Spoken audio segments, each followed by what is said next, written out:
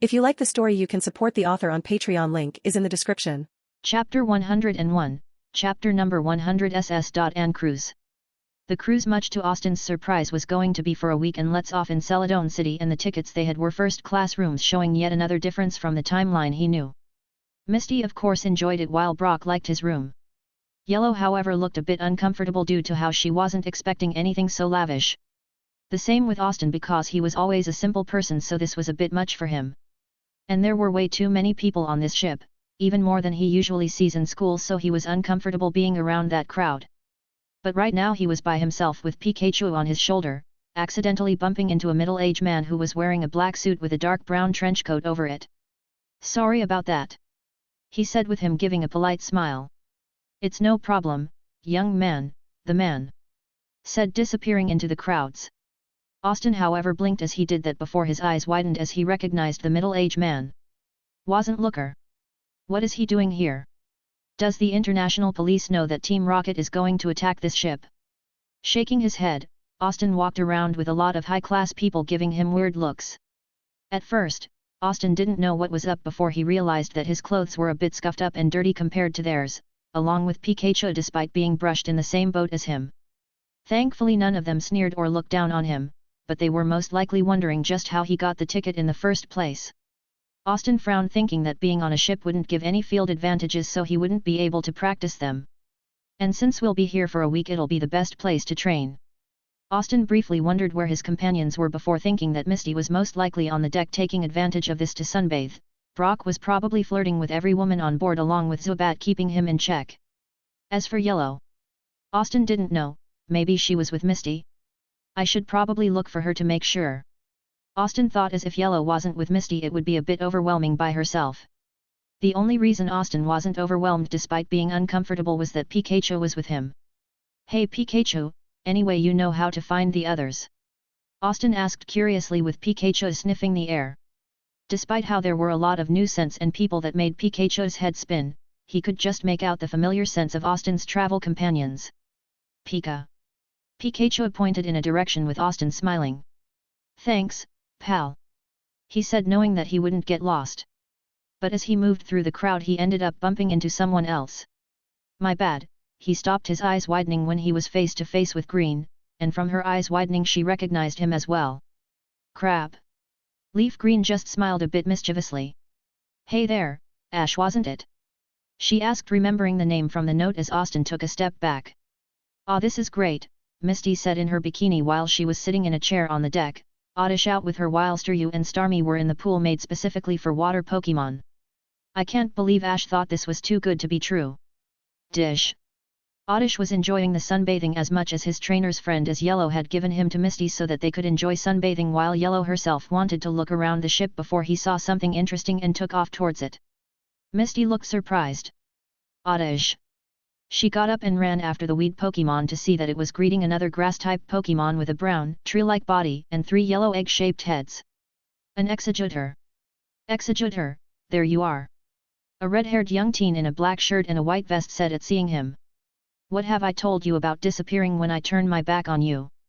His tone was a bit playful as the Executor just smiled and walked up to him, rubbing one of its heads against his chest. "That's not going to work," the teen said in amusement before looking down to see Oddish. "Oh, who is this? Did you make a new friend?" "Sorry about that," Misty said, walking up. Oddish just ran off with no explanation. The teen went to say it was alright, only to have his breath stolen from him at the sight of Misty, her beautiful face, her fair skin. It's no trouble at all," he said, a bit red in the face. "This Oddish is pretty healthy, you must take care of him pretty well." "Thanks," Misty said, picking Oddish up, who gave a happy cry. "I'm Misty. Even her name is beautiful," the teen thought before straightening himself. "Dear Arceus, if you are listening, please, oh please don't let me screw this up." "It's a pleasure to meet you," the teen gently took Misty's hand and kissed the back of it to her surprise. "I'm Rudy." Brock sighed a bit, sitting at a buffet table looking a bit down. His attempts at flirting didn't go too well, not with Zubat intervening. He doesn't get it, just why does she do that? Better question, why can't I control myself when I'm around beautiful women? He asked, wondering if he would ever find that perfect someone.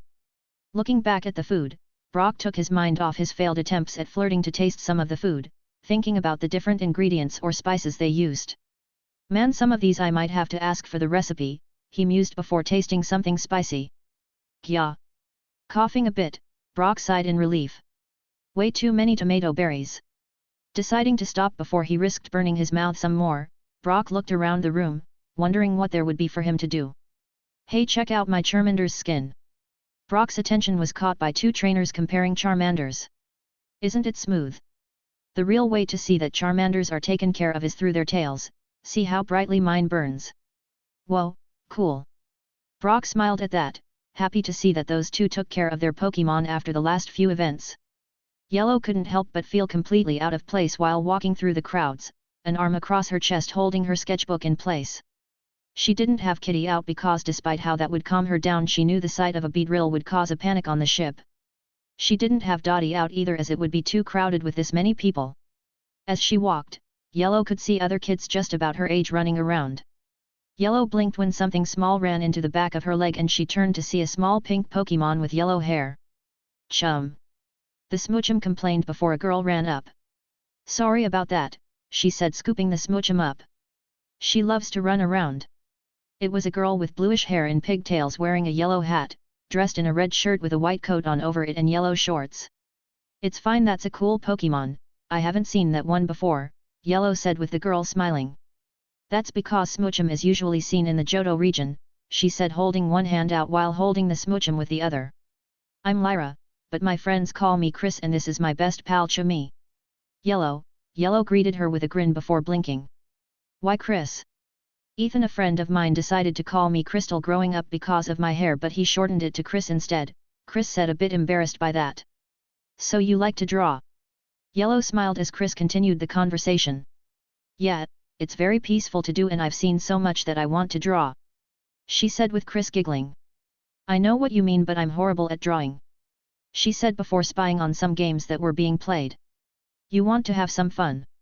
Her friend Ethan was currently exploring the ship, so she was by herself considering her dad had some business with the captain of the SS. And it was always better to have a friend than be by yourself.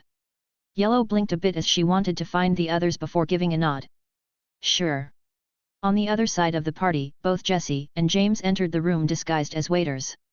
So many people. James mused, seeing all of the trainers. Along with so many Pokémon, Jessie agreed with him. Just ripe for the taking. And with us having a full week, we have plenty of time to look in on potential targets, James said, no doubt keeping his eyes peeled for a certain twerp with a Pikachu. Along with some payback. That twerp will get what's coming to him, but right now we have to prove to the boss that we aren't screw ups, so revenge will be on the back burner for now, Jessie said, not liking the idea of waiting, but considering the alternative, it was the best course of action. We've gotten much stronger and both of us have a new Pokémon, the twerp won't know what hit him. Chapter 102, Chapter number 101, Austin vs Gentleman. Well, I have to say, I didn't expect to run into you here. Leaf Green said with a hand on her hip while Austin nervously took a step back. You pickpocketed me. Thankfully she whispered that last part so no one overheard them when Austin snorted. Says the girl who tried to scam me with those vitamins, he retorted to her, crossing his arms. At least I paid for them. Green just looked at him before smirking. Well played. She said, sounding a little amused. So what are you doing here? Wanted to battle some trainers on here, Austin said with a shrug. What about you? Austin was a little suspicious as Green giggled. Oh, just socializing. She said with a wave of her hand. Some people are missing stuff, aren't they? Austin deadpanned, earning a small gasp from Green. Why, I never, are you accusing me of stealing? Green asked, sounding like she was offended. Austin just looked at her, showing that she wasn't fooling him. Pie. Pikachu nodded, showing that he agreed with his trainer on this matter. Green pouted a bit before frowning. You're not going to rat me out, are you? She asked, keeping her nervousness hidden, as while she could easily get away with Diddy, she didn't want the whole ship on alert for the week. Surprisingly, Austin shook his head. I should, but nope. Pika Pie. Why you not? Green asked in disbelief before narrowing her eyes a bit. What's the catch? Just as long as you don't pickpocket my friends or me, I'm fine, Austin said with a shrug. Green frowned before accepting that, but it still didn't explain why Austin was at ease with her stealing from people like that. Alright, do it. Austin perked up at that voice and turned to see a gentleman with Eradicate battling another trainer Starmie. That guy. Austin immediately recognized him as he grinned. Sweet a battle, he said, moving to get a closer look before pausing as he looked back at Green. You want to watch ER? You know I haven't gotten your name. Austin was hoping she would tell him so he wouldn't have to remember not to call her by her manga name by mistake. Green thought about giving him a fake name before shrugging. Leaf Green, she said as Austin wasn't going to turn her in, so she didn't mind. Nice to meet you, Austin joked with a grin. You want to watch the battle? At first, Green was going to decline, thinking about going back to pickpocketing before an idea came to her. From what she knew about this guy, he loves to battle, so chances are he would challenge the winner. The perfect moment to set up a betting pool. So with a smile, Green agreed, surprising Austin as he only asked to be polite. They made it in time to see the Starmie get defeated by the Eradicate with the gentleman leaning on his cane a bit. Very good effort, just keep training, he said while a sign was above him showing a score. Austin's eyes widened as this guy was undefeated with 20 battles and his Eradicate didn't look too tired. So anyone else hoping to battle me? The gentleman asked, spinning his cane to rest over his shoulder, looking expectantly into the crowd. I'll take on anyone. No way, someone whispered. This guy is unreal, another person said. I don't think anyone can beat him. Austin however grinned. I'll take that challenge, he called out, moving to take the boy's place.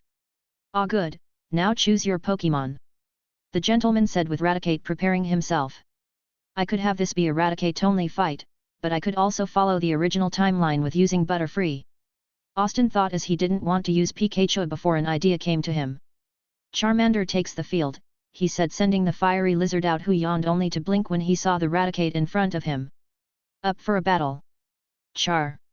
Charmander looked a bit uneasy, thinking about the last time. Pikachu called out his support, with Charmander giving a hesitant nod before preparing himself. No matter his feelings, his new trainer was counting on him, he can't mess this up. I promise, no fire attacks, Austin thought, knowing that Charmander would hesitate on them. But you need this to heal from it. Alright, put them up, Austin blinked and looked to see Green talking with some other people. 100 Pokemon, who wins, any takers? I should have known, Austin muttered. Much to his annoyance, just about everyone bet against him, with Green having a grin. Now Ash just needs to win, and that's free money, she thought, looking back at the battle. With everyone betting against the guy and her placing 100 on him, if he wins she'll be getting around 3,000 poke. Quick attack, the gentleman ordered, with the Eradicate charging right at Charmander, who quickly jumped to the side in fear. Follow up with Hyper Fang. Kate. Eradicate lunged at the fear-stricken Charmander. Cover yourself with smokescreen, Austin said calmly, snapping the lizard out of his fear before he fired black smoke all around him, the Eradicate landing in it coughing. Now Dragon Claw. Derivative. Charmander was able to easily see through the smoke and slashed at the Eradicate, his claws glowing with green dragonic energy. The rat was knocked to the side, right out of the smoke. Eradicate however landed on his feet and did another quick attack, taking Charmander completely by surprise. We're limited in this battle, Austin thought as he was tempted in having Charmander use Ember or Flame Burst, but they had to take this slow to get the small lizard to recover. Maybe not, Austin muttered, looking like he was thinking out loud. Right as the Eradicate lunged for a Super Fang, he reacted. Thunder Punch. Charmander narrowed his eyes in focus as electricity surged through its fist and he shot forward, barely hitting the Eradicate right as it disappeared. It didn't do that much damage since Charmander has yet to master the attack, but the Eradicate landed nearby, flinching in paralysis. Suddenly Eradicate's body landed on its side and its eyes showed that it was knocked out. All right, Austin said, with Charmander blinking in surprise. He had done it. He had won. The gentleman took out his Pokémon and left. Austin said while picking Charmander up. Nice job, Charmander, you are getting stronger. Mander. Charmander looked away at the praise in embarrassment while Pikachu smiled. Shoo, he said, agreeing with Austin. Green grinned as she collected all her money from the people around her who bet against Ash. He truly is a strong trainer, but what makes him so special is that a legendary would come to him, Green thought as she glanced at Austin. Chapter 103, Chapter number 102, The Orange Islands. Well, at least you showed an improvement, a familiar voice spoke up, making Austin freeze. Ashy boy. Austin slowly turned to see Gary walking out of the crowd, holding a pokeball. Gary, Austin said, giving a nod to him while Pikachu glared at the boy. So what are you doing here? There's no way you were invited. Gary commented offhandedly, spinning the pokeball on one finger. Got lucky with some tickets, Austin said with a shrug. What about you?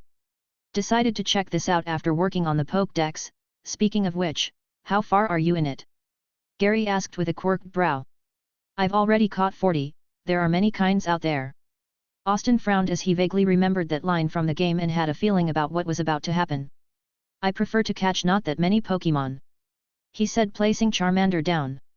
Oh really? Care to show their stuff?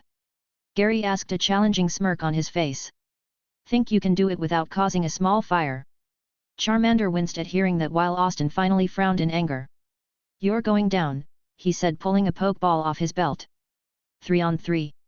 It was time to finish what they started in that forest. 4 on 4, Gary said, instead, his cocky smirk now looking serious. The crowd gathered around the two could just feel the tension between the two while Green looked between them, curious about what this talk of a Pokédex was. Maybe she could find out from this battle. Hey you there, boy. James blinked as a man in a white shirt caught his attention. Me? James asked, looking at the man in surprise. Look at this Pokémon, the man said, pointing down. James quirked a brow and looked to see a red-scaled Pokémon with a yellow crown. A Magikarp? He asked in surprise. Do you know the legends of this Pokémon? The man asked with a wide grin. Legends tell that one Magikarp lays 1,000 eggs at once, and if you can sell them you would be rich.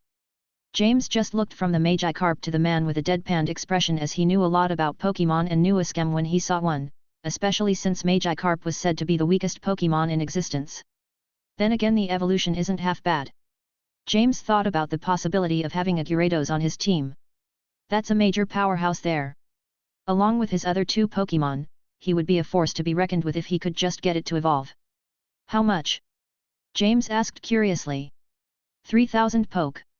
The man said with a grin. Not much considering the payment you would get in return. You're not fooling me, I already know about Magikarps, James said, surprising the man, who sweated a bit. I wonder what the captain would say to such a scam. Okay, fine, the man muttered. 500 poke. Deal. So are you here by yourself? Rudy asked, with him and Misty sitting by the pool, Oddish and Executor playing around behind them. No, my friends are here as well, we're planning on getting off at Celadon because one of them is doing the gym challenge, Misty said with a shake of her head. What about you? I'm by myself, I wanted to take my sister but she decided to stay back on Trovita Island. I've never heard of that place, Misty said in surprise. It's on the Orange Islands, think of them as a vacation resort with its gym challenge, Rudy said with a grin, not letting out he was one of the gym leaders. The captain is a good friend of Drake, another friend of mine, and he asked for me to come here in his place. The Orange Islands. Misty blinked at that. I'll have to look into them. You won't be disappointed by what you find, that's for sure, Rudy promised her with a smile. So you have a sister? Misty asked, with Rudy giving a nod. Yeah, Mari is my little sister and she's a sweetheart. Rudy said fondly. What about you? Any siblings? 3, I'm the youngest, Misty said with a sigh that Rudy noticed. I'm guessing there's trouble at home? He asked before rubbing the back of his head. Not that you have to tell me, considering it's none of my business. No, it's fine, I love my sisters but it's hard not to be jealous of them with how successful they are, Misty said, leaving out how she thought they were beautiful to a lot of people while she was seen as a tomboy. And their teasing doesn't help at all. Well, that's how older siblings show their love, Rudy said with a chuckle as he did that to Mari a few times and they were very close. And don't worry about it, I'm sure you're very successful at whatever you put your mind to. Misty gave a slight chuckle. Thanks. She said, Rudy, giving a grin in response to his chuckle. Dish. Oddish laughed about somehow getting on Executor's head. Odd. What other Pokémon do you have besides Oddish? Rudy asked curiously. Misty perked up at that. Oddish belongs to my friend but I have a Staryu and Starmie, I usually use water Pokémon, she said with a smile. You. Besides Executor here, I have an Electabuzz and funnily enough a Starmie of my own, Rudy said with a grin. Back home I have a few other Pokémon but they're looking after Marie while I'm here. -0. I think I'm lost, Brock muttered as he was trying to find the ship store to get a map of the ship so he could find his way around but ended up finding what looked to be a casino. Wahoo, take that! A voice cried out as the teen saw a 9-year-old with raven black hair, wearing a yellow/black hat that was backward with his bangs sticking out and a pair of goggles over them, wearing a red jacket and yellow shorts playing competitive billiards and seemed to be winning as he held the billiard cue. Another 500 poke. Brat must be cheating. No, my skills are legendary.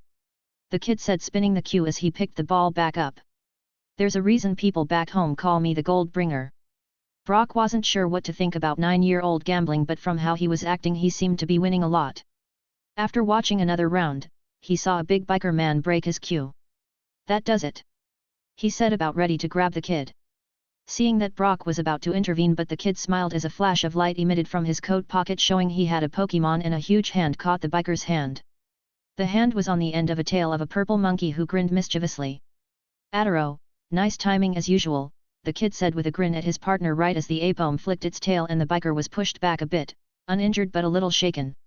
Anyone else thinks I'm cheating? Chapter 104, Chapter number 103 Austin vs Gary Part 1. Brock wasn't sure what to think about 9-year-old gambling but from how he was acting he seemed to be winning a lot. After watching another round, he saw a big biker break his cue. That does it. He said about ready to grab the kid. Seeing that Brock was about to intervene but the kid smiled as a flash of light emitted from his coat pocket showing he had a Pokémon and a huge hand caught the biker's hand. The hand was on the end of a tail of a purple monkey who grinned mischievously. Adoro, nice timing as usual, the kid said with a grin at his partner right as the ape flicked its tail and the biker was pushed back a bit, uninjured but a little shaken. Anyone else thinks I'm cheating? Brock felt his lips twitch at seeing that and figured the kid could handle himself so he left to continue his search for the shop. Wow, all of these games look fun, Yellow said as she and Chris walked through some of the stalls. They are but some of them are rigged, Chris said remembering what Ethan told her due to his love for games. So you'll have to be careful in what you play. Smoo. Chimmy agreed with a nod. That doesn't seem fair, Yellow noted with Chris nodding in agreement. No it doesn't, Chris said looking at Yellow.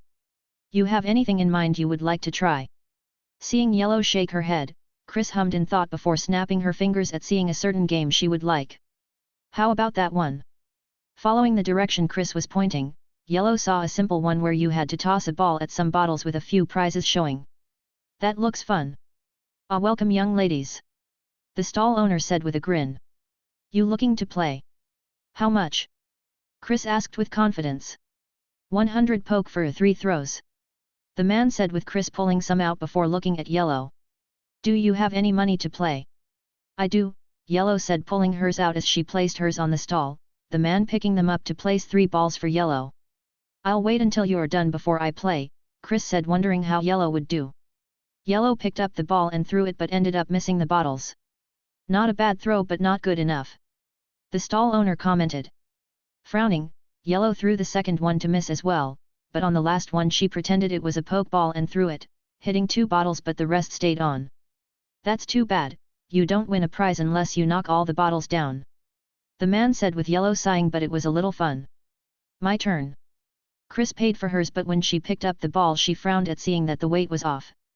So with a smirk, she motioned for Yellow to stand back as the Johto girl backed up, placing the ball on the ground. The stall owner gave Chris a weird look as the girl looked like she was about to kick it.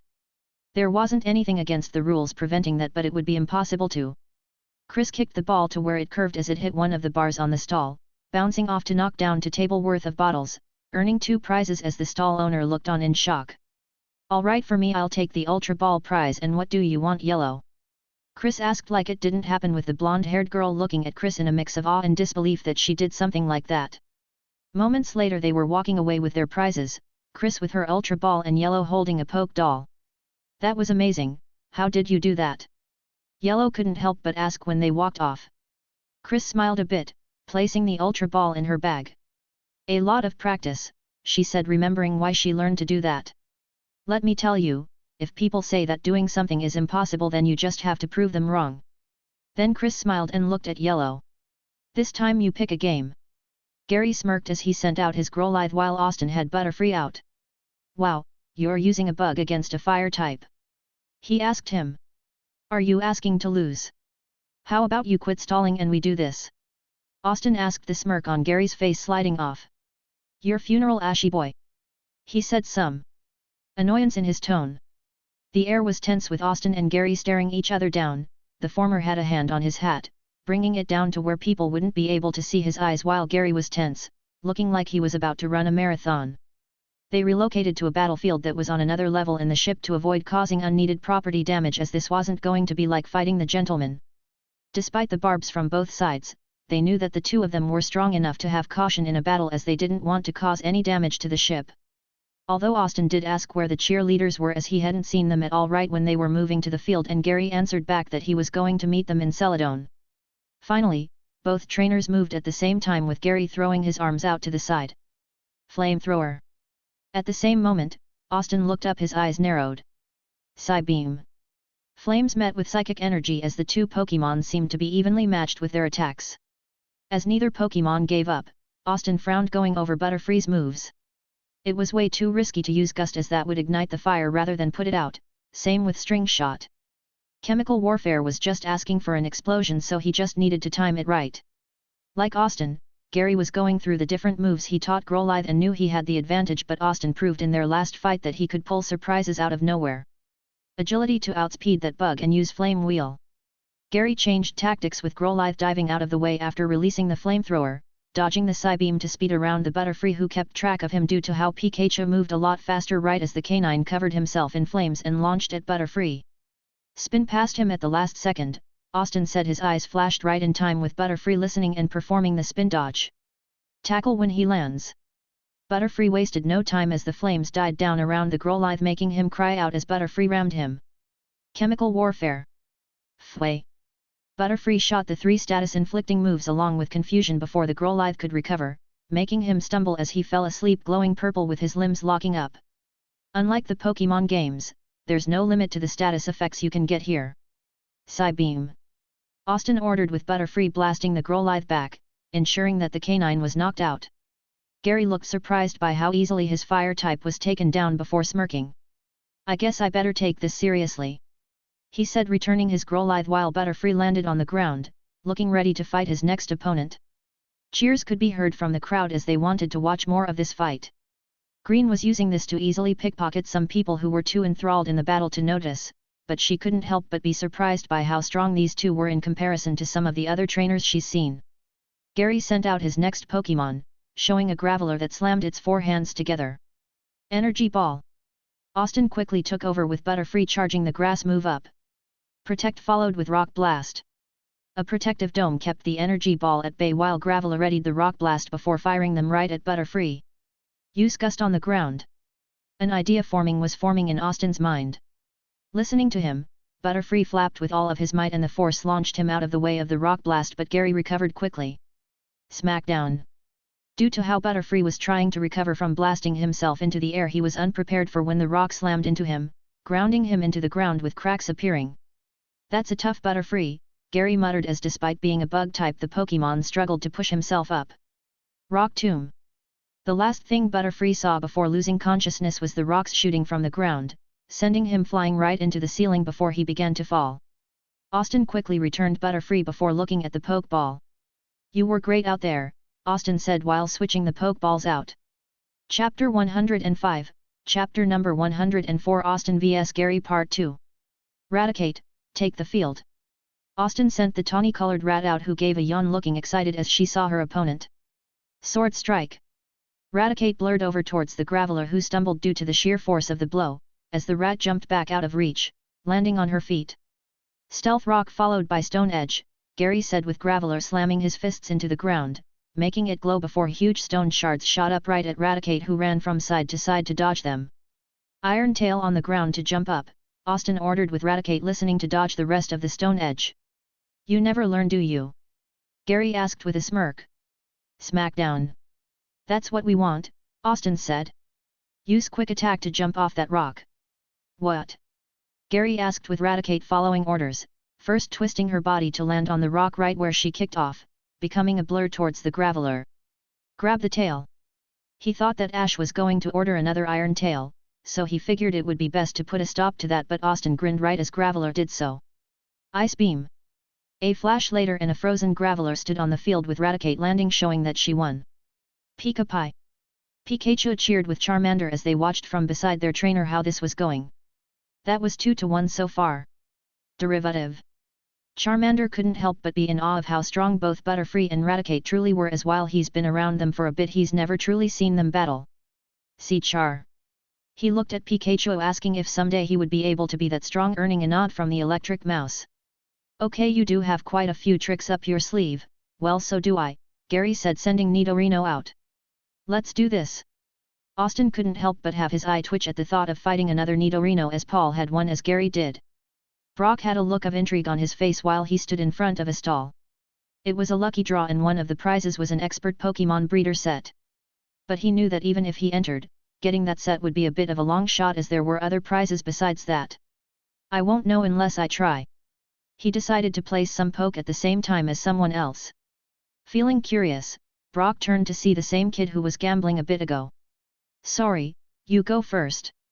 The kid said, a bit embarrassed as he didn't see Brock in his excitement. It's fine, Brock said with a friendly smile. I'm Brock. Ethan, but my friends call me Gold. Ethan greeted back. Is it because of that display in the gambling den?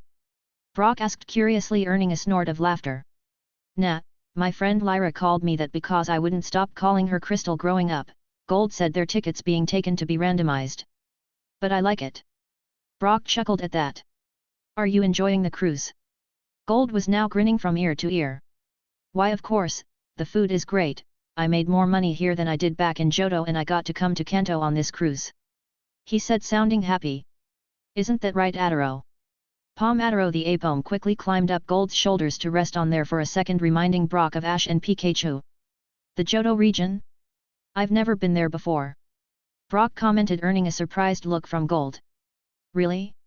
No offense, but you look 15, shouldn't trainers have traveled a lot by that age? I only started to travel as a breeder, Brock explained to the young boy. Up to 3 months ago I was the Pewter City gym leader. You were a gym leader? Gold looked at him in intrigue. That means you're pretty strong, right? I suppose you want a battle? Brock asked in amusement, knowing that type of tone. How long have you been with that Pokémon? Adaro has been with me my whole life, Gold said with Adaro giving a nod. I grew up in a house full of Pokémon. Here are your prizes. The stall owner said to the two of them, showing what their tickets won. Gold gave a cry of happiness when he saw he was an autographed poster from DJ Mary. Brock on the other hand looked surprised at his prize. It was a black and red egg. You're a lucky one, that egg is from the Alola region. The stall owner said with Brock giving a start at that. He didn't know anything about Pokémon from the Alola region. Wow, Brock, talk about luck. Gold said, carefully rolling his poster up so he could take it home. That was a lot of fun, Yellow commented with both her and Chris walking through the crowds holding bags of prizes. Thank you. Hey, it's no problem, games are always fun playing with others, Chris said, flashing a grin. You did pretty well for your first time. Yellow gave a bit of a shy smile. Only because I saw how they were played. She returned, earning a laugh from Chris. So are you here by yourself? Chris asked curiously, as she found it a bit hard to believe that Yellow was, then again with the 3 Pokeballs on her belt she could be. No, I'm with a group, Yellow answered her. Ash, Misty, and Brock are somewhere else on this ship. You? Ethan, he's a friend of mine, Chris said with a roll of her eyes, but her lips had a bit of a smile. Yellow blinked at that before Chris saw that she might have confused the young girl with how her tone. Don't get me wrong, Ethan is a good guy, but he's obsessed with games and a bit of a flirt with pretty girls, Chris said in amusement, remembering how Ethan usually flirted with different girls who only thought he was being cute because of his age. Yellow let out a giggle as that last part sounded a lot like Brock. So what Pokémon do you have? Chris asked as they both found a table to sit at. Along with Chami, I have Parasi my Paras, Minley my Hitmonlee, Bony my Cubone, Zadie my Natu, and Arky my Arcanine. Whoa, Yellow said in awe at what she heard. Where did you get an Arcanine? Found him when I was a kid with my dad, Chris said, remembering the small camping trip near Mt. Mortar. Although he took a lot of convincing to let me keep Arky. Especially after the Pokémon was the one responsible for her injury at the time, her other Pokémon were with her since her childhood, a lot like Gold's Pokémon. So your turn. Kitty is a beedrill, Dottie is a dodo and Dish is an oddish, Yellow said, listing them, surprising Chris. Only 3. I didn't have a Pokémon until 3 months ago, Yellow said, thinking back on it. Kitty and Dottie were gifts while Dish chose to join me. Thunderbolt, Austin said, with Raticate blasting the electric attack at Nidorino. Double team, Nidorino glowed before there were countless copies as the Thunderbolt slammed into 3, destroying them. Horn attack. The one behind Raticate lunged, leaving her to duck and jump back, blasting another Thunderbolt, but Nidorino easily deflected it. I've been training Nidorino up a bit since our last encounter, Gary said, remembering how he lost that part of the battle because he let his guard down. You talk as if you're the only one who's been training. Austin countered. Sucker punch. Double kick. Raticate and Nidorino clashed at each other, neither one wanting to back down. Iron tail. Raticate smirked and swung her tail, slamming into Nidorino, but the poison Pokémon bit the tail, catching it much to their surprise. Rock smash, Gary ordered, with Nidorino bringing his paw up to slam into the Raticate, sending her flying where she lay unconscious. Return, Austin said, with the Pokeball out. Nice job out there, Austin said before realizing he was nearly out of breath. And his body felt incredibly heavy. Chapter 106, Chapter number 105, Austin vs Gary Part 3. You alright, Ashy boy? Gary asked, a hint of concern in his tone surprising Austin. I'm fine, let's finish this, Austin said, bringing out another Pokeball. Pidgeotto, take the field. Austin sent the bird out, seeing green in the crowd out of the corner of his eyes, freeze up with fear on her face. Hey, so she does have the fear of flying types here. Austin thought while Stealth Rock took effect, much to Pidgeotto's surprise. Have to say, Ashy boy, you're surprising me here, Gary said, sounding like he was having fun. A good rival as both a trainer and having a Pokédex. Thanks, you're not so bad yourself, Austin said as this battle was fun. Well, of course. Gary then grew serious. Sludge bomb. Block with steel wing. Austin refocused back on the battle with Pidgeotto's wings glowing as she crossed them together to block the sludge bomb from Nidorino, the steel typing preventing her from getting poison. Now aerial wing. 2. Pidgeotto cried out as she shot forward at blinding speed. Nidorino met the flying type head-on with a head smash, both Pokémon not giving in with their struggling. Double team, Austin quickly ordered, with Nidorino ending up going through a copy as multiple Pidgeottos appeared on the field. Sand Twister. All of the Pidgeottos cried out when they shot Twister at the ground. They were so close together you wouldn't be able to tell which one was the real Pidgeotto as a twister of sand erupted around Nidorino, practically blinding him as he slid back the sand, doing damage to his tough skin. Use Ice Beam to break through it, Gary said, thinking quickly, with blue energy erupting from the twister, just barely nicking Pidgeotto in the wing, sending her to the ground. You got her, now poison jab. Nidorino's horn glowed purple as he ran at Pidgeotto, able to see her out of the corner of his eyes. Austin looked worried as Pidgeotto seemed to be struggling for some odd reason, but he wasn't sure what it was. Focus. Austin told himself as he quickly called out another order. Gust. He really should look into adding to Pidgeotto's move pool as she was pretty limited. Pidgeotto gave a huge cry as she blasted the field with a powerful gust, surprising both battling trainers as the field was left unseen not just by them but by everyone who was watching. Added in with a blinding light from the gust, no one was sure what was happening until the dust died down with the Nidorino blown back to the other side of the field, standing but injured. What caught everyone's attention, however, was the evolved Pidgeot on the field that grew in size upon evolution, with its glossy plumage glimmering from the ship lights. No way, Austin said in shock as Pidgeotto didn't evolve until after the Indigo League. Then again, Ash rarely used Pidgeotto in a battle all that much in the anime. Charmander looked too much in awe to speak while Pikachu was crying to show his support for his newly evolved friend. In the stands, however, Green was even more petrified by the sheer sight of the huge avian Pokémon. Austin took out his Pokédex to scan the Pidgeot, something that Gary quickly took notice of. Toxic. Reno. The Nidorino shot the glob of poison at the Pidgeot, who wasn't used to her new size to dodge effectively, poisoning her. You should at least wait until we're done to check the Pokédex. Gary said, a tisk in his tone to hide his surprise at what just happened. Austin knew Gary was right, but he had to see if Pidgeot learned any new moves, so he quickly checked, only to smile at seeing 2. Wing attack. Pidgeot shot forward a bit awkwardly but managed to score a hit on Nidorino with her glowing wings, knocking the purple Pokémon back, the blow much stronger than if she was a Pidgeotto, the bird wincing as the poison surged through her. Gary was sweating while trying to come up with a move to counter this new development. Although he knew his last Pokémon could easily beat this bird, he wanted to save it for his opponent's last Pokémon, already knowing who it would be. But this was showing him that no matter how much he trained, he needed to do more if he was ever to become a strong person. He was still too weak despite all of his achievements. Venoshock! Gary called out with Austin looking panicked, remembering that move from the game. Nidorino roared as purple energy began to spin around Pidgeot, pouring into her as the attack was twice as powerful due to the poison. Knowing he had to get rid of it, Austin quickly called out the next move. Heat Wave! Flames exploded from Pidgeot's wings as she flapped them forward, blasting the poison back as the fire slammed into Nidorino, knocking him out, giving her a moment to breathe before toxic surged through her, taking the last bit of health, knocking her out.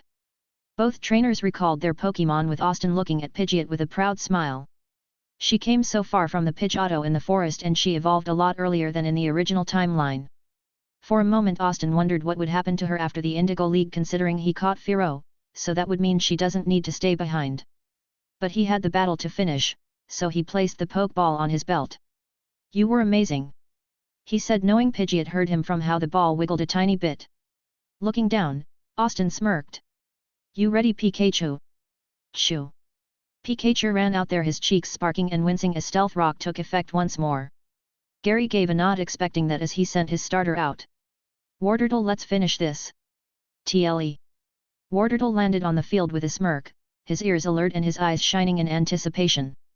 "I figured that we could finish this with the Pokémon we both got from Gramps," Gary said with Austin raising a brow. "Even if it puts you at a disadvantage?" he asked, not showing any signs of underestimating this move as he used that tactic all the time. Gary just smirked.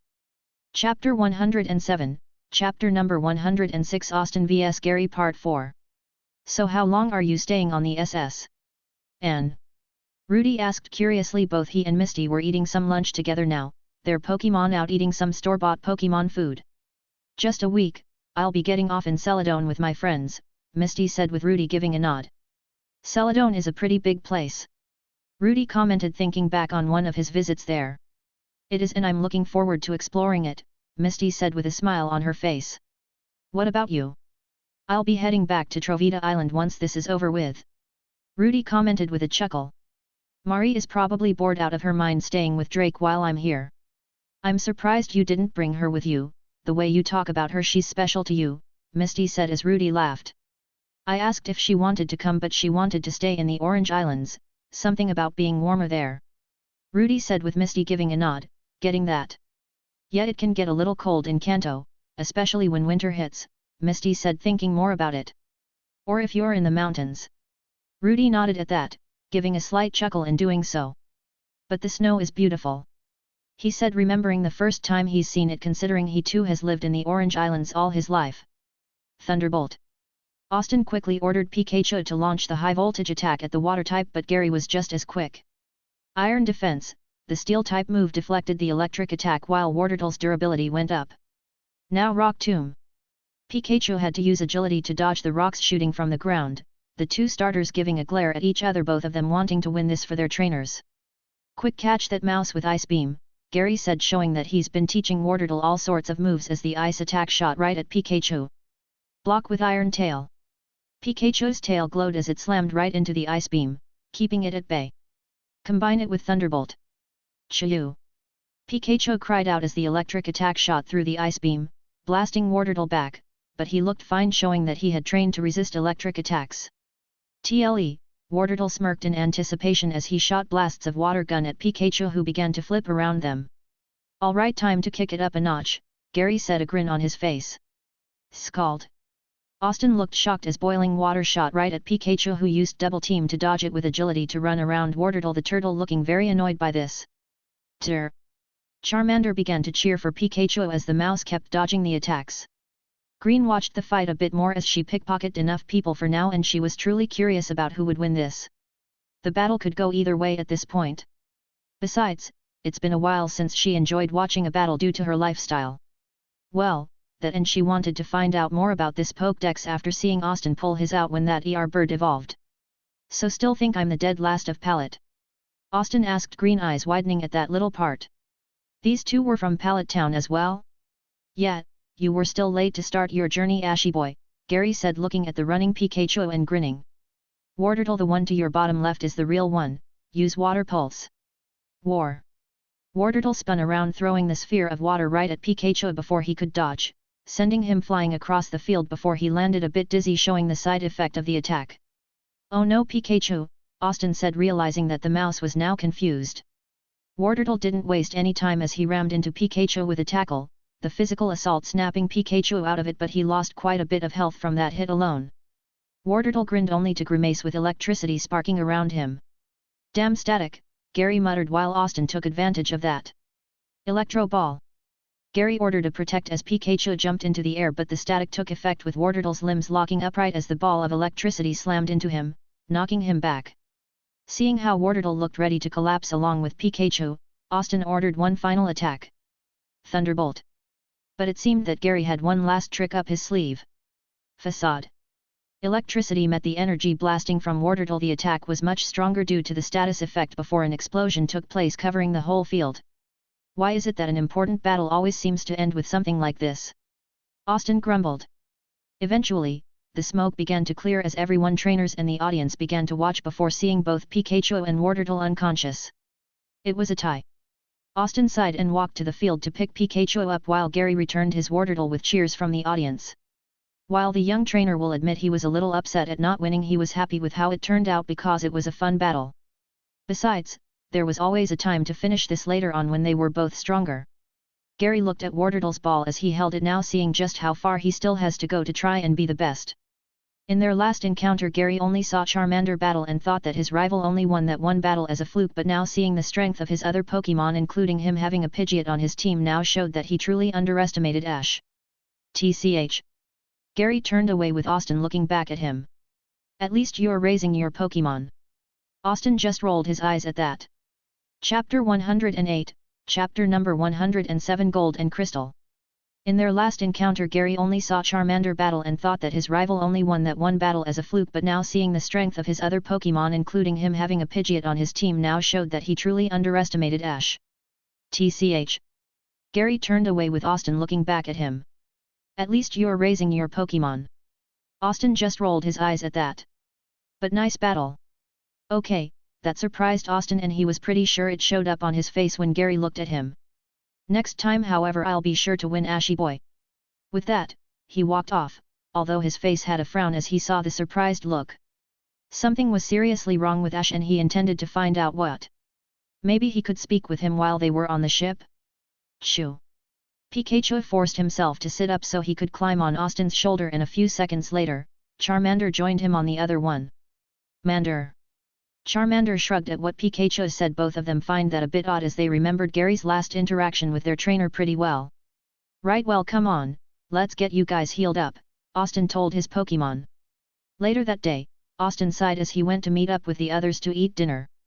After he healed up his team, he was been bombarded by other trainers for battles, and he used them to train up his team a bit, especially where Firo was involved, as while he was gentle with the bird Pokémon, he didn't want him to feel left out.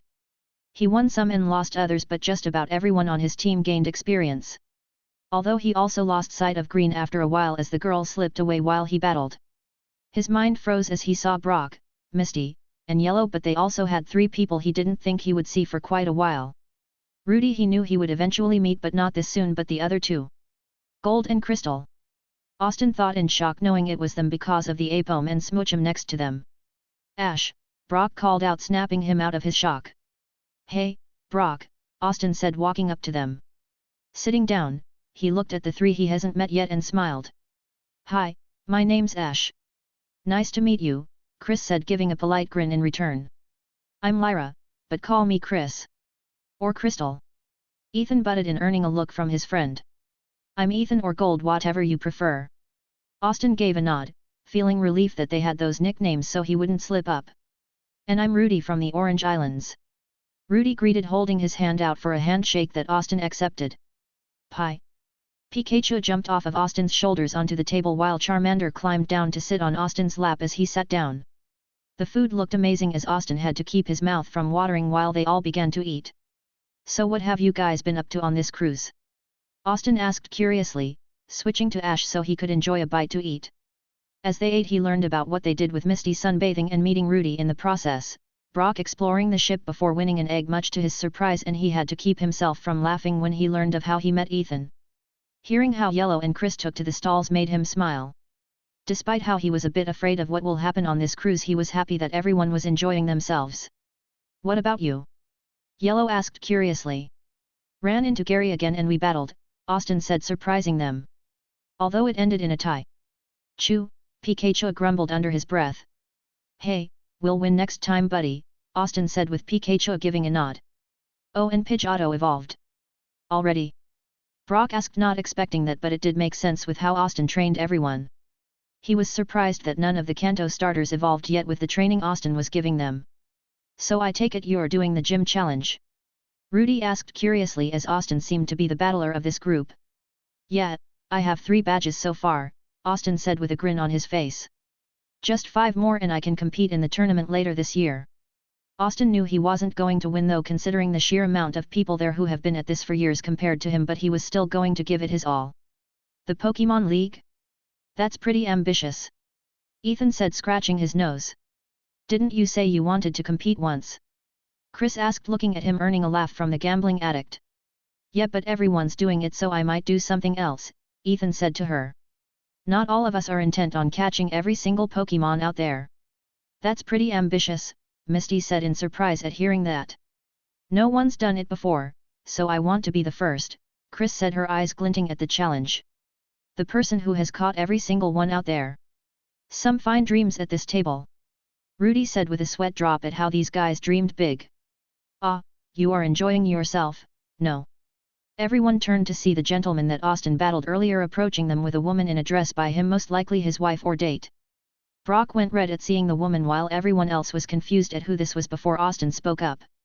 Yeah, this ship is great, I've had a lot of fun on here. And you were so reluctant to come on before, Misty said with a smirk while Austin rolled his eyes.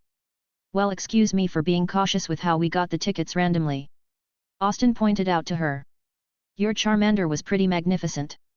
The gentleman said to get the conversation back on track. Thanks, so was your Raticate, Austin said, forcing a smile on his face as he could see what was going to happen. I was thinking of trying my Raticate against him but figured Charmander would like to battle. He saw the gentleman twitch a bit at realizing that Austin already had a Raticate, showing that he narrowly dodged the man asking to trade as he placed a hand to rub Charmander's head, making him happy. While that could be seen as a sign of affection, it was also a guarded one, and he looked to the man to let him know without saying that he was not going to trade any of his Pokémon. The gentleman saw that and gave a polite smile, saving face. Well, if you ever want a rematch I'll be more than happy to oblige. He said, making seem as if that was what he was going to say before walking off. What was that about? Misty asked with Austin shrugging, pretending not to know. Best not to continue the issue as it was done with. -0. You what? Jessie demanded as James told her what to do. You bought a Magikarp. Meowth gave a nod of agreement. How stupid can you be? It's not as if I fell for the scam, do you even realize how strong it will be when it evolves? James asked, making Jessie stop short as she wasn't the expert on Pokémon that James was, so she didn't know anything about Magikarp except that it was laughingly weak. It evolves? Jessie asked skeptically with James nodding. Into a Gyarados. Meowth's anger immediately changed to fear as he took a step back. GG Gyarados. Yes, imagine us with the might of a trained Gyarados on our side. James explained to them. They're pretty powerful. And temperamental, Jessie said, now agreeing with Meowth. I'd rather not have one try and kill us. Unless you raise one from a Magikarp, which many people aren't willing to do, James explained to them. A Gyarados that's raised from a Magikarp is extremely loyal to their trainers, where Wild Gyarados is the most temperamental. Jessie quirked a brow in thought. Altogether they had 5 Pokémon, now 6 if Meowth counted himself as a part of their team, as they forced him to train with the others to keep up and not be a liability. Now that James explained everything, she could see the genius in this plan with how he thought it through, and the rewards far outweighed the costs he already paid. Are you sure you'll be able to get that fish to evolve? Jessie asked, looking at her partner in crime, who gave a nod. I'm pretty patient with this type of thing and I intend to take my time to do it correctly, James said with Jessie sighing. Fine, it was your money anyways. Chapter 109, Chapter number 108, Talks with Leaf Green. Austin sighed while he was on the deck late that night. Much to his surprise, Team Rocket hasn't revealed themselves at all like he was expecting during dinner, but he was still on edge. After all, they still had a week before he would be safe. Row! Firo cried out as he was flying above them with Pidgeot and Butterfree, the three of them racing. It seemed that with Firo's newfound attitude he began to respect his teammates a bit more and the three got along a bit better, although his passion for wanting to be one of the strongest flying types remained. Pikachu, Raticate, and Charmander were nearby goofing off, the former two trying to get the lizard to relax a bit more. "You're up late." Austin blinked and turned to see Green, who had a Jigglypuff out that walked with her, one that walked over to the other Pokémon to say hi. "Couldn't sleep," Austin said, looking back over the ocean. "You still suckers to take from even late at night," Green said with a wink, showing that she was still having fun. "They're a lot easier when they're intoxicated. Aren't you a little young to be in the bar area?" Austin asked dryly as he passed by it and one of the ship waiters stood guard to keep anyone underage out. "I'm a thief, sneaking into places is my specialty." Green reminded him as he gave a nod, seeing what she meant. Green glanced up to see his two flying Pokémon and quickly looked away to hide any fear. Austin, however, took that chance. "Are Firo and Pidgeot making you uneasy?"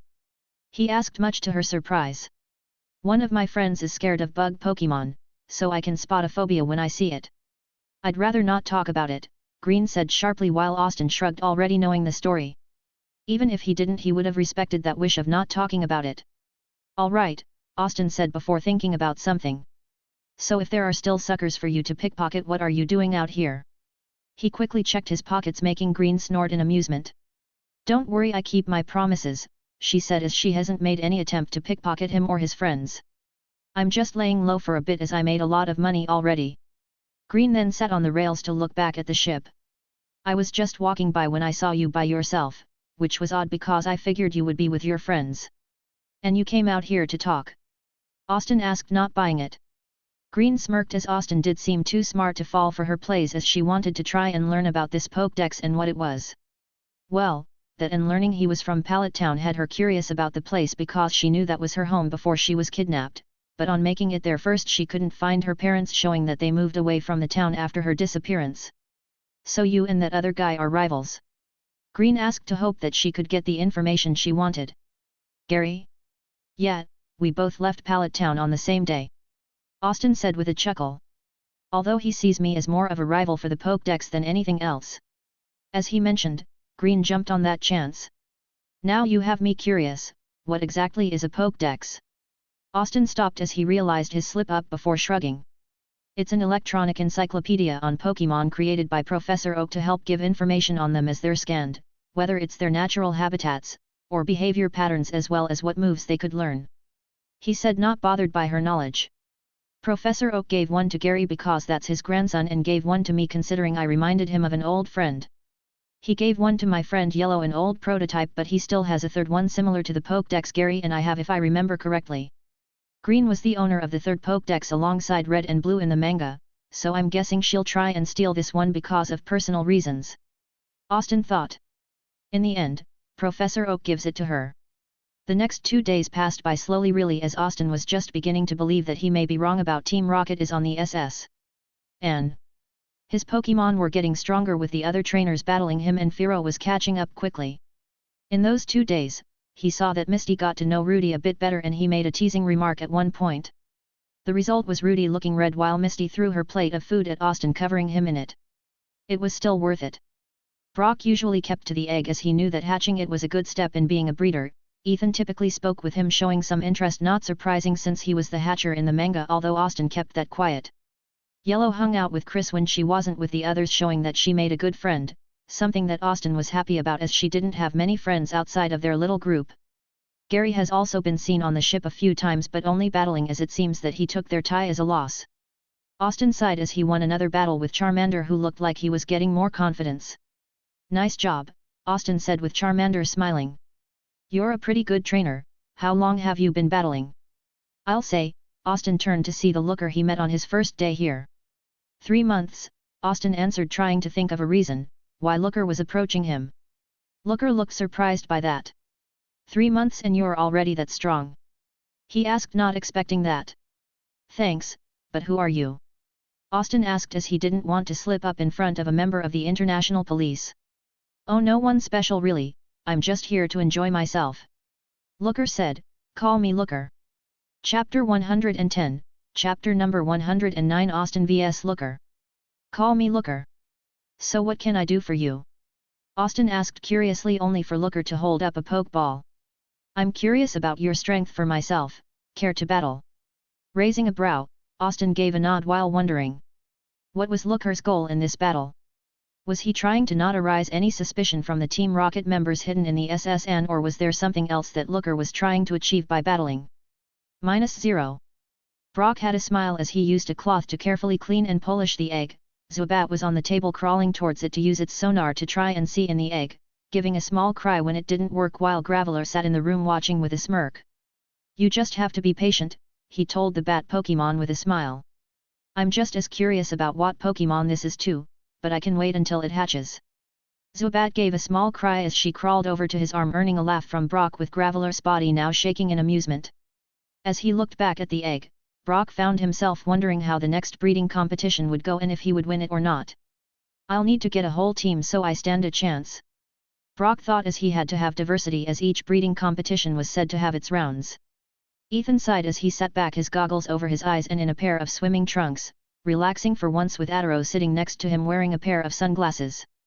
They were on an inflatable tube in the pool currently. He had to avoid the gambling den for a bit as he didn't want to be banned from it, but there were some good things about being out here. Notably the swimsuits he could see. His goggles covered his wandering eyes as he took in the view, hiding a grin. Ethan was well known in New Barktown as a terrible flirt despite his age, but Ethan felt that was his advantage, considering people let their guard down with his age. Although he never gets far with the flirting, as if it becomes clear that he's annoying someone he stops. This is the life, right, Adaro? Ethan asked, looking down at the Apome, who somehow got a fruit drink and was sipping it through a bendy straw, making the boy blinked. Where did you get that? Atari's tail hand pointed to the side of the pool where someone was passing some out to the other guests of the ship. Hey, Ethan muttered, wondering if he should get one before shrugging. So how many Pokémon? Austin asked curiously, with him and Looker making it to the battlefield. Just one-on-one, I think is fine, Looker commented with a shrug. So he still has that unique dialect, Austin thought as they stood on opposite sides of the field with him sending his Pokémon out. A Noctowl? Austin asked in surprise, since he was expecting Krogunk to be used. Austin looked at Pikachu, giving a nod as the electric mouse ran out there, his cheeks sparking. Looker took note of that with a raised brow. Agility. Both trainers cried out at the same time as both Ying and Pikachu began to move quickly around each other, becoming blurs. Chain it with quick attack, Austin said, with Pikachu's speed becoming greater. Looker was prepared though. Reflect. The wall of energy surrounded Ying right as Pikachu collided with the barrier, wincing from the pain in his head. Now Moon Blast. The blast of pink energy slammed into Pikachu, but the mouse used the momentum to land on his feet and continued to run around the Noctowl. Then let's try this, Thunderbolt. Austin said with a grin as Pikachu fired the blast before Looker exclaimed. Mirror Coat. Ying cried out as the Thunderbolt rebounded right at Pikachu, who narrowly dodged it. Shadow Ball. The ghost energy shot at Pikachu, who used Iron Tail to slice through it. He can counter physical and special attacks easily. Austin compared Looker to being like Conway. Yeah, but just because they reflected the attacks doesn't mean they didn't connect. Austin reminded himself, as despite the strategy Looker was using, there were a few flaws in it. Think you can get past Ying? Looker asked with a smirk, showing he had a lot of faith in that Pokémon. Austin gave a subtle nod right as Ying began to use Feather Dance to further lower Pikachu's physical strength. Flash Clone. Austin called out, with Pikachu listening as multiple Pikachu ran around the field, with Ying frowning. You do realize Ying can tell which one is, considering he can use psychic attacks, right? Looker asked, with Austin blinking, not thinking about that, but he steeled himself right as he ordered a whirlwind to blow them all away. Pikachu, however, was gone. Looker looked taken aback, wondering where the mouse was right as Pikachu shot out of the ground using Magnet Rise to latch onto Ying, who cried out. Shake him off with Giga Impact. Energy covered Ying as he flew around the move, slowly causing damage to Pikachu, who stubbornly held on, while Austin took advantage of this. Pikachu used Thunderbolt. Pika. Sparks covered Pikachu's cheeks before he let out a huge blast. Chuyu. It wasn't a thunderbolt, as the electricity surged all over the field, going everywhere and tearing the battlefield up. That's discharge, Austin said in shock while Ying was crying out in pain before going silent as he slammed into the field it. Pikachu rolled off of Ying's back a bit dizzy while the bird pushed himself back up, intent on continuing the battle, but Looker called him back. Ying, you did great, take some rest, he said, returning the knock towel while Pikachu stood up a bit unsteadily. Pikachu, you alright? Austin called out with Pikachu giving a nod. I have to say not many people can give Ying a workout like that, Looker commented holding his friend's Pokeball. Any chance you'll be competing in the Indigo League? Austin looked surprised as he gave a nod. Regardless if you win or not, give me a call.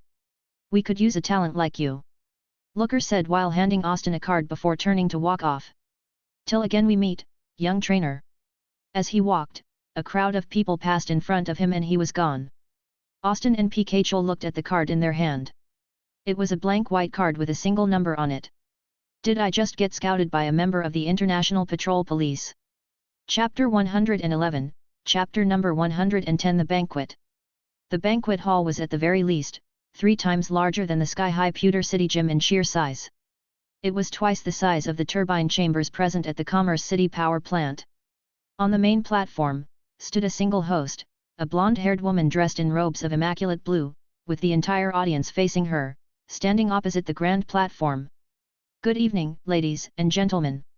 The host spoke gracefully, her expressive eyes shining brightly at the audience in front of her. Welcome to this beautiful night at SS. Ans. I hope you all have a lovely travel experience. The entire audience clapped at her welcoming statement, as she continued. I will take this moment to call in someone extremely special, to introduce all of you to the finer details of this particular trip. With an elegant wave, she welcomed a certain brown-haired man, who looked slightly embarrassed before walking up to the stage. Why the hell did we need to dress up like this? Austin complained, muttering to Brock, who smiled. Because it is the dinner code. Black coat with tails, white shirt and black trousers. That's why they got us a suit in the rooms. Snickers. Hearing the giggling beside him, Austin didn't even need to turn to see Chris giggling at him while Yellow was trying to hide a red blush.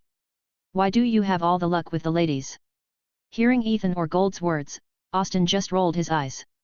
Hush! Misty called out. Please welcome on stage, the former champion of Hone, and presently, the deputy to the champion of Kanto and Johto. Ladies and gentlemen, please welcome Steven Stone. That is Steven Stone. Rudy muttered excitedly. He had heard about the nearly unbeatable Steel Master who had reigned as champion before leaving his seat for Wallace, who was reigning as the present champion of Hone. Austin couldn't help but be excited as he gazed upon one of his favorite characters in the Pokémon series. Hello everyone.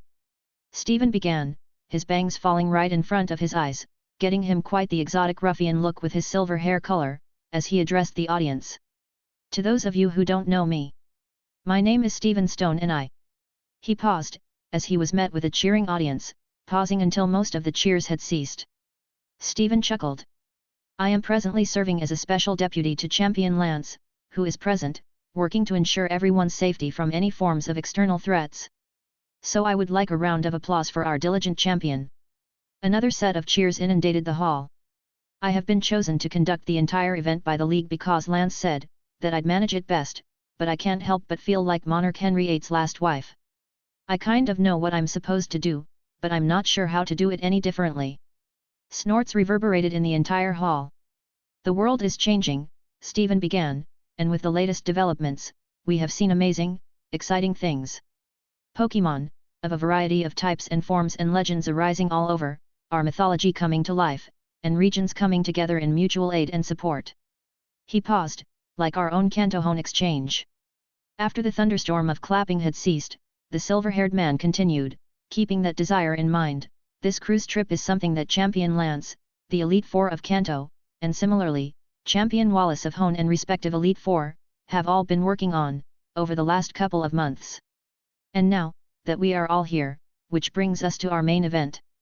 He lifted his hands wide open in a welcoming fashion. I invite you all, to the SS. Ens Club's Plosion event. Thunderous cheering met his statement. But I haven't even mentioned what it is yet. He returned with a fake whine, much to everyone's chuckling. Former champion or not, Steven Stone knew how to charm an audience. The club's Plosion is going to be an all-open tournament, open to every single trainer in this compound. The number, I'm told reaching a staggering high of 256. He joined in with the clapping. 256, and all of them are just trainers. He allowed himself a brief pause. There are, hidden among us, some very, very special guests, who have requested me, not to reveal their identities, until the tournament is over. He smirked at the crowd's reaction, before continuing, nevertheless, I can assure you that they will be present to award the prizes for the club's Plosion event which begins just tomorrow. Another cheer ran amongst the audience. The organizers have decided, to have 3 rounds of elimination, with a single round a single day, which I believe, should be good to include all the trainers around here, and reduce it down to 32, who would proceed to the quarter-finals, the semi-finals, and eventually, the winner will be decided 7 days from now, when we have a grand celebration, and a live performance by Jimmy Carrera. The crowd cheered madly. We have decided that the top 4, will each get a mystery Pokémon, kept inside these brand new Ultra Balls. He waved his hand as a table materialized into existence. There were 8, shining Ultra Balls, sitting on pouches on the table, the distinct hue on the ball shining vividly, even from the distance. Initially, we were planning to have 4 Pokémon eggs for the top 4, without revealing the nature of the Pokémon within. Then, our dear Ice Queen Lorelei had an intriguing idea. He mysteriously paused, as he allowed the audience to digest that. Instead of eggs, we decided to get top-of-the-line breed Pokémon, given to us by the best breeders in the Kanto and Hone region, 8 Pokémon, all of whom agreed to be part of this contest, and be awarded to the winners. All 8 Pokémon inside these balls have the potential to be aces for any trainer and hope to develop their abilities under their future trainers. He pointed towards the 8 Ultra Balls. Each of the top 4 will have the choice to choose one from these 8 at random, though, you'll have to wait for the finals to know what those mystery Pokémon are. Steven smirked at the reaction before continuing. Additionally, the top 4 are going to get 4 packs of full restores each as well. The third runner-up is going to be awarded 5 Ultra Balls. Steven began, the audience cheering at the mention of the highly anticipated prize. Ultra Balls were, after all, a thing of luxury in the Pokémon world. The second runner-up will get 5 Ultra Balls and 3,000 Poke Dollars. Steven continued. The runner-up shall be getting 7 Ultra Balls and 5,000 Poke Dollars. Steven took a break. The winner, of the club's Plosion event, will be awarded. Everyone waited with bated breath. With 10 Ultra Balls and a direct entry into the top 32 of the upcoming Indigo Conference. Chapter 112, Chapter number 111 The Power of Gravity. The next morning, the entire deck looked completely unfamiliar. The gargantuan platform seemed to be divided into 2 different portions, an outer, larger region for the spectators, and a smaller, inner region, divided into 4 podiums, to have 4 elimination battles happening at the same time. The podiums were individually compartmentalized and fortified by psychic shields, to prevent any kind of interference from one field to another. Austin found himself standing on the third podium, staring at the violet-haired Morrison, from Eterna City in Sinnoh, ready to begin the battle that would decide their future for the tournament. This will be a 2-on-2 battle. Trainers may rotate Pokémon at will. You may not use more than 2 Pokémon. The referee paused for a moment, before turning towards Morrison, who was standing on the blue square. The blue trainer shall choose first. Morrison gave a sharp look toward Austin, before taking a step backward, as he threw his Pokeball into the center of the battlefield. Go, Tailo! The dark avian materialized in front of Austin, before spanning its wings outward, and soaring upwards, as he took note of it. Austin made his decision and plucked his Pokeball out. Go, Clefairy! Clefairy, use metronome! Austin gave the order with a frown, knowing very well that he had taken his first move as a gamble. As if in response, the fairy Pokémon made a buzzing sound, and threw a bolt of electricity toward the flying type. Tailo, dodge and use agility, Morrison exclaimed, and as ordered, the flying type as now narrowly dodged the attack and vanished from in front of them, only to appear randomly at different places in the air, circling the magnet Pokémon. Now use double team, Morrison ordered. Clefairy, gravity pound! Austin commanded. Clefairy's hands glowed as the gravity in its surroundings increased. Clefairy's pound attack crashed into the ground, causing a dust storm to build up. Morrison frowned as his opponent had essentially blinded both of them, but why? Austin snapped his fingers as Clefairy inside the dust storm used disarming voice. Knowing well that sound travels faster inside a much solid medium than air, Austin had devised this combo move so that with Clefairy's hearing, he could locate his opponent who would be more than likely confused inside the dust cloud. The disarming voice quickly traveled out and hit the confused Tailo. The dust cleared, showing the Tailo knocked out on the ground. Tailo is unable to fight. The winner is. The referee raised his flag on behalf of Austin.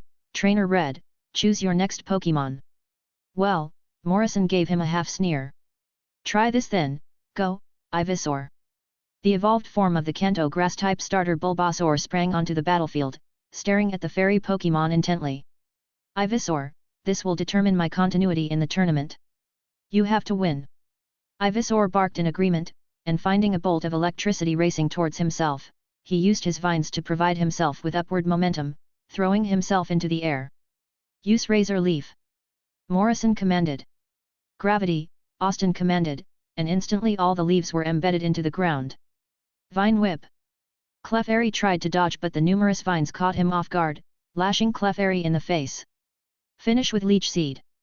Ivysaur let out a bark, as he ejected a leech seed out of his bud, which hit Clefairy, causing Austin to narrow his eyes as his opponent had not used a poison move when this was the perfect chance to do so, meaning that his opponent had not taught his Pokémon poison-type moves, or was this just an act to have him lower his guard? Green orbs of energy flew towards Ivysaur, healing it. Ivysaur, use Razor Leaf. Morrison commanded. Captain Comet, Austin exclaimed. Clefairy's eyes glowed an eldritch blue, as a blue aura surrounded Ivysaur, levitating it upwards in the air, as Clefairy pulled one of its fists backward, as its paws glowed with normal-type energy. Using the gravity move powers to create momentum, it shot towards the gravitationally trapped grass-type, smashing a powerful double slap and pound come in the face, dismissing its gravity trap just that very moment, as Ivysaur went tumbling down to the ground, unconscious. Ivysaur is unable to battle. Ash Ketchum moves to the second round of elimination. Well, that was easy. Clefairy looked back at his trainer with a smile, to which Austin just gave a thumbs up.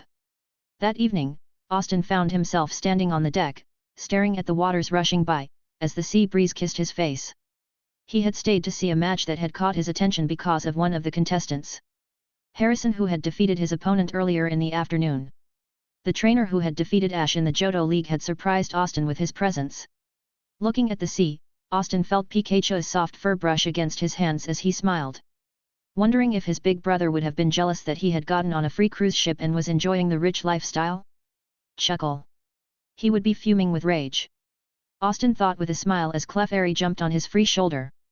Proton frowned as he watched the various screens of the ship showing the different trainers they planned to ambush.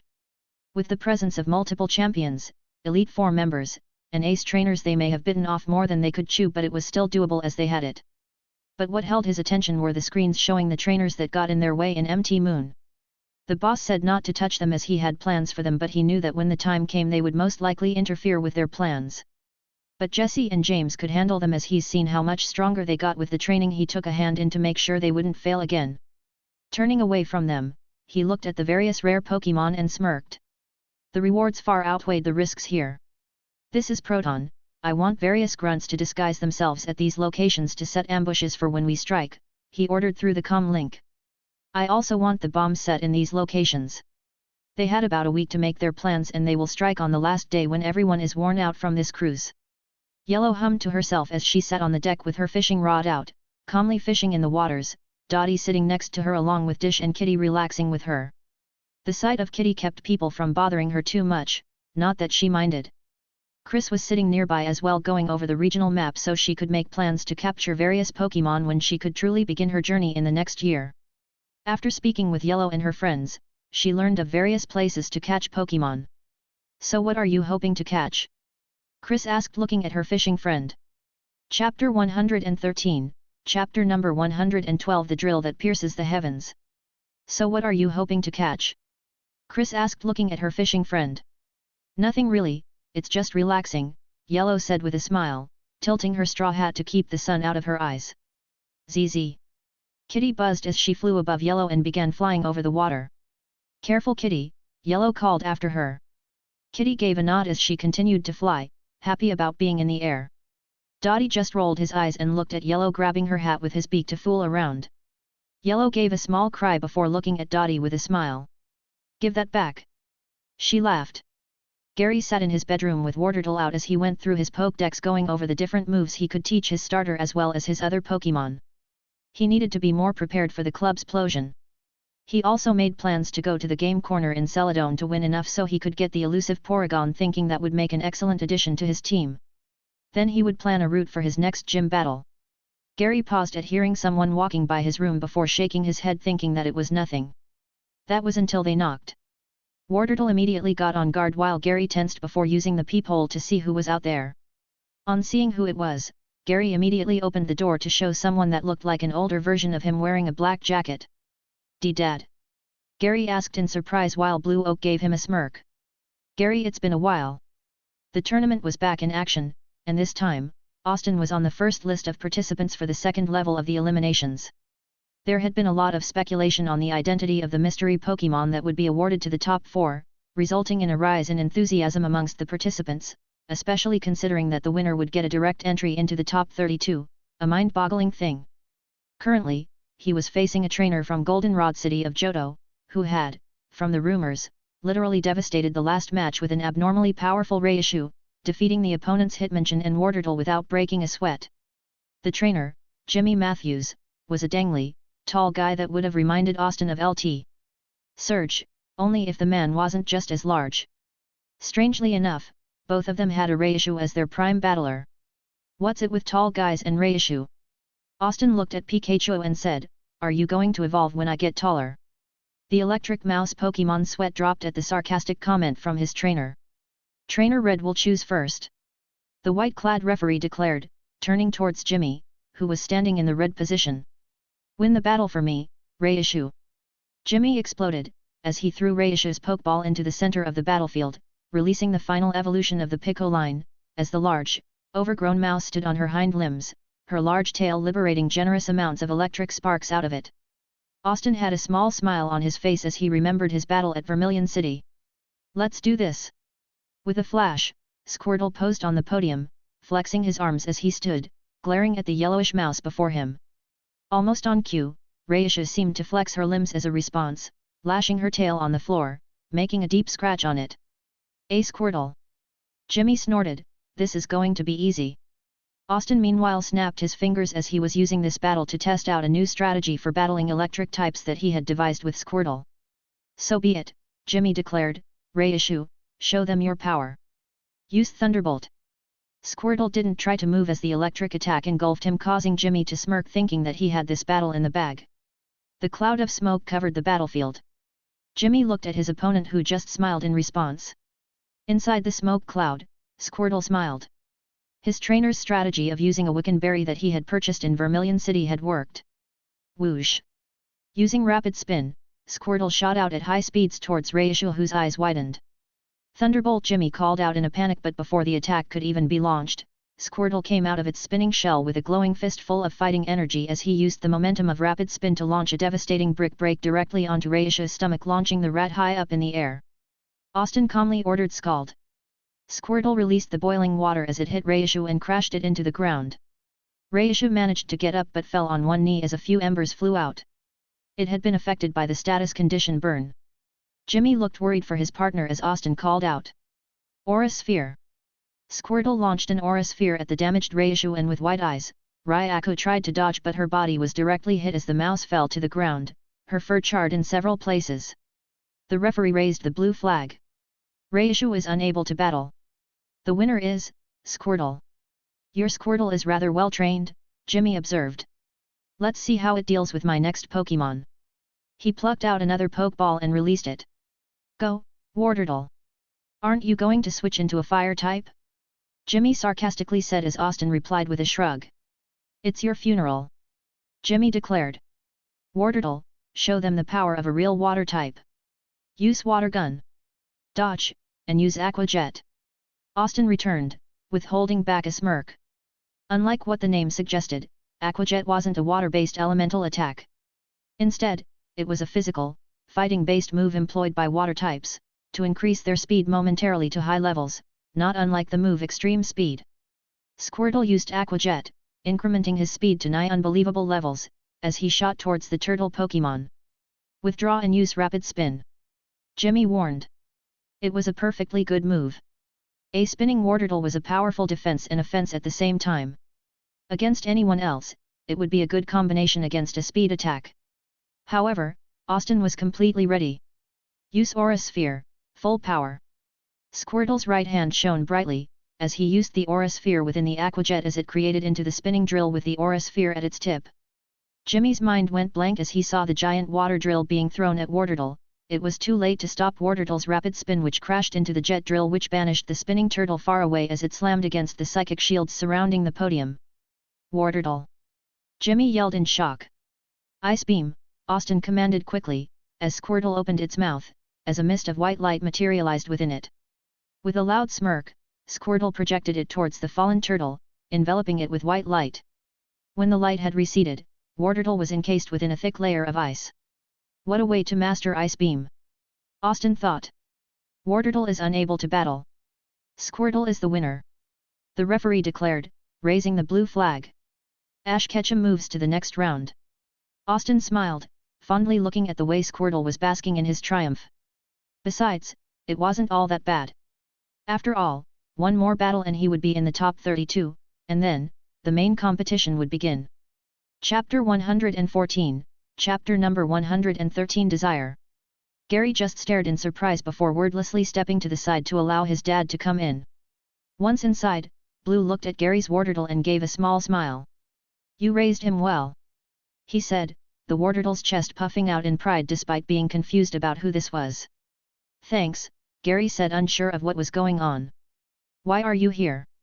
He meant to sound polite, but it came out a bit accusatory. I mean, you're usually busy with being the Viridian gym leader, Gary said, trying to backtrack while Blue shook his head, showing that he knew what his son meant. I meant to come to see you off on your journey, Blue admitted, surprising Gary.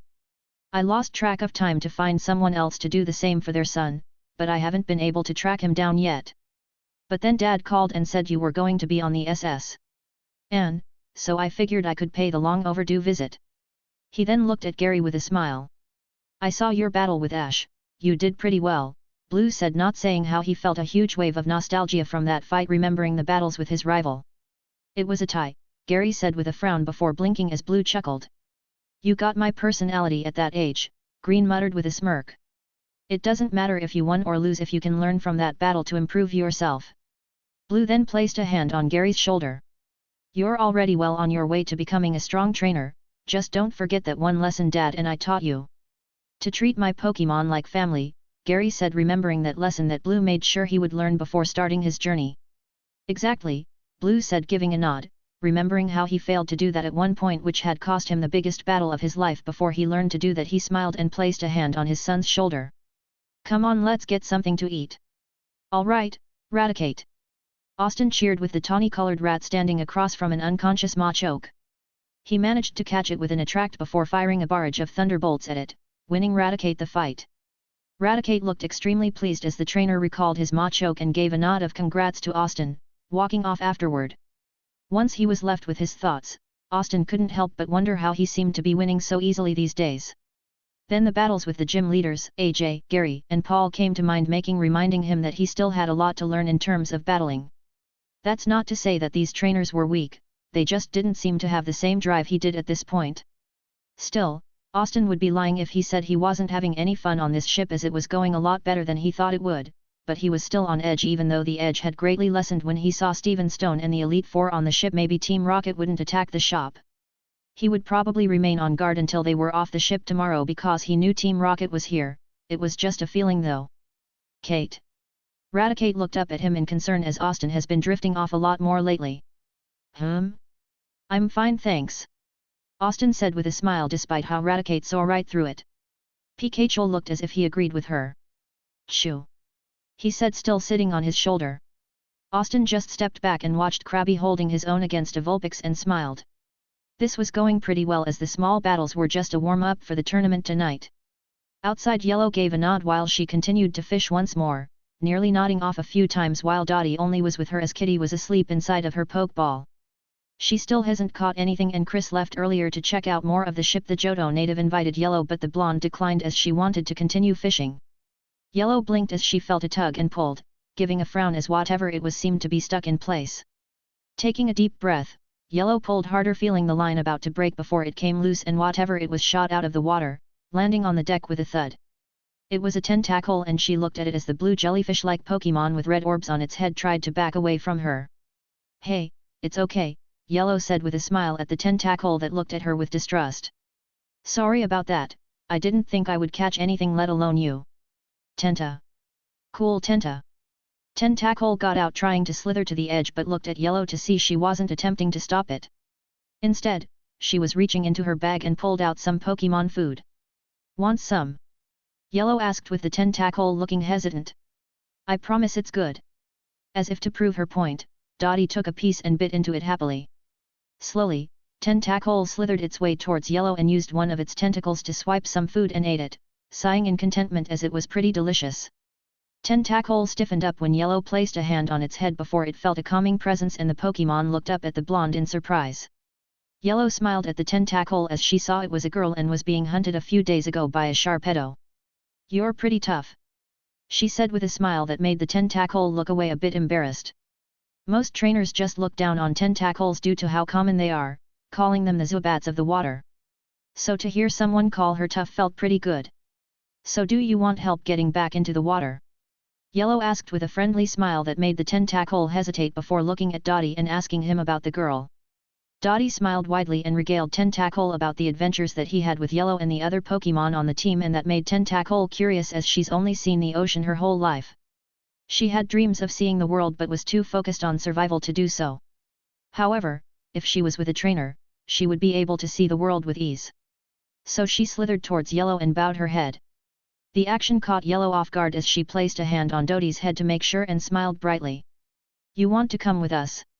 Yellow asked, grabbing an empty Pokeball out of her pack. So with care, Yellow lightly tapped the tentacle's head as the water/poison type was sucked into the ball, not putting up a fight. Green sighed in contentment, sunbathing right now, wearing a black bathing suit while reading a book. She stole more than enough money from the unsuspecting passengers of this ship and decided to spend the last few days relaxing. It was mostly to make sure she doesn't draw any attention, as some people noticed stuff missing and reported it to the captain, so she had to lay low.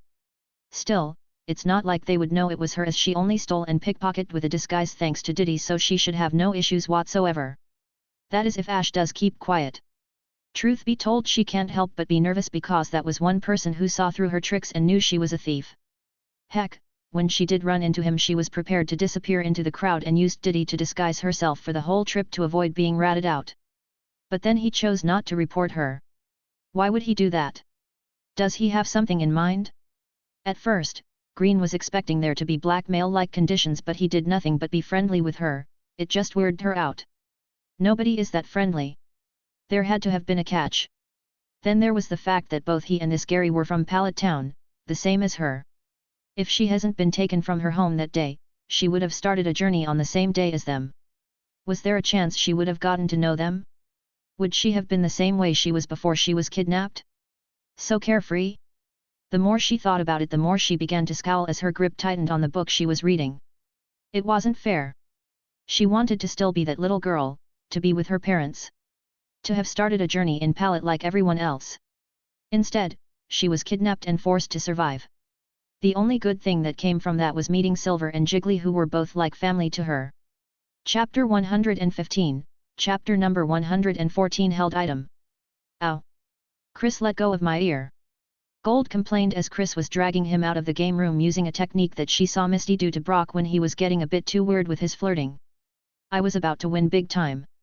"You've been gambling for the last few days, there's more to life than that, Ethan," Chris told him, letting go of the ear with Gold rubbing it in pain, giving an irritated glare at his friend while Adara was snickering on his shoulder.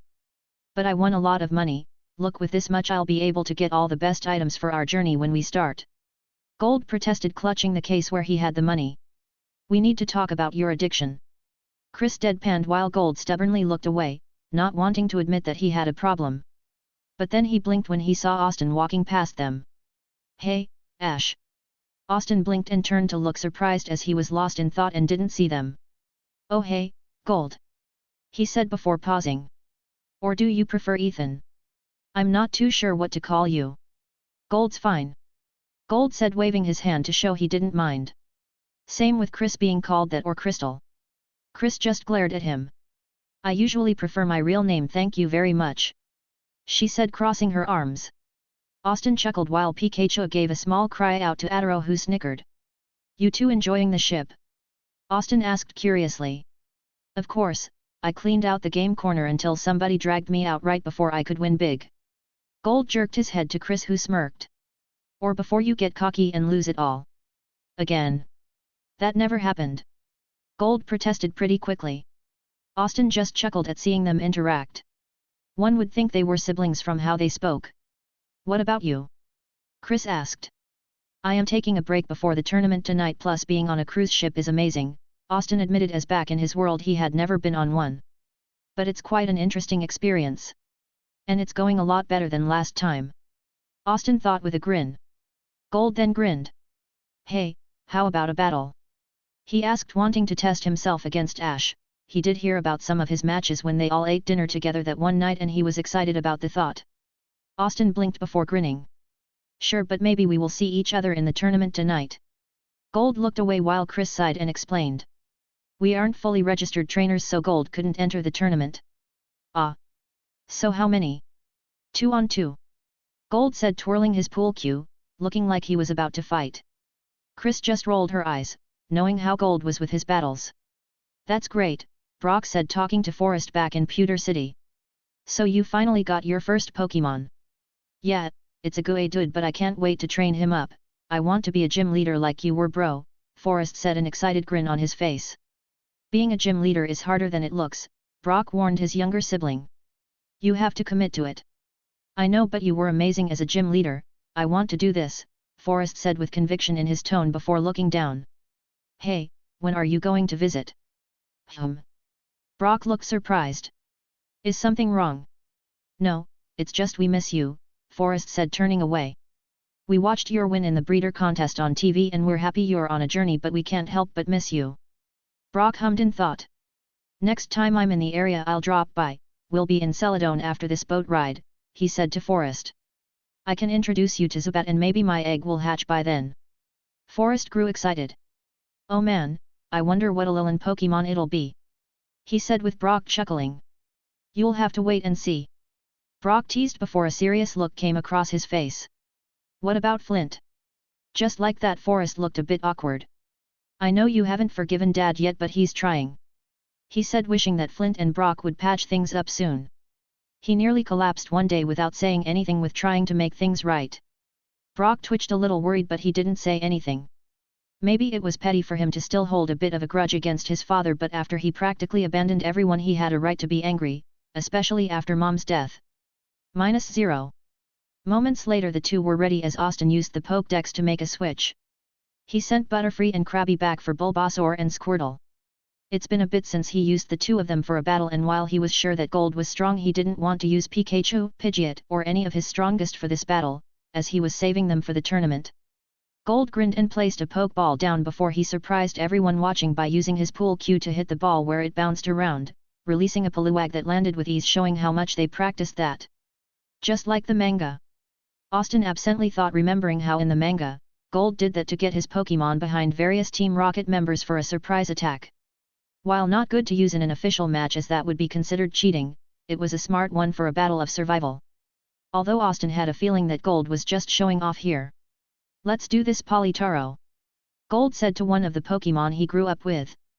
Giving a grin, Austin decided to send Squirtle out. Sure, he could use Bulbasaur for a type advantage, but this was a battle for fun and he was eager to see how this matchup would go. Okay, there's a slight chance that Poliwag has the skill Water Absorb, so water-type moves are a no-go, Austin thought. He did in the manga, but that could be different here, so we can't let our guard down. Rapid Spin, Austin ordered, going on the offensive with Squirtle using Rapid Spin to attack Politaro while Gold grinned. Use Water Gun to launch yourself into the air and use Body Slam. Politaro listened with no hesitation as the attack flew past him. Protect, follow up with Aura Sphere. TLE. Squirtle barely threw up the force field right as Politaro slammed into it, using the time to prepare the blue orb. Aura what? Gold asked, not hearing of that attack, but decided he didn't want that to hit. Quick Hypnosis. Politaro listened as he made eye contact to put Squirtle to sleep, but was surprised when it had no effect on Squirtle, who threw the Aura Sphere, sending the tadpole flying. Hey! How come that didn't work? Gold asked, dumbfounded, with Austin blinking just as surprised. It's the sunglasses, Chris shouted, earning a surprised look from Gold. Black glasses power up dark type moves, but they also have the side effect of resisting psychic energy due to that.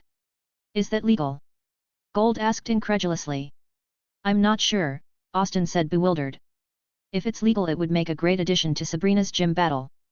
Chapter 116, Chapter number 115 vs Gold. It is, Chris said with an eye roll at how Gold asked that. It was well known that items were used. How do you think some people fought with quick claws or silk scarves that their Pokémon had? That would have been good to know a minute ago. Gold muttered, but quickly got back into the fight. Double slap. Ice beam, Austin said as Squirtle prepared the ice attack. Hold it. Hit the ground in front of him. Wah? Gold asked when Squirtle fired the beam, hitting the ground before Polytaro stepped there, causing him to slip. Squirtle took advantage of that with another rapid spin, knocking Polytaro out. Squirtle laughed and posed as if he was being cheered by the Squirtle squad, leaving Pikachu to sigh but have a smile on his face. Nice job, Squirtle.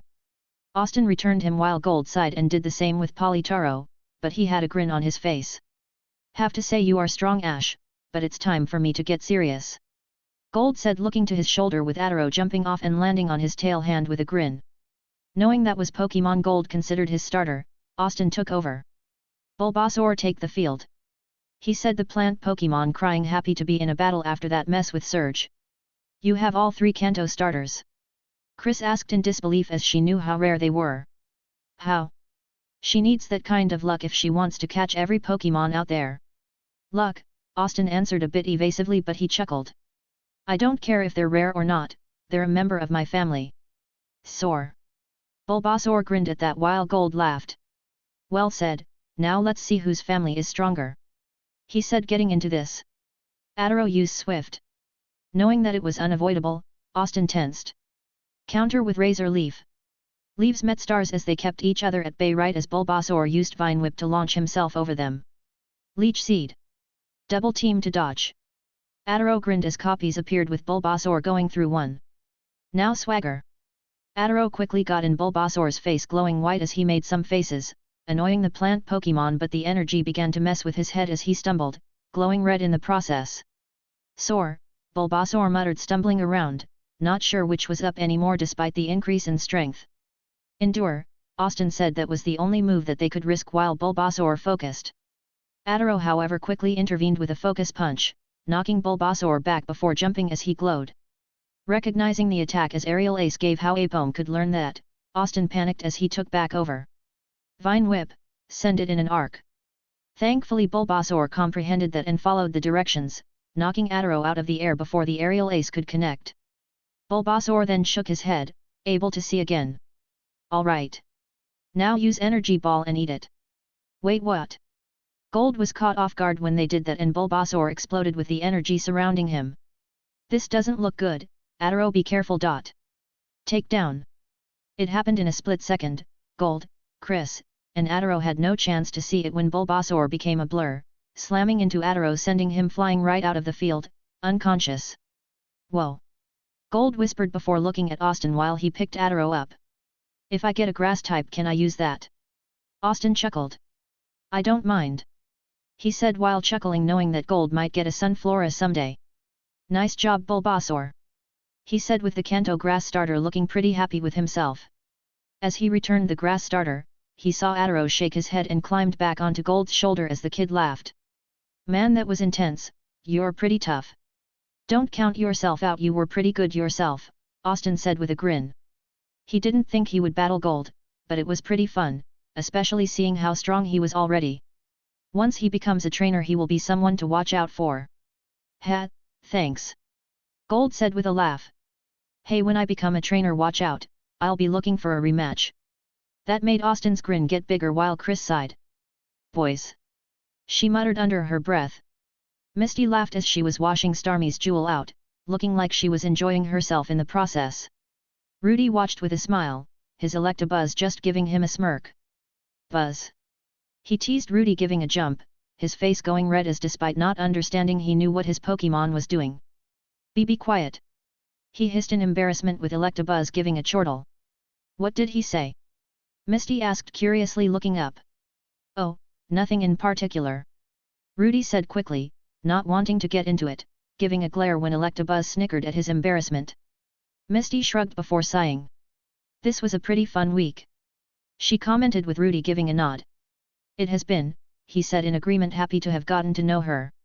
Rudy was also a bit sad because chances are after this he probably wouldn't see her again, considering she lived in Kanto aspiring to be the Cerulean City gym leader while he has his responsibilities as the gym leader of Trovita Island. Fate can be pretty cruel to the heart. Still, he can't say this was boring. So they're going to be having a dance on this final dinner in the ballroom, Rudy spoke up sounding nervous. Any chance I can bother you for one? Misty looked surprised but smiled. Sure, I love dancing. Chapter 117, Chapter number 116. Cynthia. What is this Pokémon, Mr. Astolfo? She asked, stringing at the tiny little Pokémon in the person's hands. It looked like a shark-like Pokémon, only it had two tiny hind limbs to stand upon. The entirety of its body had a bright blue shade. Its jaws were so large, that she couldn't help but wonder if it would topple over should it open its jaws while standing. This, my dear Miss Shirana, is a Gibble. Her favorite professor beamed at her. You know of my clan, right? Yes, the Wataru. You told me that. The little girl laughed, holding her palm on her lips. Astolfo Wataru, what an odd name. The man snorted. Well, Astolfo isn't my true name, per se. It's just a name I have taken to leave my old self back at my clan village. The man paused. This wasn't a time to be nostalgic about his past. However, this Gibble is. The 10-year-old snorted again. Anything funny? Astolfo asked, raising his eyebrows. Nah, something of that sort. Cynthia continued despite her giggles, it's just a funny name. Gibble. The little land shark Pokémon gave an annoying bark at that. Cynthia giggled again at its antics. Astolfo looked halfway amused. Well, that it is, but it is a dragon species and grows up into a mighty dragon, one that is known as Garchomp. Cynthia's eyes widened as large as saucers. Garchomp? Like the one you have? The man nodded. Garchomp was, in general, one of the most powerful of all dragon kinds. They might be almost unparalleled except by the likes of Salamence of Hone, and the beast known as Hydreigon in the far reaches of Unova. Yes, and more. This Gibble, my dear, is very special. His color, if you notice, is a very bright shade of blue, a contrast to most Gibble who have a more subdued version of that shade. This is what you might know as shiny. A shiny Pokémon. The 12-year-old princess of the Shirana name looked at him in awe. Is this a shiny Pokémon? Yes, it is, and that is why I wish for you to have it. He paused, as your starter. A shiny dragon, as my starter. If you agree to a condition. Cynthia raised her eyebrows, trying to look intimidating like only a 10-year-old could. Which is? You will never tame another dragon in your life. Imagine this. Cynthia Shirana, the princess of the Shirana fortune, was the youngest champion of the Sinnoh region, a title she had claimed at the mere age of 14, just 4 years after she began her life as a trainer.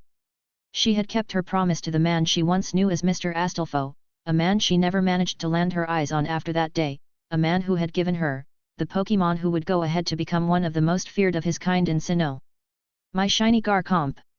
True to her word, she had gone ahead to capture several Pokémon during her life as a trainer, and trained them to the level that they became powerful in their way, though never had she cast aspersions on her starter, nor had she broken her promise to acquire more dragon-type Pokémon. And now she was the champion, a title that, until very recently, belonged to Brendan, the reigning champion of Sinnoh for the last 10 years. A month ago, just after the Indigo League had come to an end, she had challenged the champion to a 6-on-6 battle, after her victory against the Sinnoh Elite Four. Empoleon is unable to battle. The winner is Garchomp. And her life had never really been the same since that day. The first 2 weeks had been a lot of congratulations from all over the world, though she had figured a slight amount of disdain from the Kanto champion Lance, not that it wasn't hard to discern that. After a single meeting with the Kanto champion, it had been clear that Lance didn't have high expectations of her. And not without due reason. Then, the second step of the Kanto-Hone exchange came to be. The SS.N cruise ship, which was returning from Alola, would stop at Sinnoh for around 6 hours, and it was requested that the Sinnoh champion, along with some of the Elite Four, be a part of the trip, considering that a lot of trainers from Sinnoh were going to be participating in the tournament event that was to be held when everyone was finally aboard. Cynthia had happily climbed aboard, but when it came to the Elite Four, the reaction was just as irritating as she had anticipated it to be. You are the new champion, and it's only been days. Please enjoy the trip. The Elite Four will be able to manage Sinnoh just fine, in your absence. She could have sworn that each of the Elite Four wanted to finish that line with a single word. Airhead. Lady Shirana. Cynthia let out a long-suffering sigh. Being the champion wasn't as fun as she had anticipated it to be. While she did acquire the position of the head of defense in the Sinnoh region, her age became her biggest liability. The champion was assisted by various servants and assistants, and said servants just had to be one of those kids who thought that the 16-year-old needed directions for everything in her life. Yes, Miranda. Cynthia replied with her practiced, fake smile. Come to think of it, she had been using the smile consistently since she began battling against the Elite Four of Sinnoh. You have been in your room all day, Lady Shirana. It would do you good to get out and enjoy the cruise as it is. Miranda replied in a no-nonsense tone. Right. After all, sitting on the balcony, watching the waves, isn't part of the cruise. I am perfectly happy sitting here on the balcony. But my lady, there are so many people out there. You could go to the deck and meet new people from the other regions. A champion needs to be popular both in her region and beyond. Right, I knew I should have gotten a book on living as a champion 101. Cynthia felt her Pokénav vibrate, as she pulled it out of her pocket. 9 challenges from ace trainers. 4 challenges from Elite Four. She sighed. Yes, Cynthia, you are so popular. So popular that already the Elite Four want an attempt to get rid of you. The maidservant stared at the indecisive champion for a while, before sighing inwardly. You could always go and try out the ice cream flavors. I'm told that the one on the deck has quite the collection. Now that grabbed Cynthia's attention. I guess, it wouldn't be too bad to get myself an ice cream right now. I've been here for the whole day anyway. Very sharp, my lady. The maidservant muttered. If you please. With an absent look on her face, the newest Sinnoh champion sped past the servant, leaving the room empty for her. Chapter 118, Chapter number 117. An annoying battle style. Back on the deck, the third and final rounds of the eliminations were going on. Austin found himself standing, this time as the blue trainer, staring ahead at his opponent for the day, a brown-haired female from Viridian City. Said trainer, Amelia, was apparently one of the best trainers in Viridian and was trying for the Indigo League the second time round. She had tried her luck at the league the previous year and gotten eliminated in the top 32 battle, against an opponent who then got defeated in the semi-finals. Needless to say, Amelia had a lot of training under her belt, and defeating her wouldn't be easy. Well, no point complaining when you have a job to do. Austin thought demurely. I choose you, Pidgeot. The flash of red left his Pokeball, as the avian soared up into the sky, before gaining a comfortable altitude from where she stared down at the opponent, her dark eyes challenging the girl to try to defeat her with her Pokémon. A Pidgeot, hey? Well, my Pokémon couldn't have asked for any better. Amelia smirked. Go, Firo. The beak Pokémon materialized in front of Austin, its brownish shades and long, pointy wings spread wide, as it took to air. Austin noticed a sudden glow in its eyes as it stared at Pidgeot, who also had a sudden tinge of red in her own. Austin glanced back at Amelia, who had a not-so-subtle grin on her face. Very well, you want a battle? You have it. Pidgeot, this is a matter of your honor, Austin claimed, surprising Pidgeot, who looked down at Austin with something strange in her eyes. Her trainer had never really considered things like honor or pride before this. Austin was obsessed with training and growing stronger, both for himself and his team. It suited Pidgeot just fine, though the fact that her trainer cared about her honor did increase his value by several notches in her mind. The avian let out a war cry as she swooped down to glide in front of the Firo, who spread her wings even higher and further, showing her whose territory it was. Pidgeot gave the Firo a thin glare. I'll show this half-baked crane whose territory it is. Get closer and use Peck, Pidgeot. Austin commanded. Amelia smirked. As if. Firo, fly towards Pidgeot, use Swift. The two avians seemed to be getting closer and closer to a head-on collision. Use Pursuit, Amelia commanded, as Firo's eyes glowed dangerously. Sand Twister. Pidgeot spun as she combined Sand Attack and Twister into a dust devil around her, causing Firo to stop its pursuit, and to add insult to injury, the swift stars began to mix in with the dust devil. Amelia frowned and exclaimed, "Twister!" Firo managed to accomplish a Twister attack which nullified the dust devil's cyclone as the swift stars attacked Firo. "Dodge, and go with the drill. Use Aerial Ace!" Austin exclaimed. "Use Aerial Ace as well." The two avians soared up towards the heavens, and came down upon each other, like two airborne missiles as their beaks snapped on each other, before the two pushed back, and repeated the previous movement over and over again. "Pidgeot, use Aerial Wing." Thinking that her opponent was throwing her off by having Pidgeot use Steel Wing while calling it something else, Amelia exclaimed. "Firo, show them a real Steel Wing." The Firo charged at Pidgeot, but Pidgeot disappeared as she landed a critical Steel Wing powered by the speed of an Aerial Ace. It seemed like Amelia was more of a reactive aggressive player, making sure that Firo mirrored Pidgeotto's every single attack, but this strategy was gone with Austin's unique style using combo moves in his battle style. "Get closer," Amelia commanded, surprising Austin. The moment they were close enough, Amelia yelled, "Use Hyper Beam." "Shit!" Austin cursed, "Pidgeot, use Double Team, now." "What?" Amelia yelled in surprise. Unfortunately, the Hyper Beam was now ready, and despite Firo's attempts, having several dozens of illusory avians flying towards Firo at high speeds didn't make it a good situation for Hyper Beam to have any effective use. "Aerial Wing, full power. Firo, use Mirror Move, now." Amelia yelled as Austin stood flabbergasted. Pidgeot slammed into Firo, as the Mirror Move activated, returning the same move to Pidgeot, and using her momentum against her. The two avians felt the raw power of attack shock their innards, as partial paralysis of their bodies took place, making the two avians fall to the ground. "Pidgeot!" Austin cried out, as he raised his Pokeball and returned her quickly before she fell. Firo, however, wasn't so lucky and slammed into the ground before Amelia could return it into her Pokeball. "Firo is unable to battle," the referee declared. "Blue Trainer, will you continue with your Pokémon?" Austin shook his head. Even if there was a chance that Pidgeotto would have something left in her to continue battling, she was already wounded. There was no point in releasing her once again. "Red Trainer, choose your next Pokémon," the referee continued in his monotone. Amelia glared at the man darkly. "I am going to, anyway." With a scowl, she threw another Pokeball to the ground. "Go, Charmeleon." Austin scowled as Amelia's battle style was getting on his nerves.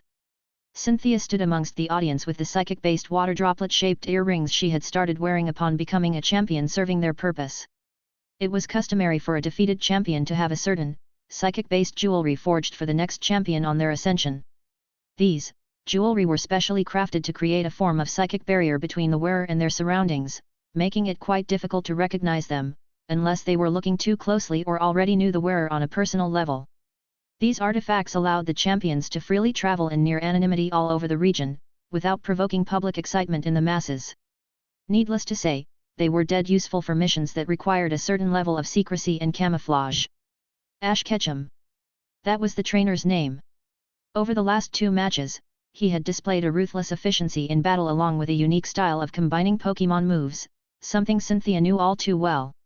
Despite her rather indecisive nature over other things, she had a one-track mind, and employed tunnel vision when it came to battling, something that she was beginning to realize that this young man also had within him. Chapter 119, Chapter number 118, Ruthlessness. "Blue Trainer, please choose your Pokémon, or be disqualified." The referee rebuked Austin, considering that the trainer from Palette was blankly staring at the Pokémon in front of him. On hearing the man's words, Austin scowled, as he unlocked a Pokeball from his belt, before releasing the Pokémon within. "I choose you, Bulbasaur." Bulbasaur bounced upon the ground, drawing his name out, as he stared at the evolved form of Charmander.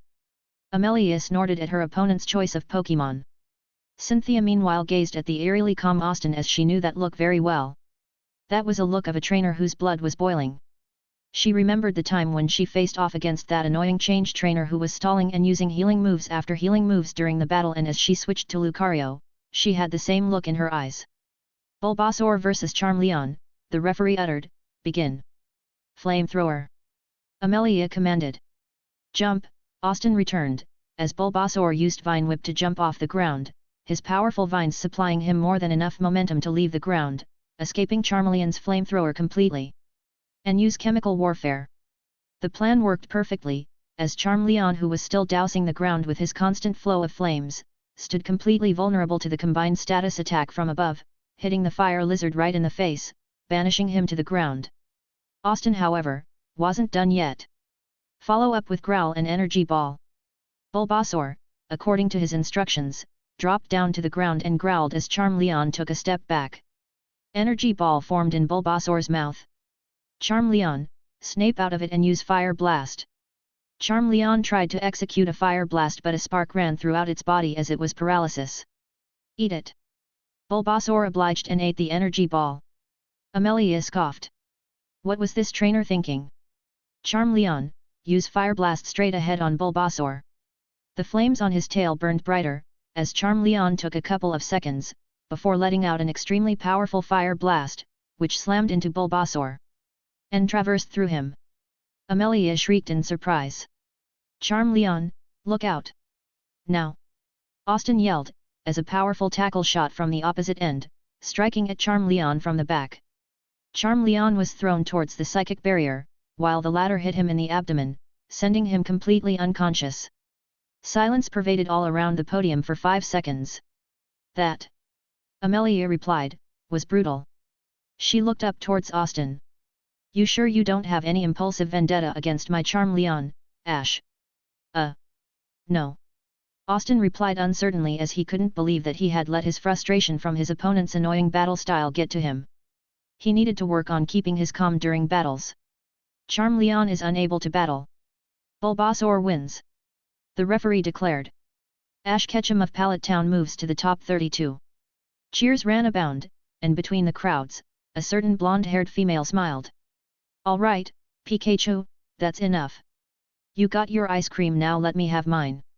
Austin chided his starter, not that it had any effect, since Pikachu tried another jump, this time managing to bite off half the cone from Ash's hand, making his trainer look at him with mock anger.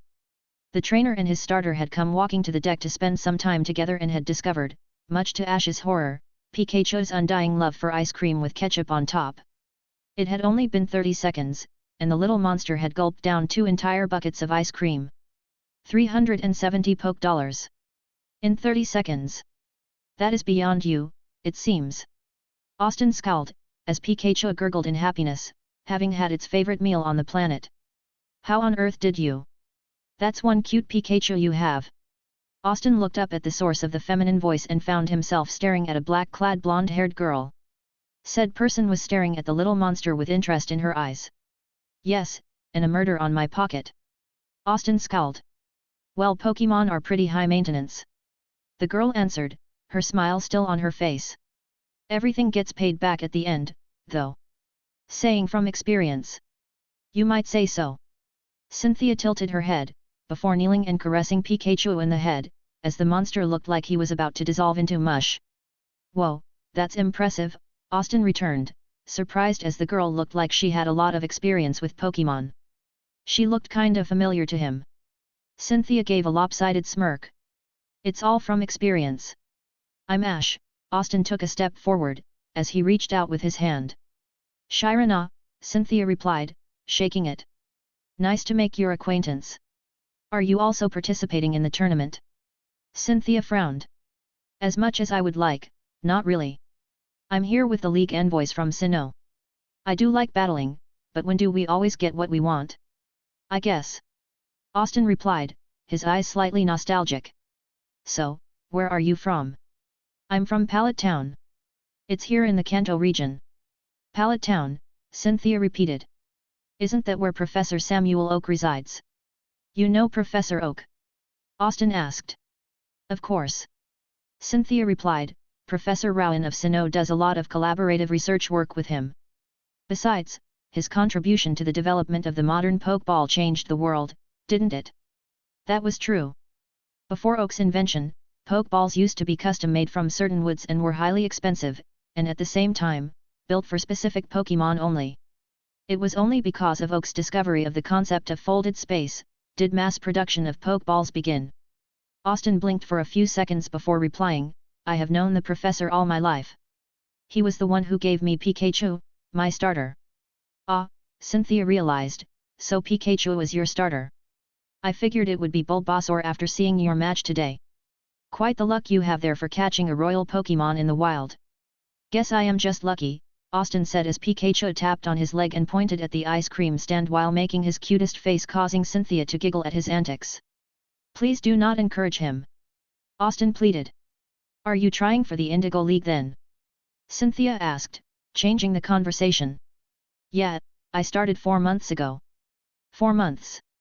Cynthia raised her eyebrows. Then you must have had some serious training done in a while. Your Pokémon hardly appear newbies. Austin looked a tad embarrassed. Well, I'm trying to cut short the training and have some fun too. Cynthia chuckled. That's true as well. She paused as she looked up wistfully. Though I can understand the innate joy of getting one's Pokémon to grow powerful. Joy, Austin repeated, a little nostalgia seeping into his voice. He hadn't thought of Pokémon training as joyful. He only wanted them to grow stronger to prepare for the events that will happen in the future. You don't agree? Cynthia asked, interested. Austin took a deep breath as he thought of his answer before saying, yeah, I agree. Cynthia smiled as Austin was more interesting than she imagined. And what about your dream? Austin looked at the sky as he smiled. A simple, honest smile. I just want to travel this world and find my way. Cynthia opened her mouth, then closed it as she interpreted his words as Austin finding his purpose while he meant a way he could go back to his world. Whatever she had expected of Ash to say, this was not it. The person talking to her was completely unlike the person who had just thrashed an opponent a while ago at the tournament. That's... Cynthia didn't know what to say. It's kind of lame, I know. Austin looked away, staring at the heavens where Pidgeot was soaring in the sky. Her injuries from the tournament had been healed and Austin had let her out to enjoy. Cynthia glanced at the interesting young man in front of her, trying to place why he felt slightly familiar, though she couldn't make the connection. Hey, would you like to have an ice cream? Austin looked back in surprise, opening his mouth to express his thoughts, but the offer had been a limited period one since Cynthia had already shifted to the next individual. Said individual was Pikachu, who looked upbeat at the mention of ice cream. So Pikachu, Cynthia addressed the little monster, would you like to have some ice cream? Austin face-palmed. Chapter 120, Chapter number 119 vs Casey. With the end of the elimination rounds, the real event of the club's plosion was finally in place, as 32 trainers had been able to defeat their opponents and made it, this far, into the tournament. The speed and sheer effectiveness with which the entire deck had been rearranged overnight left Austin gaping in wonder. The 4 podiums were gone, and in their place, was a single, large, elevated platform, with 2 separate podiums for the trainers to stand on either end of the large platform, which would be used as the battleground from now on. Even the outer periphery had been modified, now enlarged to incorporate space for a larger audience, now that the number of participants was merely 32, and it would grow lesser by the hour. So, Ash, ready for the main deal? Brock slapped his back jovially, underestimating his strength as Austin nearly fell face first. Yeah, I was, until that fatal attack on my backbone. Austin scowled, rubbing his back absently, much to Brock's snorting. The two were gazing at the list of participants for the top 32 battles. Austin was going to face a certain Casey, a girl from Johto, who, it appeared, was obsessed with striped Pokémon. Casey had an Electabuzz, a Chikorita, and a Beedrill. It says that her Electabuzz was able to defeat most of her opponents single-handedly. A boy beside them whistled. Must be one hell of an Electabuzz. Austin looked up to see it was Harrison as Brock exclaimed, Electabuzz are fairly powerful Pokémon, you know. Their evolutions are almost the pinnacle of electric type. Pika, Pi. Brock tried to calm the furious Pikachu. Of course, they would be. Austin scowled inwardly, as his eyes scanned down the list of names for Harrison. You are fighting Ethan, from Ecruteak City. He has a. Lastly, a Kadabra, and a Growlithe? That's a rather solid team. Harrison smiled and said, Harrison. Well, not everyone gets to battle weaklings. Harrison mocked what Austin recognized as Paul's mannerisms. Some of us have to battle real opponents out there. Of course. Austin drawled. Brock said, though if you are fighting Kadabra, I suggest use something that has an adverse effect on the senses. Kadabra is especially vulnerable to anything of that sort. You are knowledgeable about psychic Pokémon, you know that. Harrison replied bleakly as he gazed at Brock, who sheepishly rubbed his head and said, well, I have to be knowledgeable if I want to be a successful breeder. Harrison raised an eyebrow before nodding as Yellow, Chris and Gold came toward the trio. Your match is going to start soon, right, Ash? Chris said, to which Austin nodded. Gold exclaimed, don't lose out there, I have a lot of money riding on you. Chris turned to Gold with a death glare, who immediately hid behind Yellow. What did I tell you? Gold smiled before saying, come on, Chris, I have a feeling that I am going to strike Gold this time. Chris just sighed as Yellow said, don't worry, Ash is going to win. Austin just chuckled as Misty and Rudy walked toward the group. The next match is between Ash and Casey. The commentator briefed everyone. Now that the main battles were taking place, the rules had been altered to a considerable extent. For one, the matches were all going to be 3-on-3 instead of 2-on-2 matches. Ash Ketchum from Pallet Town of Kanto vs Casey from Cherry Grove City of Johto. The battle platform in front of them was a rock type, littered with rock fragments and fallen stones all around, a perfect ground for a rock type to battle on. This is going to be a 3-on-3 Pokémon battle. Rotations are allowed, the referee declared, before raising the red flag. Red trainer, release your Pokémon. Austin, who was standing on the red podium, plucked out his first choice for the match, and yelled, I choose you, Scyther. And Ash Ketchum has chosen Scyther. So far in the tournament, Ash Ketchum hasn't used this Pokémon. How will Casey deal with Scyther's abilities? The commentary went on. Go, drill. Casey, who was wearing a yellow shirt with black stripes, and a similar patterned hat, and holding a whip in her hand, yelled. And Casey has chosen Drill, the Poison Bee Pokémon. The commentator went on. Is Casey going to show us that without any advantage, she can win this? Swords Dance, Austin called out as a red aura formed around Scyther as he began to dance. Be Drill, use Fury Attack and Twineedle. The classic attack. Austin thought demurely. Razor Wind. Scyther raised his scythes and launched Razor Wind. Just as expected, Drill's stingers slammed against the attack, both trying to drill into the other. Now, Bullet Punch, Austin commanded. Be Drill, get out of. It was too late. Using its appendages on either side, Scyther slammed powerful punches into Drill's gut, both punches occurring within 2 seconds, making the bee Pokémon screech in pain. Aerial Punch, full power. Scyther roared as its right appendage glowed, as it slammed its scythe into Drill's abdomen once again, making the bug-type slam into the ground, disoriented as the combo attack of Bullet Punch and the aerial ace was too much for Beedrill to handle. Beedrill is unable to battle. The winner is Scyther, the referee announced. Meanwhile, Austin smiled as he saw the look of absolute joy in Scyther's eyes. This win was a boost of confidence for the bug Pokémon. Scyther has shown us quite the display of power, but will it go on against Casey's next Pokémon? The commentary ran. Drill, return.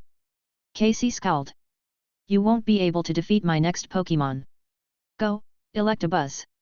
The Pokémon in front of Austin was a bipedal feline, though it stood on its powerful hind limbs, and its entire body was striped with black shades on its yellow fur. The 2 protruding horns on its head were discharging electricity. Unlike Surge's Electric, this Electabuzz wasn't as powerful, but it was younger and healthy. I have to finish this quickly, let's end it here. Casey raised an eyebrow at her opponent's casual display of arrogance. Electabuzz, let's show him what you are capable of. Use Thunderbolt. Aerial Punch.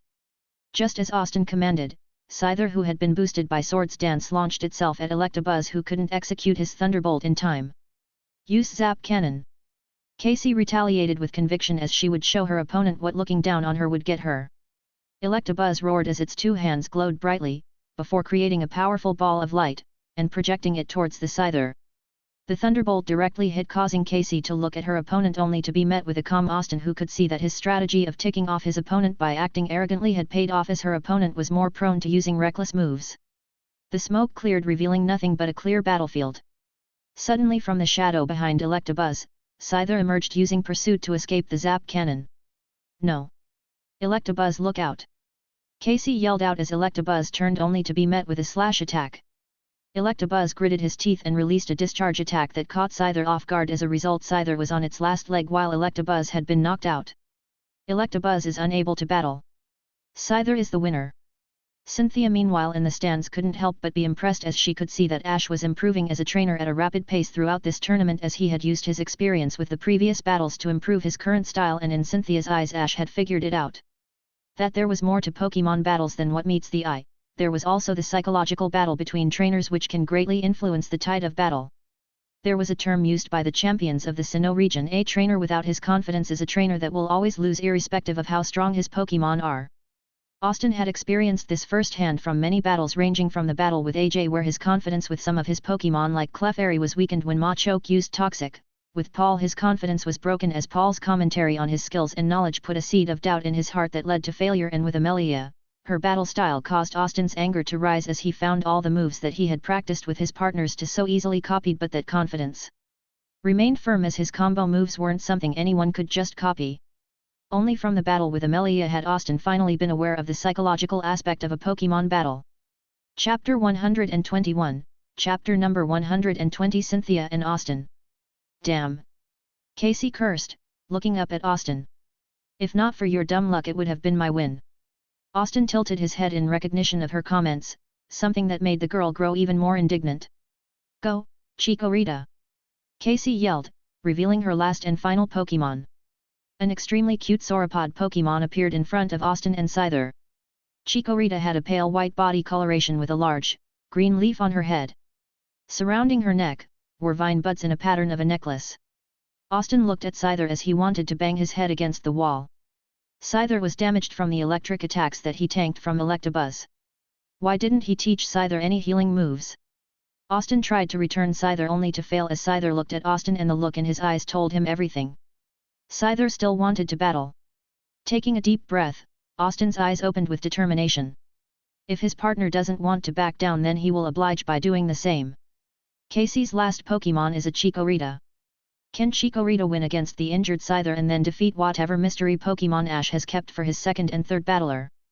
As if in answer, Chikorita sent a couple of Razor Leaf attacks towards Scyther which were completely blocked by Scyther's Razor Wind. Chikorita, use Roar! A loud ear-piercing roar erupted from Chikorita as Scyther was forcefully switched out with the small confused Charmander, who immediately readied himself as he gazed at Chikorita. Use Dragon Pulse, Charmander, Austin commanded, and almost instantly, a sphere of draconic energy hit Chikorita right in the face, sending her off, tumbling down towards the end of the rocky field. Meanwhile, seeing this, Cynthia's eyes narrowed as a thought filled her head. How is that possible? I forfeit, Casey spoke up suddenly. Are you sure? The referee asked. Casey nodded. Chikorita cannot defeat Charmander, and Ash still has another Pokémon unused, besides Scyther. Continuing the battle would only drag it out, nothing else. Austin stood shocked at that, before a tiny smile formed on his lips. It was a good battle, Casey. Your Electabuzz was one tough nut. And don't forget that. Casey scoffed, before recalling Chikorita and walking away. Casey has forfeited the battle. Ash Ketchum is the winner. The commentator yelled into his megaphone. That was one hell of a battle out there. Gold proclaimed, only for his mouth to shut as Chris glared at him for cursing. Thanks, Austin replied as he ate his dessert. Ash, you have a little bit on the side, Yellow said as she used a handkerchief to wipe the cream from the side of his lip. Gold and Chris looked at the blushing Yellow before looking at each other with a smirk.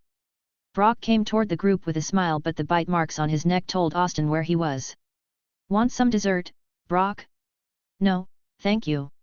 I just want to sit down.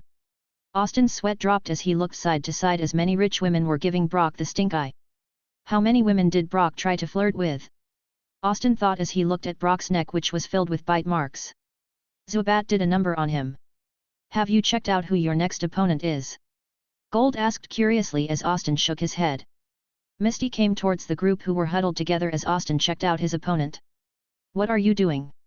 In response to Misty's question, Yellow replied, we just checked out who Ash's opponent would be next. So, out with it. Who's it? A trainer from Viridian City called Ken. Misty saw Brock's frown as she asked. Brock, something wrong?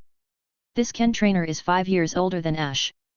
Brock's words went through the group's head, who had no idea what Brock was trying to say by stating Ken's age, but Misty's eyes widened as she got it. Ken was a trainer from the time when Giovanni was the gym leader of Viridian City. Gulp. I'm not sure if I should be enthusiastic or terrified, Stephen, Cynthia remarked quietly as she read the report on the armored Pokémon.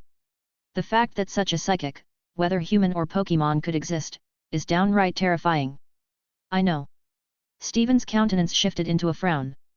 I've been around psychics all my life, but from all the videos I have seen of it, this one is odd, unnatural.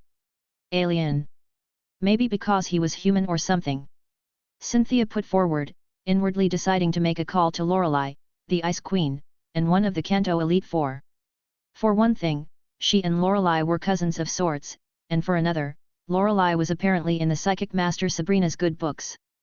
Besides, it wasn't like Champion Lance would be accommodating should he hear that a champion of a distant region is poking into matters beyond her concern. Then again, it is beyond my concern. At least as a champion. Later in the afternoon, Austin and Cynthia were standing by the deck, watching a pair of seagulls fly in the evening sky, and particularly, Squirtle alongside a scared Krabby, who was having the time of their lives, mostly Squirtle, swimming in the slightly turbulent waters of the sea. I have to say, Mr. Ketchum, I am impressed. It takes many trainers years to figure out that there is more to Pokémon battles than just strength. How long did it take you to figure it out? Austin asked as he glanced at the woman. Cynthia smirked, it's a secret. Austin rolled his eyes as he looked at the beautiful ocean. For a second, he wanted time to just stop as he enjoyed the serenity and calmness of this moment. So? Austin hesitated a bit, what exactly do you do all day? I mean, you said you're with the Sinnoh League, and you aren't participating in the tournament. So, what do you do all day? Why, Mr. Ketchum? Cynthia teased. Are you demonstrating an interest in me? Austin flushed. No, nothing like that. He ignored Cynthia's laughter and continued, I mean, you are knowledgeable about Pokémon, and so natural with them too. Pikachu certainly agrees. Pikachu said as he hopped onto Cynthia's head. Cynthia's cheeks flushed a little red at that praise as Austin tried to pull Pikachu down, but Cynthia was much taller than him. Cynthia smiled and said, need a ladder? In response, Austin just huffed at being called short before asking. So, I was wondering what you do with the league work and everything, all day. I'm sure you'd have loved to take part in the tournament. Well. Cynthia drawled. I've had my share of tournaments during my life as a trainer. Austin asked. During your life as a trainer? How long have you been doing that? Cynthia laughed. It's not right to ask a lady her age, you know. Austin flushed pink. I was not, never mind. Cynthia chortled at his reactions. It was fun getting a rise out of him, considering how honest his reactions were. 3 years. Austin widened his eyes. You've been a trainer for 3 years. Strange. She looks much older. Cynthia bobbed her head. In Sinnoh, we acquire our trainer licenses at 12. 12? But why 12 when everywhere else is 10? Cynthia chuckled. You should take that question to your champion, then. I will, Austin replied with conviction. When I challenge the champion and the Elite Four, I'll take the matter to them. Cynthia nodded. Considering how instinctive Ash's speed of growth as a trainer along with his creativity was, she couldn't imagine it would be too far off before he gained the caliber to even consider challenging the Elite Four. You didn't answer my question, you know. Austin continued. What do you do for the league? Cynthia pursed her lips. There were no issues with revealing her identity, but it wouldn't be funny. Tell you what? Let the tournament end. There'll be a grand party after that, in which all the different league envoys will be introduced in public. I'll introduce you to my friends, and you will know what my job is. Okay. Austin intoned curiously. Shirana, can we have a Pokémon battle? Austin asked as he was curious how strong his new friend was. Cynthia raised an eyebrow. You sure know how to show a lady a good time. Chapter 122, Chapter number 121. Cynthia's queries. Shirana, can we have a Pokémon battle? Austin asked as he was curious how strong his new friend was. Cynthia raised an eyebrow. You sure know how to show a lady a good time. Austin didn't even try to give a reply. Well, I suppose we could have a friendly battle. I'll try to go easy on you. Cynthia returned, pointing Austin to follow her towards the platform that was used for the tournament. Right now, the entire place was vacated as most of the travelers were inside. Oh come on, how difficult could it be? Austin challenged. Cynthia's lips curled into a beatific smile. A thing of beauty. Go, Bizel. A weasel-like Pokémon stood in front of Austin. It had brownish fur, a big ring-like protrusion all around its neck, and 2 fins on the backside. It reminded Austin of Ash's Bizel as he quickly pulled out his Pokédex to check the Pokémon out. Bizel. The sea weasel Pokémon. Bizel swims by rotating its 2 tails like a screw. When it dives, its flotation sac collapses. Bizel has been caught only recently, so he's the least trained, but I may have a strange request, Cynthia informed. What is it? Can you battle me using your Charmander? Austin didn't have a problem with that even though he was putting himself at a disadvantage. Go, Charmander! The fire lizard growled as he materialized in front of Austin as he exclaimed. All right, Charmander, we have to win this fight against Bizel. Can you do that for me? Charmander asserted his agreement, his tail flame burning a little brighter, as he stared at the sea weasel Pokémon. I should inform you that Bizel is no slouch, so take this fight as seriously as you can. Charmander has his shots, right Charmander? Austin returned. Charmander growled in agreement. Cynthia's lips twisted. Very well, Bizel, start with water gun. Dodge. Charmander simply dodged towards the right with extreme precision, avoiding the water gun attack. Head up straight, and use a metal claw. Cynthia raised an eyebrow. Use Aqua Jet, Bizel. The 2 elemental Pokémon moved towards each other, with Bizel speeding towards the fire lizard with enormous speed. Use Dragon Pulse on the ground, Ash commanded. Cynthia tried to mask her surprise even though this was the second time she had witnessed a Charmander. Charmander wasn't expected to learn any kind of draconic attacks, except the rare ones that managed to learn Dragon Dance. She would know, after all, Charizard was one of her top battlers. However, the fire lizard, with mind-numbing efficiency, ejected a powerful pulse of draconic energy out to the ground, creating an explosion, something that managed to stop Bizel midway, as the weasel Pokémon looked at the lizard in surprise. Dragon Breath, quick! Water Pulse! Cynthia exploded, as Bizel pulled in a water pulse attack in the last second, which crashed against Charmander's Dragon Breath midway, creating an explosion that sent both Pokémon flying over to either side. That is enough, Cynthia replied in a somewhat colder tone. Bizel, return. Bizel looked surprised at the sudden change of orders since he was perfectly able to continue the battle. He managed to glance a look at the somewhat tired Charmander before getting sucked in. What happened? Austin asked warily. You tell me, Cynthia replied, a dangerous tone to her voice. Only the rarest of the rare Charmander managed to begin learning that move. And your Charmander managed to use Dragon Breath and Dragon Pulse within seconds. That is not normal. Who says that? Austin retorted, not liking how Shirana was calling his Charmander unnatural. My Charmander is special, and I like him how he is. End of discussion. Cynthia opened her mouth and closed it. Ash, you might not want to accept it, but something is inherently strange with your Charmander. She didn't add that Charmander was generating draconic energies in patterns very similar to how her Gible, now Garchomp, did while using draconic attacks. Maybe, but I like him how he is. Austin retorted while he was panicking on the inside. Return, Charmander. The fire lizard sent a single glare at Cynthia as he was sucked into the Pokeball. Returning the Pokeball to his belt, Austin gave her a half glare. What's the bloody big deal if my Charmander can use Dragon Breath?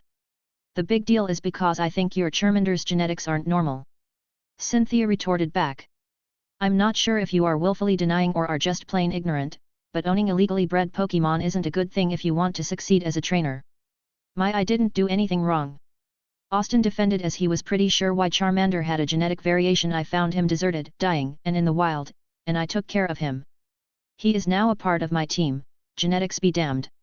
Cynthia almost retorted back, before she controlled herself. Very well, but I reserve the right to talk about it later. You can talk about it as much as you like, as long as you do not try to take him away from me, Austin replied, anger distinct in his eyes. Meanwhile, inside his mind, he was thinking of some way he could get out of this hole he had created. He should ask Professor Oak for help. He's a priceless asset I'm not giving up. Ash, Cynthia tried, it's only for the... I don't care. Austin retorted back before Cynthia could complete her statement. It's quite late, and I should return to my room. Without waiting for a reply, he turned around and stomped his way off to his room, leaving a perplexed Cynthia behind. Austin immediately took out his transceiver and began to dial Professor Oak. He needed help. Fast. Mentally he was berating himself for being careless. Of course, people from the League would be very interested in a Fire-type Pokémon that could spam Dragonic attacks as if it was a Dragon type. Chapter 123, Chapter number 122 vs Ken. The next morning. Welcome to the second match of today's top 16 battlers. This time, the participants are Ash Ketchum from Pallet Town, and Ken from Viridian City, both of which are in Kanto. The commentator exclaimed. Ash, who has demonstrated a wide variety of Pokémon under his command, is going to battle against Ken, who has been winning every single battle with his fire team. Austin, who had been calmed down by Professor Oak last night, was now feeling better, knowing the fact that even if the Pokémon League wanted his Charmander, they couldn't do anything since his sponsor had been Professor Oak, who had enough connections to immediately fix his problem if it ever arose. The platform in front of them suddenly let out another hiss, as it started to sink until it was at least a couple of feet deep in when halves of a new platform slid in from either side. The battleground for this match has been chosen to be rock type. The commentator stated. This will be a 3-on-3 battle. Rotation is allowed. The referee stated, Blue trainer, choose your Pokémon. Austin, the red trainer for the battle, stood in wait as Ken brushed his red hair aside. Ninetales, go battle! Came the voice of the stoic Ken.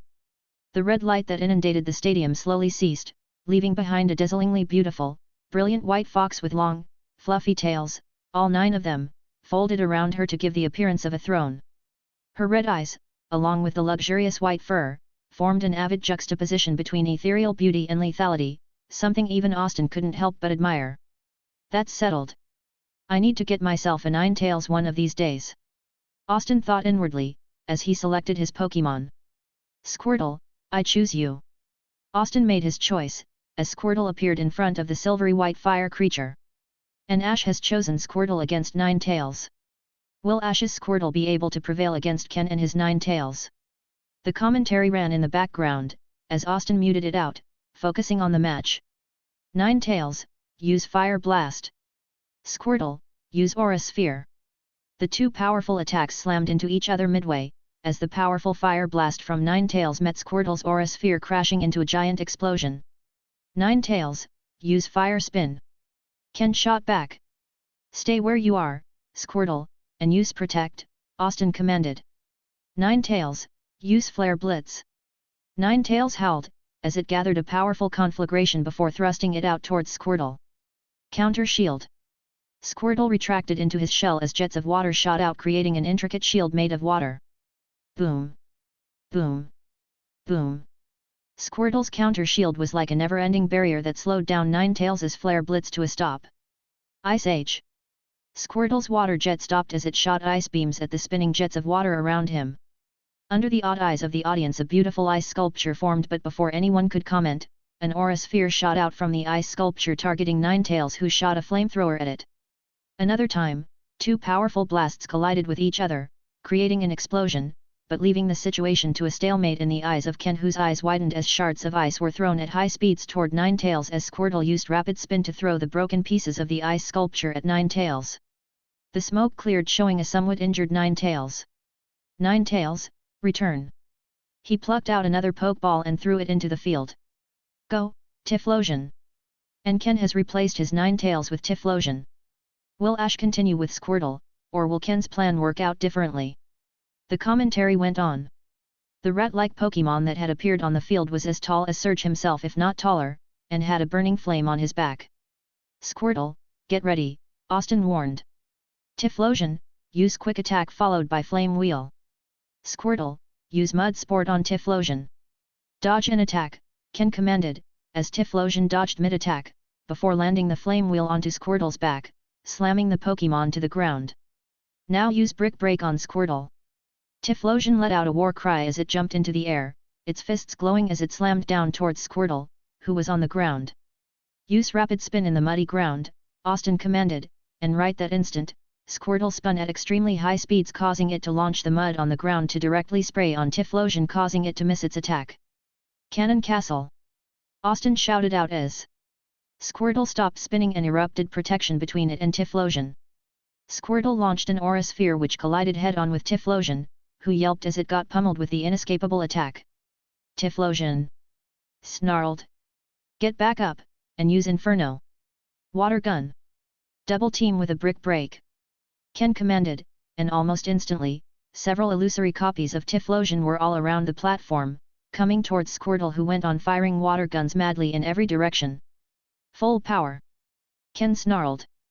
Aura sphere! Austin exclaimed as he watched Typhlosion suddenly appear behind Squirtle trying to slam a powerful brick break that was met by Squirtle's aura sphere. Boom!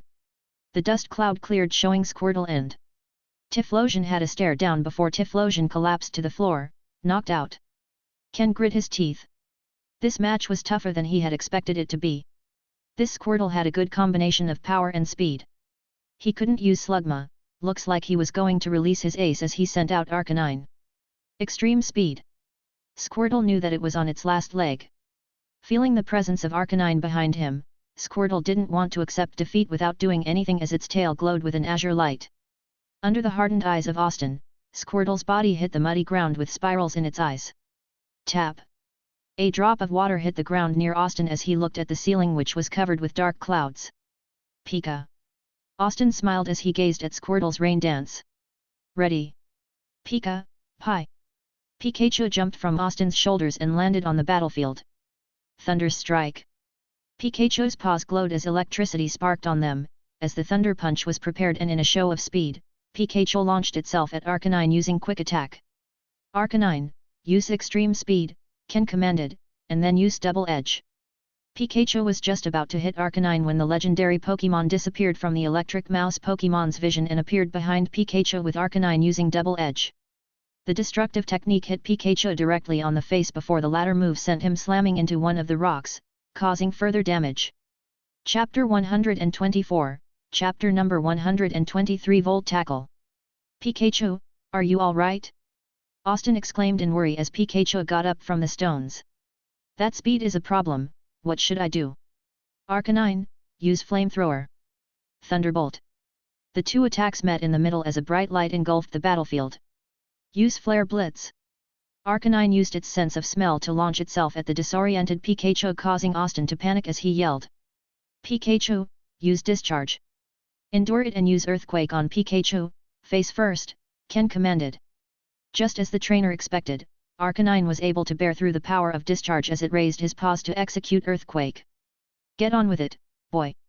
Your Pikachu is weak, Ken sneered. Take him back and send something that could stand against Arcanine for a change. Austin gritted his teeth before taking a deep breath. He needed to calm down and not let his opponent's words get to him. In anger, you always make foolish decisions.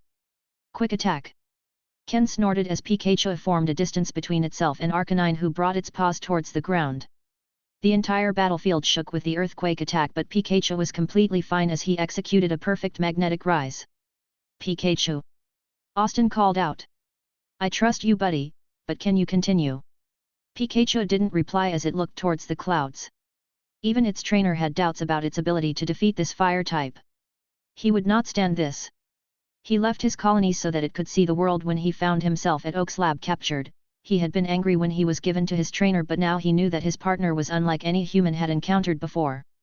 After his battle in Vermilion Gym, he had set a goal of becoming the strongest of its kind, and no one would stop it. Pikachu's side glanced at Austin with a glance and a nod. An idea popped into Austin's head as he signaled something to Pikachu with his hands. Pikachu immediately covered the entire terrain in a dome of electricity. This was a move he had been working on with Pikachu after the Vermilion Gym. With electric terrain set up, Austin and Pikachu waited for the perfect opportunity to strike as the clouds parted. Discharge. Arcanine, use Eruption. Arcanine tried to open its jaws but Pikachu's attack landed first. Discharges of electricity spread throughout its body showed that it was paralyzed. Flash Clone. Pika. Pika. Pika. Pika. Thousands of copies of Pikachu swirled around Arcanine, confusing it as it tried to find Pikachu with its sense of smell, but it couldn't. Eruption. Ken stressed, hoping that his most powerful move would take out the electric mouse Pokémon. Arcanine's mane was engulfed by flame as a wave of flames engulfed the entire battlefield. The heat from those flames caused Austin to gulp as he ordered, Ion Tail. The ground beneath Arcanine broke as Pikachu shot up with the Iron Tail and Electro Ball combo. Hitting the legendary Pokémon's snout, Pikachu grinned as he released a point-blank thunderbolt. Arcanine, get up and use Flare Blitz! Ken yelled. It didn't matter.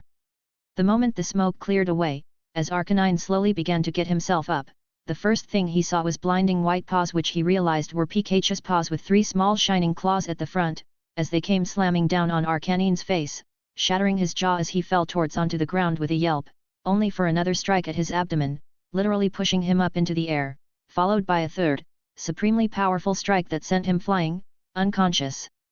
Austin's sweat dropped at Pikachu's brick break combo as Pikachu flexed his non-existent muscles. And Arcanine is unable to battle. Pikachu is the winner. Pikachu looked at Austin and raised his paw in a thumbs up. Back in the stands, Cynthia observed the entire match, her mind in deep thought. Despite the initial battle with Ninetales and then the match between Squirtle and Typhlosion had shifted the balance between victory and defeat, but when Arcanine came out, the tide of the battlefield was shifted for a few moments. Then the unbelievable happened. Pikachu had defeated Arcanine. Despite her rather indecisive nature, Cynthia Shirana had 2 major pursuits. One was to push her Pokémon to the limit, all the while caring for them better than she cared for herself, and the second, to study the mysteries surrounding the legendaries and the pseudo-legendaries. Her 4-year experience with Gible, now Garchomp, had given her priceless experience about a lot of things, one of which was knowledge about the sheer might and existence of those the world knew as the pseudo-legendaries.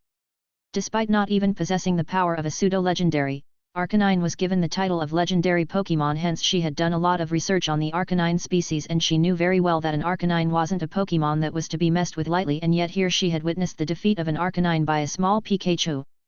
You keep getting more and more interesting, Ash Ketchum. She glanced back at it, who had his next Pokémon ready at hand. This was going to be a rather interesting battle, she decided. Now only if I had ice cream. And Ken's Arcanine falls. With this, Ash Ketchum is the winner and will proceed to the next round. The referee's words shocked Ken, who couldn't believe it. Even after all of that training he still lost. No, he couldn't lose to a trainer who didn't even have half of his experience. Ken's fingers caressed his next Pokeball, which was, in all likelihood, the most powerful of all his Pokémon at the moment. A Pokémon that was, in a manner of speaking, fire incarnate. Destroy that, Pikachu! Ken yelled, throwing the Pokeball out into the battlefield. Go! Magmar! Ken, please step down from the podium. You have lost, and any further act of battling will be taken as an act of violence. Your trainer license may also be terminated. The referee called out as the audience whispered to themselves. Didn't the battle just end? Anger at his losses caused Ken to be blindsided by his action. Austin meanwhile was on edge, as the Pokémon that stood on the battlefield was unlike Paul's Magmar. At first sight, it seemed like a congregation of lava, shaped into a Pokémon, what with the way its body was patterned with flames all over, along with the flares on its head and tail. Its mouth was extended outward to give a beak-like appearance, though its outer body structure didn't seem to give an indication of Magmar being a close combat type. Teleport and use Cross Chop. Appearing behind Pikachu, Magmar delayed a few seconds before his arms glowed white and it crossed its arms to form an X. It then hits Pikachu with its crossed arms. But the delay of a few seconds was enough for Pikachu to launch a counterattack, as it released a lot of electricity using discharge. With the previous electric terrain now gone, Pikachu and Magmar stared at each other. Teleport, Ken commanded, as Magmar instantly teleported from his position, appearing high up in the sky, much to the audience's screams. Use Lava Plume on the ground, Ken ordered as Magmar belched flames from his position, onto the ground below, as the entire region simmered with the rising temperature, making it uncomfortable for Pikachu. Austin's eyes narrowed as he saw his opponent converting the battlefield into a field-type advantage. 2 can play that game. Electric terrain. Releasing a wave of electricity that covered the entire battlefield in a dome of electricity. Use Fire Blitz. Ken yelled in horror. Electric impact. From above, Magmar shot like a rocket towards Pikachu, who pawed the ground, causing Austin to wonder if something was wrong with Pikachu. Suddenly the yellow electric discharges over Pikachu's cheeks began to turn white as dark thunderclouds formed around Pikachu and engulfed Pikachu. Austin was confused at the turn of events when Pikachu was covered in dark thunderclouds and the black ball of thunderclouds looked at Magmar in an instant as if it had teleported. Pikachu appeared a few meters above Magmar, leaving behind a trail of black thunderclouds. Crack! Boom! Clap! The sounds of thunder resounded throughout the cruise ship. Ting! Austin looked at his Pokédex as he saw that Pikachu had finally unlocked his egg move. Volt Tackle! Austin smiled at how different Volt Tackle was from the anime, and in his opinion, it looked cooler. Austin's mind was brought back to the battlefield as he saw Magmar struggling to get back up. Pikachu, use! But Austin didn't bother as psychic energy enveloped Ken and Magmar. Both were pinned to the ground as Steven Stone floated alongside his Metagross towards the battlefield. A silence enveloped the audience, but one thing everyone was sure about was that Ken was in big trouble. Several hours later. Your method of battling is unpredictable, Ash, Harrison expressed. I'm not sure if I should be happy about it or not. Austin turned his neck towards Harrison as Brock was trying to flirt with Nurse Joy while Yellow and others were talking about today's battle. Austin, while raising an eyebrow, asked, "Whatever do you mean?" "Nothing. I guess everyone has their method of battle." Harrison replied, more to himself than to others. "You are making harder decisions, even taking unexpected advantages in a way few do." Austin narrowed his eyes and said, "Thanks." As Harrison left, Yellow came over to Austin's side. She had a worried look on her face as she showed him the footage. Radon is unable to battle and thus Trainer Red, Harrison is the winner over Trainer Blue, Gary Oak.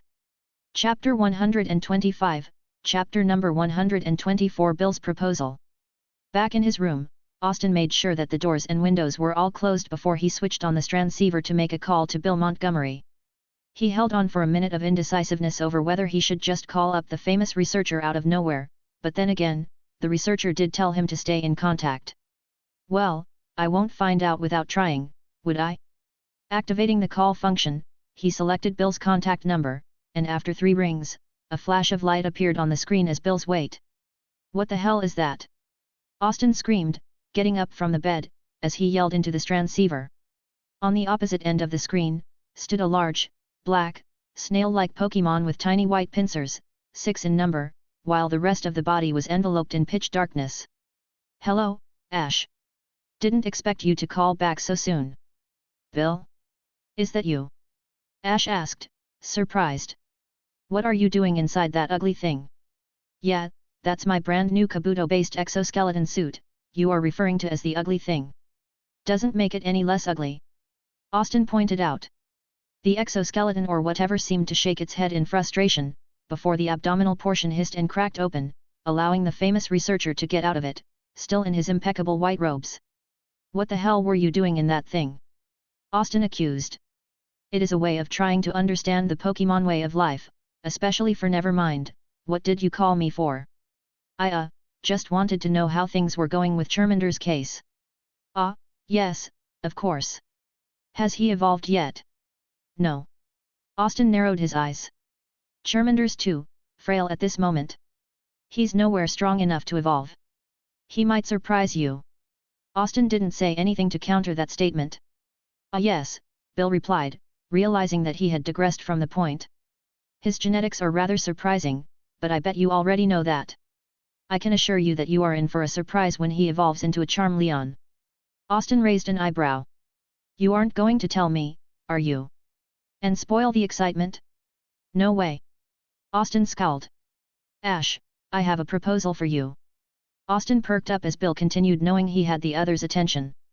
"I want to be your sponsor, and before you say anything, I know you have Professor Oak as your sponsor, but that doesn't mean you can't have more than one sponsor. With me as your sponsor, your Pokémon carrying limit will be changed to 20 Pokémon and custom-made items, which are just essentially shards of memories of moves that have been extracted psychically from Pokémon that have only learned those moves through years of training." "But why?" Bill smiled and exclaimed, "It's a gamble on my part, but your luck with getting all 3 royal Pokémon and even catching the attention of a legendary Pokémon has convinced me that gambling on you is worth it." Austin was about to say something, but a picture of him side by side with Suicune made him shut up. How did he get that? Was someone watching me on that day? He hesitated for a moment before saying, "I will think about it." Bill knew that he had momentarily overwhelmed his friend, so he decided to change the topic, but Austin asked, "Why have I never heard of TMS?" "Oh. Because you either have to be rich or be an ace trainer to even afford them." "What are the benefits of TMS?" "Well, other than the fact that Pokémon can learn moves that they can't learn naturally without years of training, the other benefits are those trademark moves don't require much practice from the Pokémon itself, as those moves are an instant mastery most of the time." Austin slowly nodded as his mind blanked out for a second. He wanted to think about this deal before accepting. "Where are you right now?" Austin grinned, allowing Bill to have a glance at the room all around. "Let me guess, the SS. N. Right in one." Austin jeered. "You lucky sod," Bill muttered. "So, I take it you are participating in the tournament?" "Yep, in the top 8 after my last battle." Bill almost choked. "Top 8? That's rather good, Ash, for someone as new as you are." "What can I say? I'm talented," Austin replied in a sing-song. "And your Pokémon? They are growing stronger and stronger. I have made a lot of progress with those combo moves, and Pikachu has even unlocked his egg move Volt Tackle." "Oh. Wow, tell me more, what's happening on that ship?" "That is pretty much all. I have made an acquaintance with someone from Sinnoh, though she's not a trainer." "Ah." Austin frowned for a moment before the rather odd behavior he had seen in Shirana the previous evening came to mind. "Hey, Bill. Yeah. Do you know any Shirana from the Sinnoh League?" "She's part of the League Envoy and is pretty knowledgeable about Pokémon." Bill began to answer but then paused, considering his words. "Shirana, you say?" His eyes seemed to be dancing with mirth. "Yeah." Austin stressed, completely oblivious. "And she's friends with you?" "Well, kind of. We've met a couple of times." "Interesting. So the Sinnoh champion is demonstrating interest in a fair newbie trainer? I wonder why?" Bill thought to himself. "No," he finally replied, "nothing comes to mind." Austin frowned. She was quickly able to catch up that something was odd about Charmander. "She also told me that she'll introduce me to her friends after the tournament is over." "That will be one hell of an introduction." Bill chuckled inwardly. "Guess you'll have to wait and find out." Austin shrugged. "Well, it's been good talking to you. Now I'll get back to my lab, and you concentrate on winning the tournament and thinking about my proposal. When you are done with both, give me a call." Sure," Austin replied, as the screen went off without any overture. Chapter 126, Chapter number 125, Misty's Surprise. Knock. Knock. Pikachu and Austin woke up to the sound of knocking. Walking up to the door in a half-sleepy state with Pikachu slumped over his shoulder, Austin opened the door. Still half asleep, Austin was surprised to hear a loud beep sound. Rubbing his eyes, Austin saw an out-of-breath Brock in a crimson red yellow who had covered her eyes with her hand, but Austin could still see that she was peeking through her hands. "Ash, what are you doing? Your next match is in 5 minutes." Brock's words woke Austin right up as he immediately closed his door and began changing. Brock meanwhile looked at the crimson yellow who had steam coming out of her ears, and he couldn't help but sigh. Why can't Nurse Joy or Officer Jenny look at me like that? Somehow managing to change into his shirt and trousers, and pulling his Pokémon belt over, Austin and the others rushed off to the deck, panting all the way, only to hear the referee stating, in his usual monotone, "And the match will be held between." The man gave a stern glare at Austin for being late, who was currently staring in surprise at the person he was supposed to battle for the top 8 position. Ash Ketchum of Pallet Town, and Misty Waterflower of Cerulean City. The fuck? Austin couldn't help but keep staring, completely befuddled by the turn of events. Standing opposite him, staring back in kind, was Misty. "Misty. Surprise. Ahem." The referee made his point. "Sorry." Both the opponents flushed in embarrassment. The man scowled before taking a step back, as the battleground began to alter once again, this time replaced by a body of water, just as large as the platform. "The battleground will be water for this match. This will be a 3-on-3 battle, rotations allowed." He lifted the blue flag. "Blue trainer, release your Pokémon." Misty, who happened to be the blue trainer for the match, took out a single Pokeball and threw it into the water. Misty calls, "Golduck. Go, Misty." Austin looked to the side as Rudy cheered on Misty. "Looks like your boyfriend is more excited about this match than you." He is not my boyfriend. A red-faced Misty exclaimed with a glare towards Austin, who just chuckled in response. Trainers, if you would please go ahead with the battle. The referee asked, irritation surging out of him in waves. Right. Austin looked embarrassed. All right, Clefairy. I leave it up to you. Misty narrowed her eyes but focused on the battle, knowing fully well that her friend wasn't someone she shouldn't take lightly in a battle, even with higher level Pokémon from the Cerulean Gym. Golduck, use a water gun. Gravity. The entire jet of incoming water froze in front of Clefairy, as it went on accumulating, though instead of a sphere, this time it became a wall of unmoving water, a testament to the level to which Austin had trained Clefairy in the move gravity using sand. The training of moving sand and giving it shape through pure gravity had helped Clefairy, who had reached an unbelievable level with gravitational manipulation.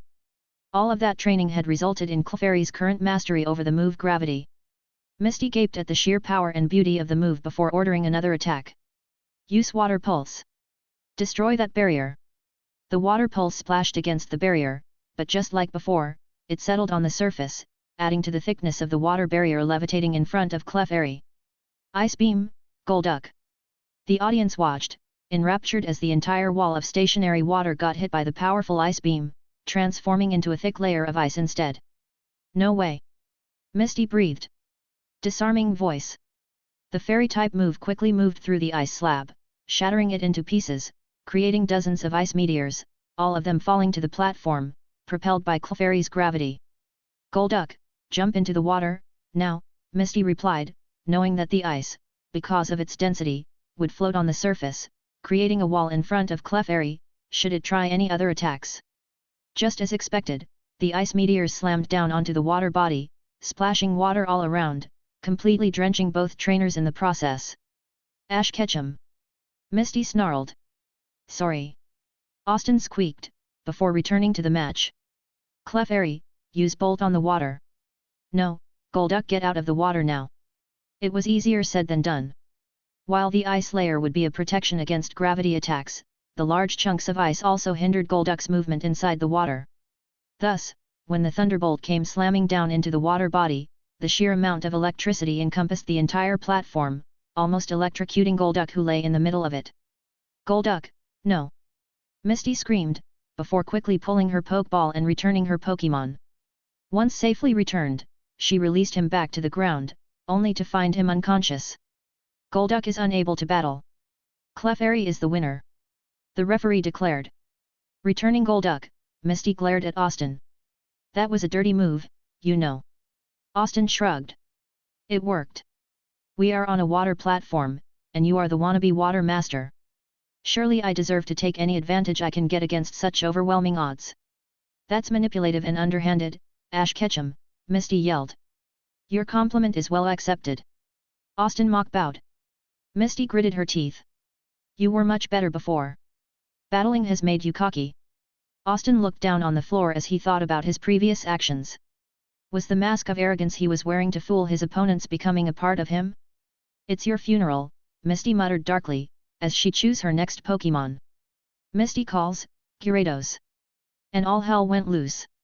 Austin's eyes widened into large, gaping saucers as he took in the sheer size of the colossal behemoth in front of him. To his knowledge, Gyarados usually were in the range of 15 to 23 feet, and had aquiline body color all over, except the underbelly, which was usually pale yellowish in color. This behemoth, on the other hand, easily topped 35 feet by the minimum, and instead of the aquiline shade, its scales were crimson red. Bloody hell, the colossal thing was bigger than the platform altogether. An honest-to-God shiny Gyarados. Austin gulped. Misty, you do know right that I can always offer to purchase you a new dress for the one I just drenched.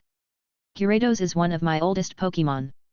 Misty cooed. Yes, she cooed at the infernal creature, who bent lower, much lower so that it could reach Misty's hands, as she caressed her jaw, and she's downright protective of me. Gyarados let out an infernal roar. Meanwhile, Austin's mind was racing as he thought, didn't Misty have some kind of fear of Gyarados, that they would get the better of her? Oh wait. That was for the Gyarados she caught during the series. It must be noted, that at this moment, more than 2/3 of the audience had vanished from their seats, and the remaining ones had Pokémon out, ready to shield them from the monstrous creature that looked way heavier than the entire ship altogether. Miss Waterflower, The referee asked politely. Unbelievable, yes but politely indeed, are you sure that you are going to battle with that Gyarados on this ship? Misty looked slightly puzzled. Yes, why? Austin just raised both of his hands, pointing out everywhere, at the nearly empty spectator stands. Oh! Misty realized. Why don't we have a match in the sea then? Austin looked at her like she had gone completely past crazy. Misty, a battle with a Gyarados in the sea? Especially with a large ship at such proximity. Right, Misty replied sheepishly. She turned toward the referee.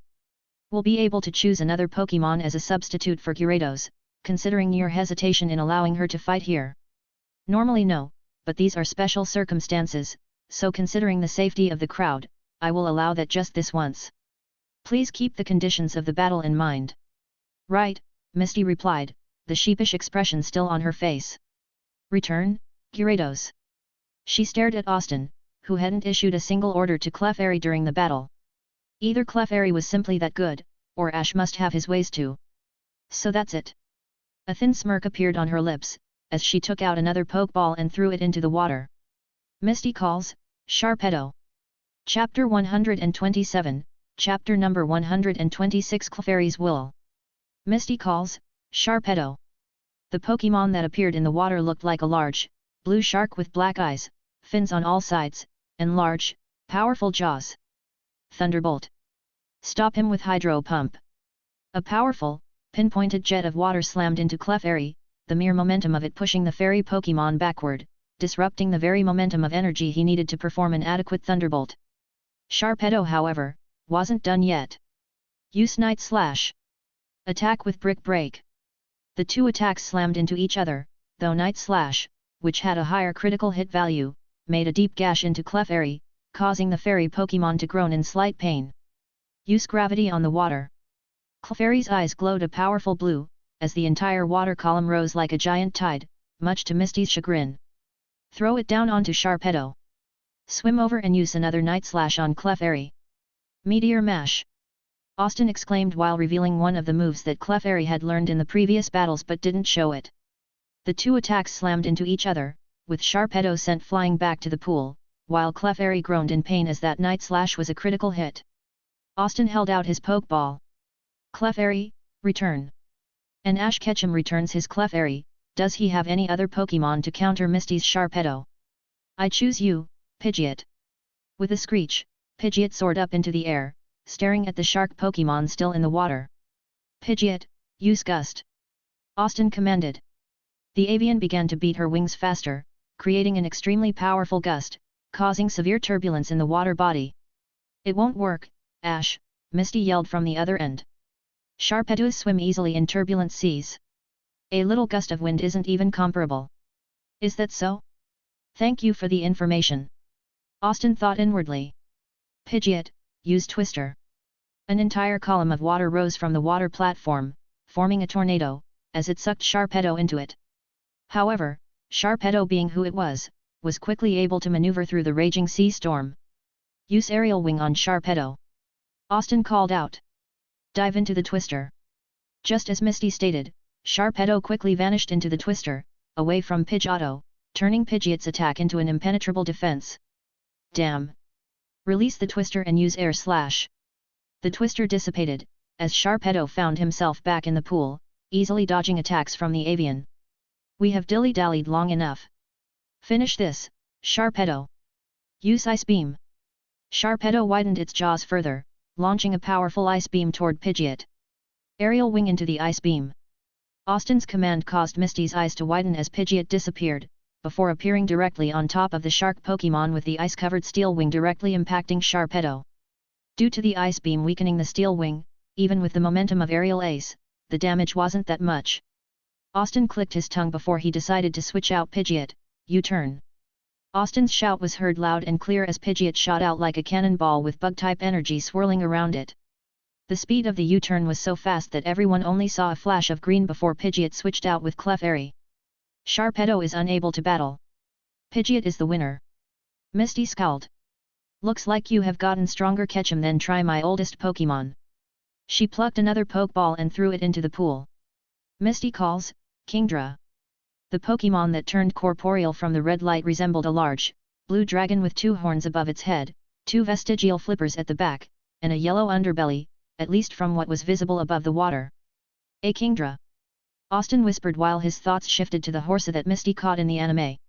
Is that Horsa out there, or had Misty caught it before she started to travel with them? Shaking his head out of his thoughts, Austin looked at Clefairy, who was visibly damaged. Austin took out his Pokeball to switch out Clefairy, but Clefairy refused to switch out. Austin's gaze met Clefairy's gaze, and without any words, Clefairy's message was given to Austin. I am not weak. I will battle. Austin had a bitter taste in his mouth as he wanted to assure his friend that he wasn't weak but rather that his trainer was. I got to believe in the strength and resilience of my Pokémon and to stop treating them like they're glass cannons. Minimize! Austin shouted while turning his hat backward. Ice Beam! Kingdra gurgled loudly before it threw out an immensely powerful ice beam at a moment's notice, which shot past the small Clefairy who was using gravity to move around. Kingdra, show them your power! Kingdra rose from the water, levitating upwards, into the air as if it was making a statement. Once there, she gurgled out loudly. Wish! Austin whispered as with Clefairy's excellent hearing it heard its trainer's command. Hydro Pump! Misty exclaimed while annoyed that Austin wasn't pulling out some amazing combo against her. With Misty's inferiority complex, Austin's actions were getting to her. As if she wasn't good enough for his amazing over-the-top combos. Gravity to dodge! Austin whispered as the small Clefairy shot out like a bullet trying to dodge the streams of water from Kingdra. A few seconds later, Clefairy's body was bathed in light as Wish healed all of the fairy Pokémon's damaged health. Misty's eyes widened as she saw that Clefairy was back in full health. She thought that Kingdra would one-shot the damaged Clefairy, but now the situation was different. She was up against a fully healed fairy type with a dragon type. Misty looked at Austin, who mouthed something she couldn't hear as Clefairy shot an ice beam at the water, freezing the entire water arena. Ignoring the arena, Misty called out, Scald! In response to the attack, Austin just smiled and snapped his fingers as Clefairy used gravity to throw back the Scald attack at Kingdra, who shot an ice beam at the attack. But this moment of distraction was capitalized by Clefairy as it launched a focus punch at the icy terrain, causing slabs of ice to be launched in the air. Misty's eyes widened as she recognized Austin's strategy. Use Hydro Pump to launch yourself. Kingdra gurgled in response as she shot up in the air, but Misty's read of the situation was wrong as Clefairy's magical leaf hit Kingdra mid-air before the slabs of ice bashed its body. Kingdra, Hyper Beam! Misty couldn't help but grit her teeth as she scolded herself for falling for Ash's trap. Clefairy was supposed to end the battle with a thunderbolt, but suddenly something different occurred as a manifestation of a moon formed behind Clefairy. Borrowing power from the moon, Clefairy shot an orb of fairy energy at Kingdra, who returned with a powerful hyper beam which was, even more, devastating with Kingdra's sniper ability. The explosion that occurred smashed against the water column, almost evaporating half of it by its sheer temperature. When the smoke receded, 2 Pokémon were floating on the top of the remaining pool. Clefairy and Kingdra had been rendered unconscious. Both Kingdra and Clefairy are unable to battle. Since the blue trainer has lost all 3 Pokémon, the winner is Ash Ketchum. Misty felt her knees weaken as she slid down to the floor, before returning her oldest friend to her Pokeball. After a moment of silence, she looked up at Austin and gave him a soft smile. That was a good battle, Ash. Thanks. Austin returned, his entire body shaken, as he returned Clefairy, so was that your original team? Misty chuckled in response as she didn't respond. Her knucklehead friend was something else. His growth in these last few months was so fast that she couldn't help but be jealous. Misty. She looked up to see Austin saying, You didn't answer my question. In response, Misty just winked and said, Who knows? Chapter 128, Chapter number 127 Clubsplosion. Sometime later on the deck of the ship, Austin and the others were talking. You surprised us, Misty, Austin said with a sweat drop as Misty was holding onto Brock's ear. Well, Rudy convinced me to enter the tournament. Oh. Speaking of Rudy, where is he? He said he had a call to attend to. Austin said before feeling something push against his leg. Looking down, it was Yellow's Tentacle who was having a conversation with Squirtle. Brock, can you tell me more about the Alola region? Well, Ash, I don't know much, but from my research, there isn't a Pokémon League in the Alola region, and the region comprises many islands, each with its unique ecosystem. The region is considered a vacation hotspot. Austin nodded as he was reminded of Hawaii. Hey, Ash! Came a somewhat uncertain voice from behind. Austin spun around instantly, surprised to see Shirana standing there, behind him.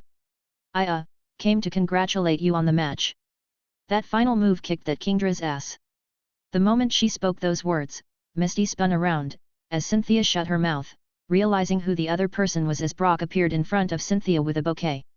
May I ask from which part of heaven have you descended? Cynthia looked confused as Zubat bit Brock's neck with a leech life as he fell to the ground. Austin face-palmed himself as Yellow and Chris came towards the group. Cynthia looked at Misty while saying no offense. Your Kingdra was pretty powerful too.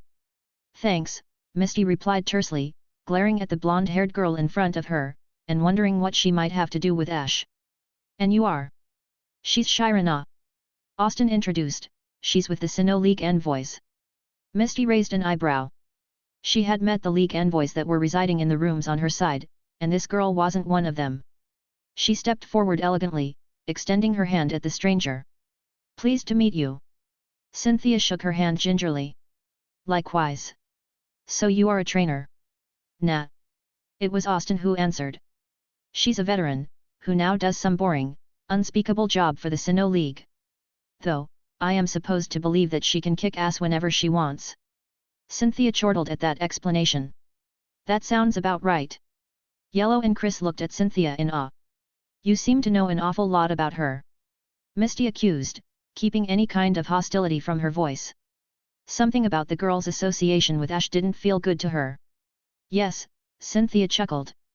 Ash did treat me to ice cream the previous day, rather magnanimous considering he almost lost all his money. Misty looked questioningly at Ash before elbowing Yellow, who was frozen in shock, while Chris looked worried for her friend. Don't ask. Austin scowled. Anyway, this is Misty Waterflower. He introduced her to Cynthia. She is a wannabe water master and knows stuff about water Pokémon like you wouldn't believe. Misty blushed under the praise as Austin continued, that's Brock, he is a bit eccentric but is a great guy. This is my friend Yellow, she. Austin said before Yellow's introduction was cut off by Austin getting shocked by Pikachu as Tentacle had eaten all of the ketchup packets. Cynthia placed a hand over her mouth to stop herself from laughing at Austin's misery while an extremely worried Yellow came to help Austin up with Pikachu looking ashamed before Cynthia scratched the back of Pikachu's ear. So Ash. Cynthia began, I was wondering if we could talk about the issue earlier. Something about Austin's stance shifted. Are you going to call my Pokémon unnatural again? Brock and the others looked confused at the weird conversation the duo was having. Cynthia raised her hands in surrender. I am not, and seriously, stop with the defensive act. I just pointed out that your Charmander has issues. Geez, I didn't threaten you with killing it. I have problems with anyone calling any of my Pokémon that. Austin returned sternly. Okay. Cynthia, still hands raised. Sorry. She replied coolly. Your Clefairy is pretty powerful though, she stopped midway, before continuing, as is that Kingdra. She stared at Misty. You must have trained her pretty well. She's been with me since I was 4 when she was a Horsa. Protected me against a bunch of Tentacruel. Cynthia raised an eyebrow. A Horsa standing against Tentacruel? That was certainly brave of her. Tentacruel is rather ruthless. Do you have Tentacruel back there in Sinnoh? No, but you do get to meet the occasional trainer with one of those things.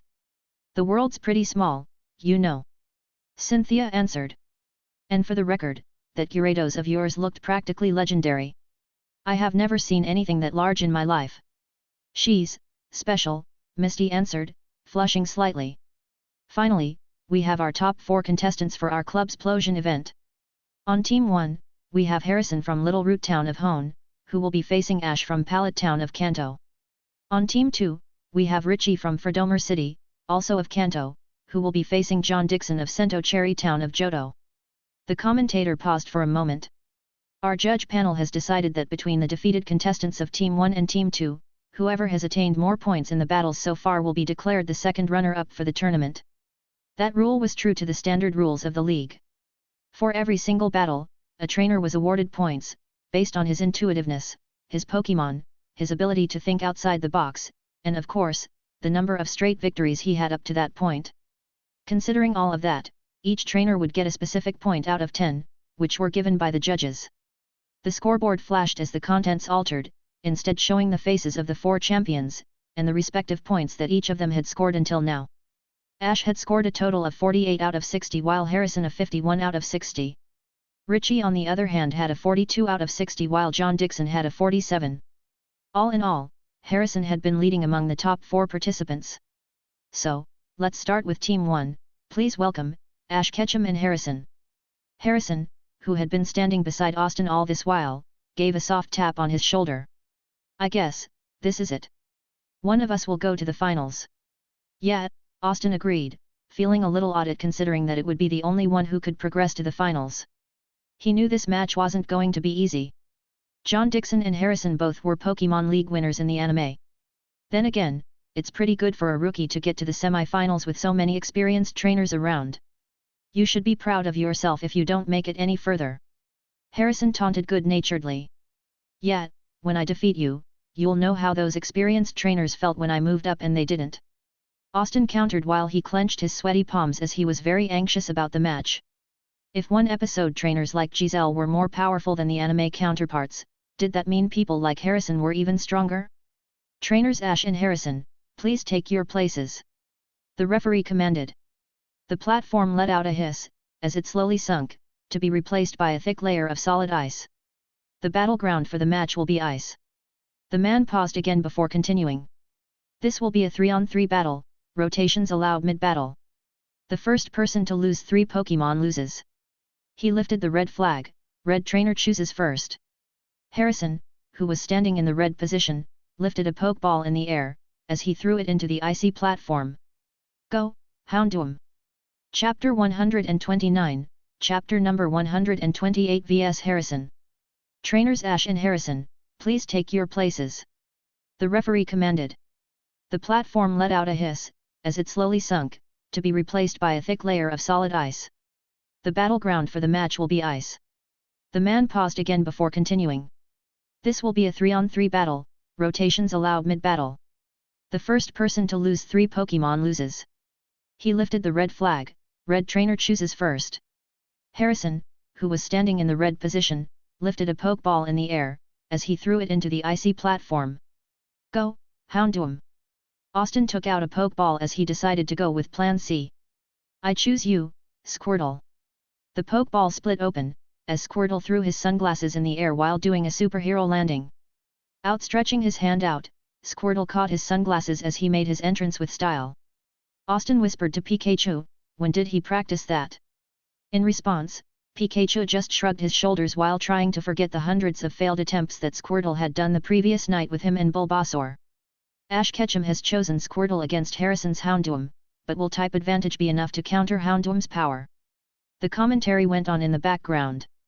I sincerely hope you aren't, Ash, Harrison yelled from the other side. Don't worry. Austin countered back. Houndoom, use Flamethrower. Squirtle, return with Aura Sphere. The 2 powerful attacks met each other midway, resulting in a large explosion, which could be called the perfect start of an amazing battle between the 2 trainers. Get closer towards Squirtle and use Thunder Fang. It was more difficult than expected. The ice field wasn't one for quick movement, considering how slippery it was. Houndoom was certainly having a rather difficult time trying to counteract the loss of resistance of the floor. Squirtle, let's help Houndoom a little. Austin teased. Use Focus Punch on the floor. The moment Squirtle used Focus Punch, the sheer momentum of that move shattered the ice layer. Houndoom in a panic as the sheer volume of ice coming towards him fired a flamethrower which caused the ice to start dissolving into water, on which several other chunks of ice now floated. Use Iron Tail on the water. The moment Squirtle came down on the water with its tail, the sheer power raised the water on either side, drenching Houndoom completely. Thanks for the impromptu bathing experience, Ash, Harrison replied in a falsely sweet voice. That was when Austin noticed that not even Harrison had been untouched by the attack. Sorry. You will be saying that again, and again. Harrison sneered. Houndoom, use Inferno. Counter Shield, Austin commanded, as another set of attacks caught up in a stalemate. Use Fire Blast. Counter Shield. Stop playing defensive, Ash. Attack like a real man. Harrison taunted. I am a kid, Harrison. Austin bit back. Stop asking to play otherwise. The brown-haired trainer sneered. Fine, try this. Houndoom, get closer to Squirtle and use Thunder Fang. Iron Tail. Jump and use Dark Pulse at Squirtle on the face. Squirtle, repel with Aura Sphere. It was too late. This time, Houndoom's speed was greater, as the Dark Pulse came crashing down on him, scoring a powerful attack. Taking that opportunity, Houndoom threw out another 2 Dark Pulses on the fallen Squirtle, who was trying hard to get up. Rapid Iron Bash, Austin commanded. Squirtle began using Rapid Spin in conjunction with Iron Tail as it spun and slammed its tail right at Houndoom, hitting it straight in the abdomen, as it was flung away towards the boundaries, heavily injured. By some miracle, it managed to get itself up and standing, but barely just. Houndoom, one last attack. Harrison pleaded, Destiny Bond. No. Austin's eyes widened as a thin line of otherworldly energy connected both Houndoom and Squirtle, before vanishing away. Did it hit? Austin gulped as if nothing had happened. Then, Houndoom suddenly lost consciousness and dropped onto the floor. In a matter of seconds, Squirtle too, all of a sudden, let out a groan and lost consciousness. Both Squirtle and Houndoom are unable to battle. Trainers, choose your next Pokémon. Looks like you know what Destiny Bond is, Harrison asked as Austin glared at him in response. What? Do you want to call it unfair because you wouldn't be the first? Harrison asked as Austin shook his head. If he called a Pokémon move unfair, then he would just look like an immature whiny brat. Austin took a deep breath as he remembered his father's words after his final exams. Don't look at the losses of the past as failures, rather look at them as reminders on how to improve yourself. Trainers, choose your next Pokémon. The referee reiterated. Harrison took out his next Pokeball. Now that your long-range attacker is out of commission, time to bring out the big guns. He smirked. Go, Arcanine. I choose you, Charmander. Predictable. Harrison mocked. Return, Arcanine. Go Blastoise. The fiery beast was sucked in and replaced by the hulking turtle Pokémon, who let out a roar. Not happening, Harrison. Austin retorted, Charmander return. He returned the fire dragon type, before throwing in another Pokeball. Go, Pikachu. Harrison smirked. Return Blastoise. A surprised audience watched him return Blastoise and replace him with Arcanine. Are you going to keep doing that? Just fixing opponents for my team. I feel like my Arcanine can do with better opponents. Austin narrowed his eyes. Harrison had watched each and every of Austin's battles and spoken about them to him at length. He had done a rather good analysis of them too. In hindsight, he should have understood that he was giving away his techniques to his future opponent. Harrison knew all his cards while keeping his own hidden, and hence, having an extra trump card under his sleeve. I guess the best thing I can do is be unpredictable. I will continue with Pikachu. Indeed. Harrison provoked. And if he loses, then won't your Charmander have a tough time against my Blastoise? Not if Pikachu already defeats your Arcanine in the first place. Harrison laughed. Then let the best trainer win. Austin nodded. Chapter 130, Chapter number 129 vs Harrison Part 2. Cynthia observed the battle from the stands. One thing was clear, Ash had an extreme level of creativity in his battles, but Harrison was a far better trainer, displaying the level of calmness and planning that only comes with rigorous experience. In a battle of raw power, Harrison's Pokémon would get stalemated by Ash when considering Ash's unusual combo move style along with his creativity and unpredictability. However, the brown-haired young man from Hone had taken his weaknesses and turned them into strengths, as he had carefully observed every match that Ash previously had. This is going to be difficult. Squirtle was already eliminated from the competition, and with the choice of the battlefield being water and ice, using Bulbasaur wasn't an option. Scyther had a great disadvantage due to the presence of 2 fire types. And Harrison had practically caused Ash to reveal that he didn't have Clefairy as one of his Pokémon battlings. Pikachu and Charmander were left against Arcanine and Blastoise, and now Arcanine had been pitched against Pikachu, who was, for all intents and purposes, Ash's most versatile Pokémon so far. How will you defeat such a tricky opponent, Ash Ketchum? Meanwhile, back on the battleground, Pikachu floated in the air using magnetic rise as Arcanine stood on one of the larger chunks of ice, growling at the electric mouse Pokémon. Arcanine, start with Fire Blast. Harrison began, as Arcanine let out a loud howl, before unleashing a torrent of flames which expanded out towards Pikachu. Rapid electroballs. The two attacks collided and created a cloud of smoke from which a few electroballs came through. Arcanine, use Swift, and use Fire Fang on Pikachu.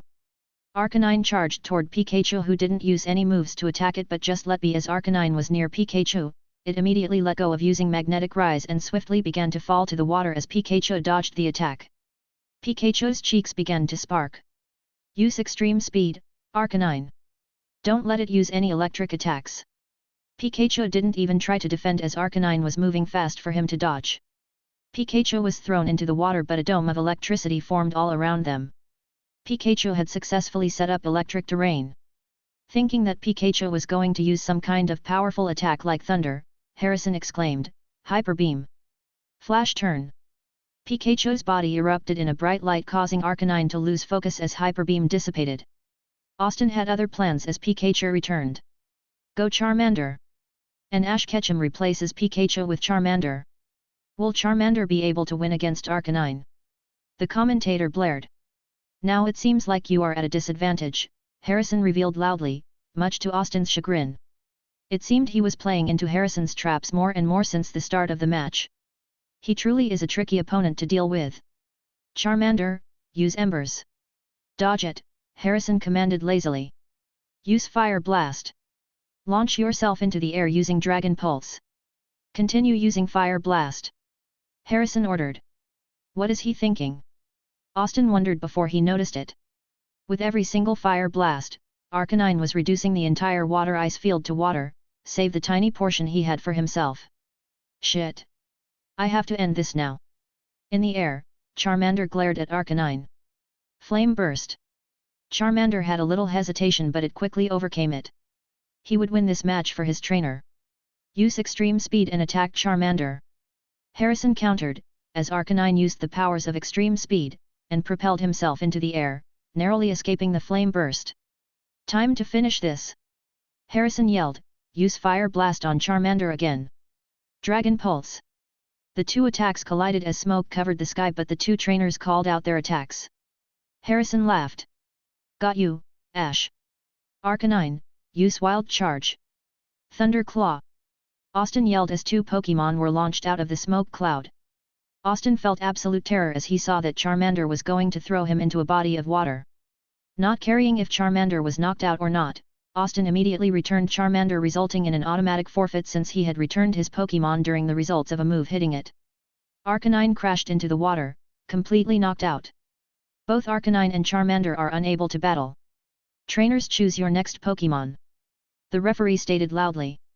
And with a rather sudden change of events, both trainers are down to their last Pokémon. Now, Harrison has one fresh Pokémon, Blastoise, against Ash's Pikachu, who was injured in the battle against Arcanine. Will Harrison's plan prevail or will Pikachu be able to win despite extraneous conditions? Within a matter of seconds, Pikachu was back and floating above the layer of water. Harrison had similarly called upon Blastoise, who was his strongest Pokémon. So it all comes to this. My Blastoise hasn't even battled yet, and your Pikachu is wounded. Who will win? Harrison asked rhetorically. Austin didn't bother to reply. Blastoise, show them a real hydro pump, Harrison commanded as Blastoise let out a roar, before throwing out twin jets of water from his two cannons. Use twin electroballs to stop them. Almost immediately, the incoming water torrents clashed against two orbs of electricity as both attacks were nullified. Use Flash Cannon. Use Counter Shield. This time, the more powerful Flash Cannon attack rammed into Pikachu's counter shield. Use Rapid Spin. Harrison looked up to see that electric terrain had dissipated. Blastoise receded into his shell as it began spinning in the air, throwing jets of water from its orifices, as it lashed toward Pikachu. Use Iron Tail on the water and jump onto its shell. Pikachu followed the command to its trainer as it found itself on the shell of the spinning Blastoise. Discharge. Austin yelled but Harrison just smirked as a berry popped out of Blastoise's shell and Blastoise ate the Wiccan berry, causing it to withstand that super effective electric attack. Blastoise, Shell Smash, and then Hyper Beam. Blastoise's shell glowed as it exploded out, causing Pikachu to be launched from Blastoise's shell as Blastoise turned and fired a point-blank Hyper Beam which had been enhanced by the Shell Smash buff. Discharge. Austin cried out. The two attacks collided, exploding outward, literally throwing the Pokémon towards opposite ends, as both Blastoise and Pikachu went flying, slamming against the psychic walls that separated the battlefield from the stands. Both Austin and Harrison stood shaken, somehow managing to keep standing on their respective platforms, as smoke engulfed the entire battleground. When the smoke receded, two figures were visible. One was a fallen Pikachu, completely disoriented and unable to battle, while on the other end stood Blastoise, panting, his shell fractured, and in pain, but standing, nevertheless. Pikachu was unable to battle. The winner is Harrison and Blastoise. Chapter 131, Chapter number 130. Moving forward. All of my Pokémon gave it their all. What did I give back? What did I pay them, for the efforts they contributed towards my successes so far? What good am I if it took merely a good tricky move to defeat me? I had the type advantage, the field advantage, and yet I lost. Horribly.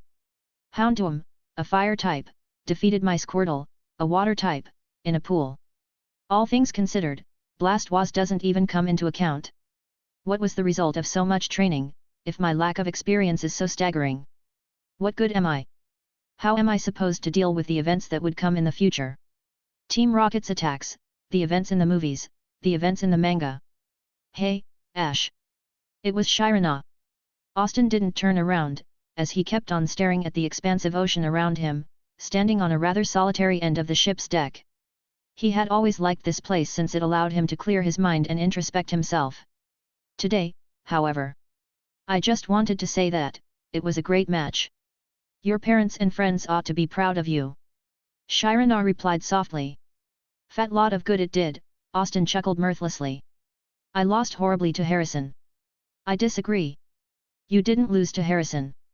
You lost to your inexperience. She raised a finger to stop Austin from contradicting. Let me finish. Your team is powerful along with the creativity and unpredictability in your fighting style. Many league participants would be worried to face you in battle. Austin sighed as he knew that Shirana was telling the truth, but still a loss where you had a lot of advantages still hurt. Cynthia looked at Austin as she knew what was wrong with him. What are you blaming yourself for? For being so easy to be taken off guard. Harrison played me from the beginning of the match, and I let him. Harrison is a trainer who has had a year worth of experience. Cynthia countered, yes, I checked his profile. You, on the other hand, have less than half a year, and yet, the match could have easily gone differently had Blastoise been a little more injured or Pikachu was a little less injured. Think where you would be with a year of experience under your belt. Austin smiled as he chuckled, maybe I could have won if I had used Bulbasaur, Scyther, and Clefairy. I always seem to win when I am at a type disadvantage. Cynthia smiled as she heard Austin's joking tone. He had already figured out what he did wrong in the battle. His advantages made him confident that he would win, and this overconfidence led him to his downfall. Cynthia meanwhile was very impressed at the maturity Ash was showing, since when this had happened to her, she didn't use it to grow stronger until her grandmother talked to her. So what are your plans next? I am going to have my Pokémon learn to set up moves like Swords Dance and increase their move pools along with equipping them with items. Cynthia blinked a few times as she heard her friend begin to rant off what he wanted to improve in his battle style etc. They are going to award the top 4 in an hour. Clean yourself up, and get your sorry ass down there. If you don't, I swear I am going to ask my Garchomp to show you what a true Hyper Beam looks like. You have a Garchomp? Yep, he's my strongest Pokémon, Cynthia admitted. Get yourself down in the banquet hall. I'll see you there. With those words, Shirana spun around elegantly, before walking away, leaving a somewhat mollified Austin in her wake. Taking a deep breath, Austin made his way to Nurse Joy as his friends were waiting for him. As soon as he entered the room, Chris and Gold began to congratulate him on his battle and how awesome it was. Brock congratulated him on the amazing battle, and Misty jokingly chastised him that he should have won the whole thing. A blushing Yellow congratulated him with a hug before all his Pokémon dogs piled on him. Some were sad that they didn't win, as Charmander hesitated to show itself due to its loss, but Austin called out everyone. We lost. Everyone looked down on the floor as Austin continued. But that doesn't mean anything, this loss is an opportunity for us to get stronger and stronger, and the next time we see Harrison, he'll wish we had mopped around after the loss. So are you guys ready? The cries of all his Pokémon resounded as everyone had a look of determination in their eyes. A little while later in the banquet hall. The entire place looked nigh unrecognizable. If the welcoming night had been grand, then this one overwhelmed it by at least several magnitudes. The entire hall was populated with trainers, and men in their black suits, while the female population was free to dress up in accordance with their choice. At the center, there was an elevated platform with several microphones in position, for the party to begin. Austin felt immensely odd, walking all alone into the party. The previous time, his friends had been there to accompany him, and the utter grandeur of the cruise had been too great for him to give birth to any complex emotions. However, after almost 7 days of being there, a lot of things changed. He was now walking into a party, where a lot of eyes would be on him, as the second runner-up of the club's Plosion event. He wondered for a moment where Shirana might be. With her friends, perhaps. The more rational part of his mind supplied. The prodigal son returned at last. Austin spun around to see Harrison walking towards him with a wine glass in hand. "Hey, Harrison," Austin replied, with a slight hesitation in his voice. "Seriously, Ash, if I knew you'd go all dramatic upon losing, I'd have gone easier against you." Harrison joked. Sorry. He raised his hands in surrender. "Seriously buddy, our match could very well go the other way under different conditions. You are going to become a very powerful trainer in time." Austin returned a soft smile. "Want some wine? This thing is really good," Harrison offered. "I'm underage." Austin deadpanned. "Your point?" Harrison countered saucily. Austin chortled. "Yeah, I'll take one, but don't tell the others. Misty and Brock would chew me out if they knew." "Great!" Harrison cheered. "Wait here. I'll get one for you." "So where are the others?" Harrison was back, as he handed Austin his glass of wine. "Try it." Austin lifted an eyebrow suspiciously, before he took a sip, before almost puking it out. "The hell? What is this broth?" Harrison looked indignant. "It's an acquired taste, something that an oblivious 10-year-old wouldn't understand. This oblivious 10-year-old is 1 second away from kicking your ass," Austin retorted good-naturedly. Chapter 132, Chapter number 131 Prize Pokémon. The microphones chimed in, as the main host, Deputy Champion Stephen Stone took his place at the center of the stage, raising his arms outward. "Everybody having a nice evening?" The audience cheered back, raising their glasses to the former home champion. "Well, not to spoil your fun, but it is now time to introduce the winners of our club's Plosion event, for which, I'm sure, you all are super excited." The crowd returned an appreciative cheer. "Great! So, help me welcome on stage, our third runner-up for the event, Richie from Fredomer City, Kanto." "Fantastic job, Richie." Austin observed how Richie walked up the elevated platform, as he shook hands with Stephen. "My turn." Austin took a deep breath as he was going to shake hands with one of the coolest trainers in Pokémon in his opinion. "Don't do anything embarrassing. Don't do anything embarrassing," Austin whispered to himself as if it was a mantra. Our second runner-up. Ash from Pallet Town, Kanto." "A big hand."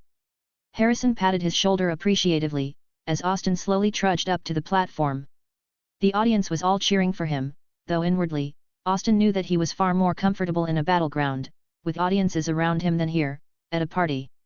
"Well done, Ash." Stephen smiled, as they shook hands.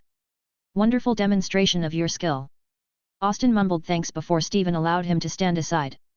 He could see Ethan pointing at himself from the crowd while Chris shook her head in embarrassment while Yellow was smiling and trying not to fall asleep.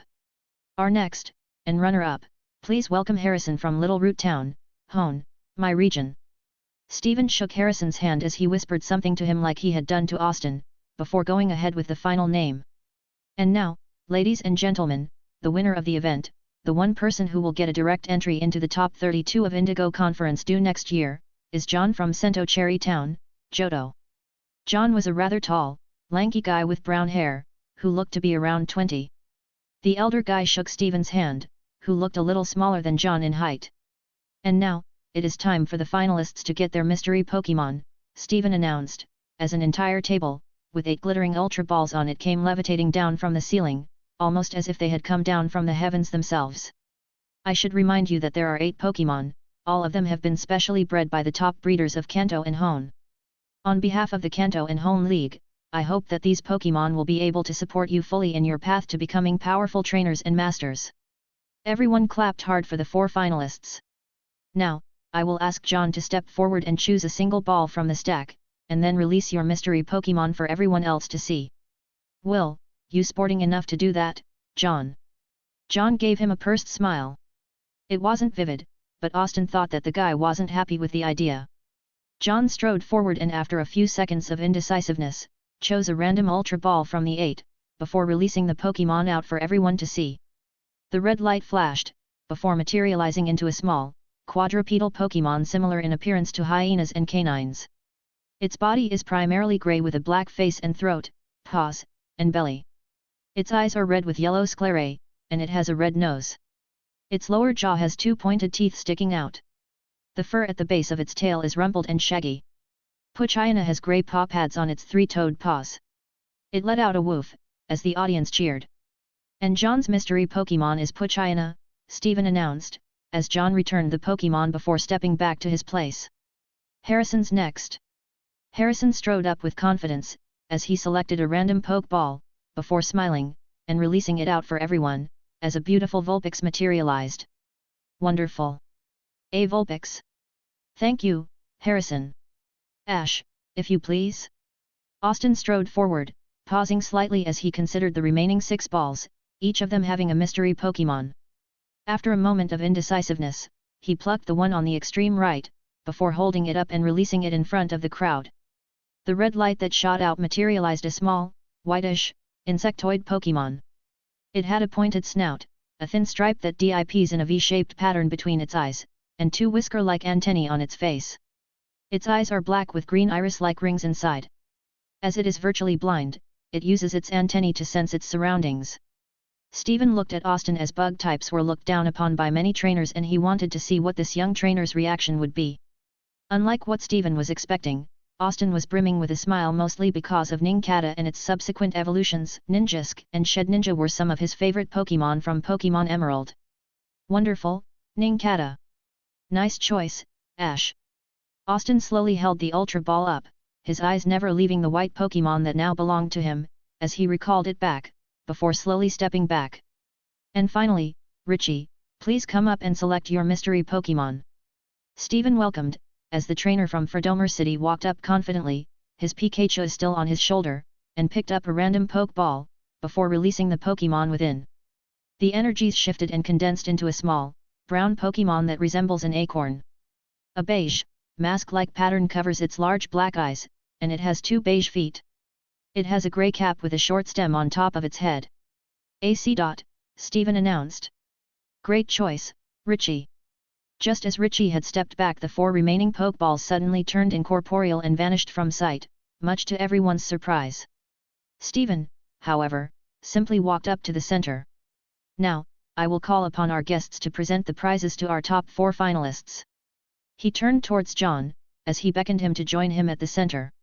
Chapter 133, Chapter number 132, The Champion of Sinnoh. Now, I will call upon our guests to present the prizes to our top 4 finalists. Stephen turned towards John, as he beckoned him to join him at the center. Please welcome, our dear Ice Queen and Elite 4 of Kanto, Lorelei. An extremely enthralling lady stepped out of the other room, much to everyone's cheers. Austin could see Misty and Brock swooning at the woman, Elite 4 Lorelei. The woman looked in her late 20s and had rich, red hair, with 2 pigtails and a ponytail, and a pair of silvery glasses over her hazel eyes. She wore a blue jacket, a red shirt, and a black pencil skirt, a rather normal dress, but looked breathtakingly beautiful. Just as Lorelei reached the center of the stage, a single trainer belt with 10 shiny Ultra Balls latched onto it, aside from a single brown bag that must have contained the 4 full restore packs inside it, along with a single certificate of appreciation. She handed those to John, before smiling and muttering something to John, before stepping back and moving over to join Stephen. Now join me in welcoming Glacia, our dear ice mistress and part of Hone Elite 4, Stephen announced, as a tall, slender young lady, with pale, creamy blonde hair hanging in thick locks behind her head, bluish eyes and pale skin walked out of the other room. Just like before, she took the suddenly appeared trainer belt with 7 Ultra Balls, a bag of restores, a check, and a certificate of appreciation. She handed them to Harrison, who looked pleased as ever before Glacia stepped back to join beside Lorelei. Our next is the breathtakingly beautiful, brand new champion of Sinnoh. Please welcome the new Sinnoh champion, Cynthia. The person who walked in next was wearing a beautiful gown of black and gold that accentuated her eyes and hair, as she gracefully walked towards the center, a soft smile on her face. She turned towards a flummoxed Austin who was gaping at her, before an impish smile formed on her lips. Nicely performed, Mr. Ketchum. Your performance was impressive. I thought your name was Shirana, Austin replied weakly as his mind went blank for a second. Had he noticed, he would have seen both Brock, Misty, and the others look completely shocked. Cynthia chuckled, as she gracefully took up the trainer belt with 5 ultra balls, the bag, the check, and the certificate of appreciation, before turning towards Austin.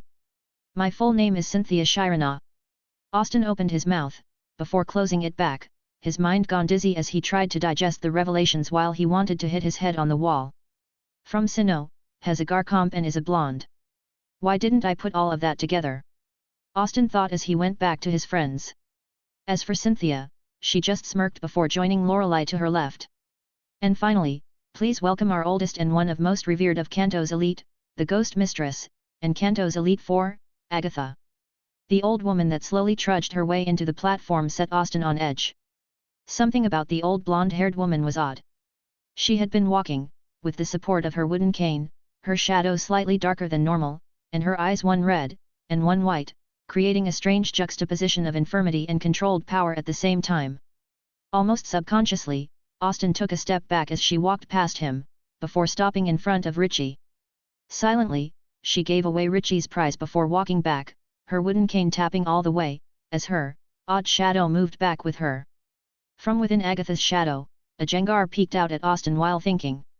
Interesting, that boy's soul so heavily connected with causality. Good luck to you, for fate will rip you apart mentally and physically for your involvement in its grandiose plans. Kikikikik. Now that the prize distribution is over, Stephen held up a glass of wine. Let the party begin. Austin had gotten back to his friends, all of them completely outwitted and awed by the fact that they had been in the presence of a champion all this while. Austin in particular was completely outwitted since he had come to view Shirana as someone he could talk to, spend time with as an equal, and dare he say it, someone he could call a friend. Somehow, he found it rather conflicting to connect the image of a champion with the girl who had been on deck with him an hour ago, trying to talk sense into him, someone with whom he had spent time, had ice cream, and battled for fun. Someone on whom he had demonstrated anger, as if she were a friend and thus, in his circle. And Shirana had been Cynthia, the champion of Sinnoh region, all this time. Still angry at me? The sudden, feminine voice shook Austin out of his reveries, as Shirana no, Cynthia walked up to him, the impish smile still floating on her lips.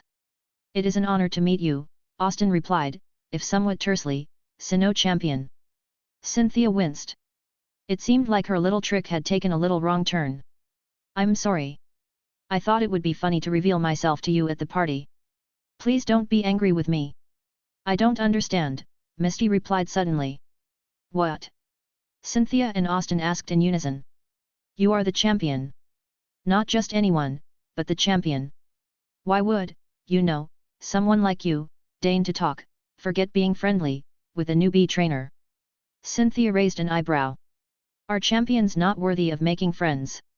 Misty coughed. No, not that I mean, he's just. Brock chimed in, he is just Ash, a trainer with barely a few months of experience. Why would a champion even care to take interest in his profile? Austin looked at the woman, his prepubescent awakening which was something he would take to his grave. No one will know that. Cynthia's lips thinned. I thought I was being friendly, not merely appearing to do so. Yellow looked confused as Austin opened his mouth and closed it. He didn't know what to say. Cynthia let out a sigh. I just. Never mind. You won't understand. I guess. I saw a little of myself in you, and it attracted me, and. Misty and Brock coughed. I mean, I found you an interesting person to talk you, and it was a good way to spend time on the ship. So, that's it, I guess. Oh, Austin replied, something that wiped off the smile on Cynthia's face. However, she controlled her irritation. Anyway, come with me. She pulled Austin's hand. Hey, where are you taking me? Austin asked, perplexed. Cynthia arched an eyebrow. I did tell you that I'd introduce you to my friends, didn't I? Misty and Chris looked at Yellow to see how her friend was dealing with essentially another woman taking away her crush. Misty and Chris's sweat dropped when they saw that Yellow had gone to sleep while all of this was happening. Brock and Gold meanwhile were trying to flirt with a few women and failing. Chapter 134, Chapter number 133, A Challenge. Hey, where are you taking me? Austin asked, perplexed. Cynthia arched an eyebrow. I did tell you that I'd introduce you to my friends, didn't I? Before Austin could even register that statement, he was pulled along by an excited champion who led him to Lorelei, who was currently talking to Agatha and Steven. Guys, this is Ash, as you might know. Cynthia introduced. Hello, Ash, Lorelei replied, rather bluntly. What? I mean, do you two know each other? Ash has been a great friend to me on this cruise. Cynthia chirped, in her usual airhead manner. Lorelei arched an eyebrow. Steven looked mildly amused, while Agatha didn't even change in expression. So this is the person you've been spending time with? Lorelei realized, briefly amused at the slight blush on Cynthia's features. Nice to meet you, Ash. Nice to meet you too, Elite Four Lorelei. Lorelei chortled at his method of describing her. Just Lorelei is fine, Ash. I must say, your performance has been an eye-turner. Hasn't it? Cynthia chirped. Who'd say that he's not even half a year into training? Both Steven and Lorelei arched their eyebrows at that comment. You have quite the strong soul, Agatha spoke for the first time. Thank you, ma'am, Austin said with a somewhat nervous smile as his mind was trying to come up with an explanation for Agatha's words. Agatha. The old woman countered. Not ma'am or Elite Four. Austin nodded hesitantly. Agatha, stop worrying the poor boy. Lorelei chided good-naturedly. Agatha, however, was staring at him with an undecipherable expression on her face, making Austin feel an incredible urge to run away. Finally, she spoke up again. Fate does not play dice with each other. What are you harping on, Agatha? Steven complained jokingly. Agatha paid his comment no mind. Her eyes were staring at Austin as if he were an incredibly interesting bug and she was a researcher of the bug type. I will not repeat that statement, boy. That said, she turned towards her left, but not before speaking her last words. I believe it is time for me to desert this gathering. Lavender Town needs my presence. Almost instantly, her cane shifted its shade to pitch black, as it morphed into a wider shape, before engulfing her and vanishing. The entire thing happened so quickly that had Austin not paid any attention, he would have thought that the old lady had just teleported away. Agatha and her flair for dramatics. Lorelei sighed. Do not mind her, Ash. The old lady is crazy powerful, but damned superstitious as hell. Austin nodded, but in his mind, he couldn't help but think about the words of the giant Drago Knight. Steven chuckled at her use of expletives, but didn't choose to point it out. Something wrong? Steven asked, noticing the change in his expression. Just remembered something, Austin replied. Steven and the others didn't pry into it. Austin sat outside as the High let out a sigh. Talking with Lorelei and Steven was exhausting. He had to stop himself from fanboying over them as they gave a lot of really helpful advice for Pokémon training. Hearing someone sit near him, Austin glanced to the side to be surprised as Gary was watching the party. Hey Ashy boy, Gary greeted, not looking at him. Man, I thought this week would never end. You got bored at the party? Austin asked with Gary nodding. Don't get me wrong, it's great and all, but I like traveling more, Gary said, glancing at Austin. Something I think we can agree on. Austin gave a nod. A silence descended between both Gary and Austin as they looked at mingling trainers, just enjoying the peace. It didn't last long, however, as Gary sighed. Hey, I've been meaning to talk to you, Ash. Gary began, surprising Austin as he didn't say the insulting nickname. Is something wrong? Austin asked with Gary eyeing him cautiously, no doubt seeing the change in posture. Shaking his head, Gary continued what he was going to say. It's just you've been acting kind of weird ever since we started our journey. He said, making Austin a little nervous. I have? Austin asked, and Gary chuckled, feeling some relief. That right there sounded like the Ash he knew. Maybe he was overthinking it a bit. You know what, never mind Ashy boy, Gary said with a cocky smirk directed at Austin. Just know that next time we battle you better be ready to lose. Austin just grinned. We'll see, Gary. Just like that, things seemed back to normal for Gary. Hearing the ship's intercom go off, both Austin and Gary went quiet as the captain of the ship walked up to be seen from his quarters on the top floor on a balcony, a microphone in his hand. Hello, this is your captain speaking, and I am pleased to let you know that the final hours of this deluxe cruise are almost up. We'll be hitting landfall in Celadon City around 9 tomorrow morning, so it would be best if you do one last sweep of your belongings to ensure you don't leave anything on the ship, he said to the countless trainers listening to him. Meanwhile on the deck. Seriously, I don't understand the need of this, Cynthia tried, but Harrison would not, it seemed, accept a no from her.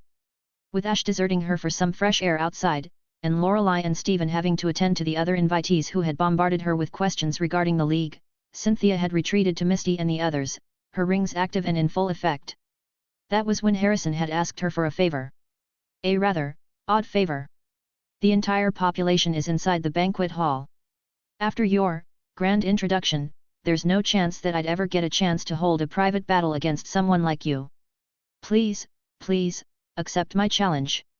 Harrison pleaded once again, as the two stood on the empty deck. Okay, Cynthia muttered, feeling slightly embarrassed at the way Harrison was pleading with her. One match, is that enough? Very. Harrison smiled. The platform over there then. Cynthia shrugged. It is your challenge. Harrison nodded as the two walked towards the elevated platform that had served as the battleground for the finals, earlier in the morning. Standing on the blue platform, he glanced at the Sinnoh champion who stood on the red one. This is an unofficial challenge against the Sinnoh champion for a one-on-one battle. Cynthia's lips twisted in amusement, as she released her Pokémon. Go, Garchomp! The bipedal shark-like Pokémon that materialized in front of them had a mix of red and blue colorations all over, with two horn-like appendages and a star-like yellow mark on its snout. Its arms had one claw each, and triangular fins emerged from its elbows and back.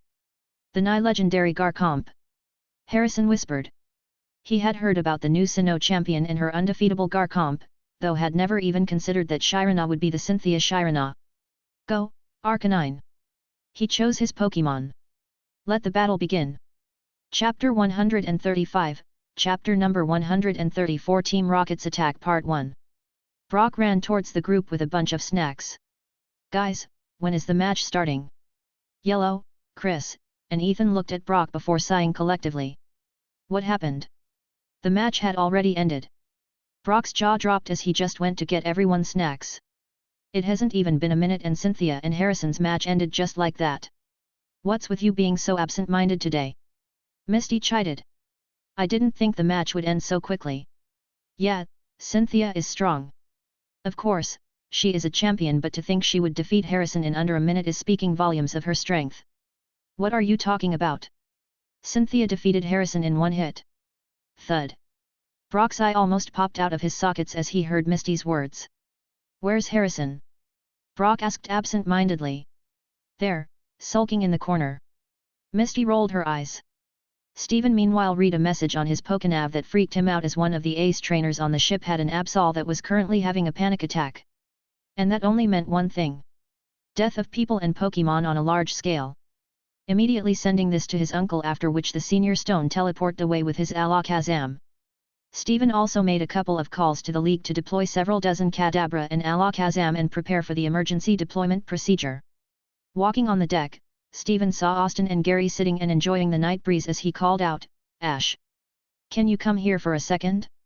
Austin hurriedly came towards Stephen along with Pikachu as Stephen took out a single card-like object from his pocket, which enlarged into a little suitcase. From the inside, he pulled out a watch-like thing and handed it to Austin. Take it. What is this? Austin wondered before realizing what the object is. This is a Pokénav, Stephen explained. It is used to communicate with people who have a similar one on them, without having to resort to using PC consoles. They are quite expensive, so I'd say that you take good care of that thing. Thanks, but why are you giving this to me? Stephen sighed. Look kid, there seems to be trouble brewing and this place is going to the epicenter of that trouble. You seem to get involved in matters that fall under Elite Four scrutiny a lot, especially with your past experiences with Team Rocket. I guess, it is for the betterment of both yourself and us, that you remain in contact, especially now that you are in direct communication with the Sinnoh champion, and for the record, what exactly is your relation to Montgomery again? Bill, I mean, Mr. Montgomery is like a friend to me, and he wanted me to register as a freelance researcher working for Mr. Montgomery. Impressive. Stephen arched an eyebrow. You sure have a knack for knowing people in the higher UPS. I ask myself the reason for that every day, Austin mumbled to himself, much to the former champion's amusement.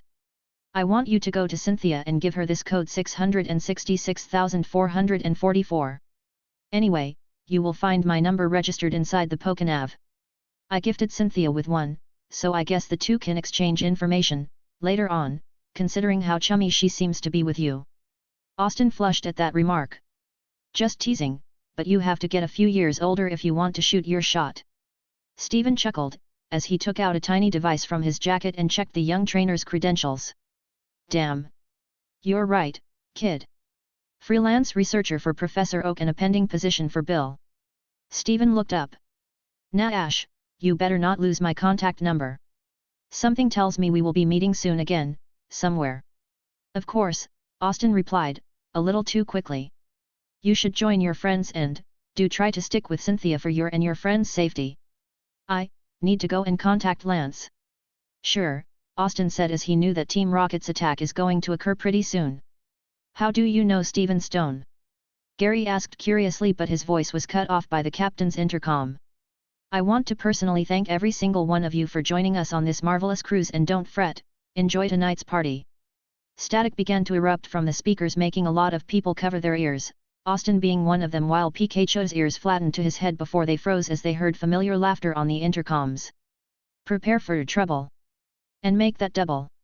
Immediately Austin's eyes widened as he didn't expect the attack to occur so soon, while Gary blinked. Is this a part of the cruise? No, it's Team Rocket, Austin said, making Gary's head snapped up in shock. In the crowd down at the deck, Yellow and Brock froze up, no doubt recognizing those voices. The captain turned to find out who was in his cabin when a bolt of electricity slammed into him, knocking him off the balcony where he landed in the crowd. Luckily that ended up saving his life, while Jesse, James, and Meowth showed themselves, James returning a Pokémon in the process. Just seeing their uniforms made the crowd erupt in a frenzy before the sailors threw off their uniforms to show they were rocket grunts, various Pokémon erupting from their belts. Countless Golbats, Raticates, Grimers. It was endless as people were beginning to panic further. No need to panic, as long as you cooperate things will go smoothly, James said, holding a rose while he scanned the crowd from the computer in hand, his eyes landing right on Austin, picking him out. For most of you, that is. Jesse smirked, seeing Austin. Resist and things will get messy. Meowth laughed, climbing onto the rails. So listen to your betters, Meowth. He said, shocking everyone by speaking. However, some of you won't be getting off this ship. Austin nearly cursed when he heard Ariana's voice as Ariana walked up behind the trio, a sadistic grin on her face. But don't worry, it's only 3 of you that won't get off, and I can already see one of them with the Pikachu. Gary's eyes widened as he turned towards Austin as Pikachu snarled, his cheeks sparking as he was the only one with a Pikachu out. This is bad, Austin said while reaching for his belt to send out Butterfree and Raticate, but a toxic smell hit his nose, causing him to gag when a wheezing got in his face. There will be none of that, Ash, was it? Proton spoke, making his presence known, and now Austin will admit he was scared. Chapter 136, Chapter number 135, Team Rocket's Attack Part 2. Austin was reaching for his belt to send out Butterfree and Raticate, but a toxic smell hit his nose, causing him to gag when a wheezing got in his face. There will be none of that, Ash, was it? Proton spoke, making his presence known, and now Austin will admit he was scared. He clearly remembered the last time he fought an executive in MT Moon. Pikachu and Butterfree were taken out in one hit from a gloom, despite Butterfree having a major advantage. Now he was coughing as the wheezing near him was giving off more gas, barely hearing shouts as he could see Brock, Yellow and Misty trying to get to him through the crowd. Pikachu launched at the wheezing, but an Arbok intercepted as Ariana sent her snake out, knocking Pikachu to the floor. While Ariana's gloom poisoned Gary's Wordle. I have to say, you certainly made an impression by getting in our way so many times, Proton said, his hands clasped behind his back.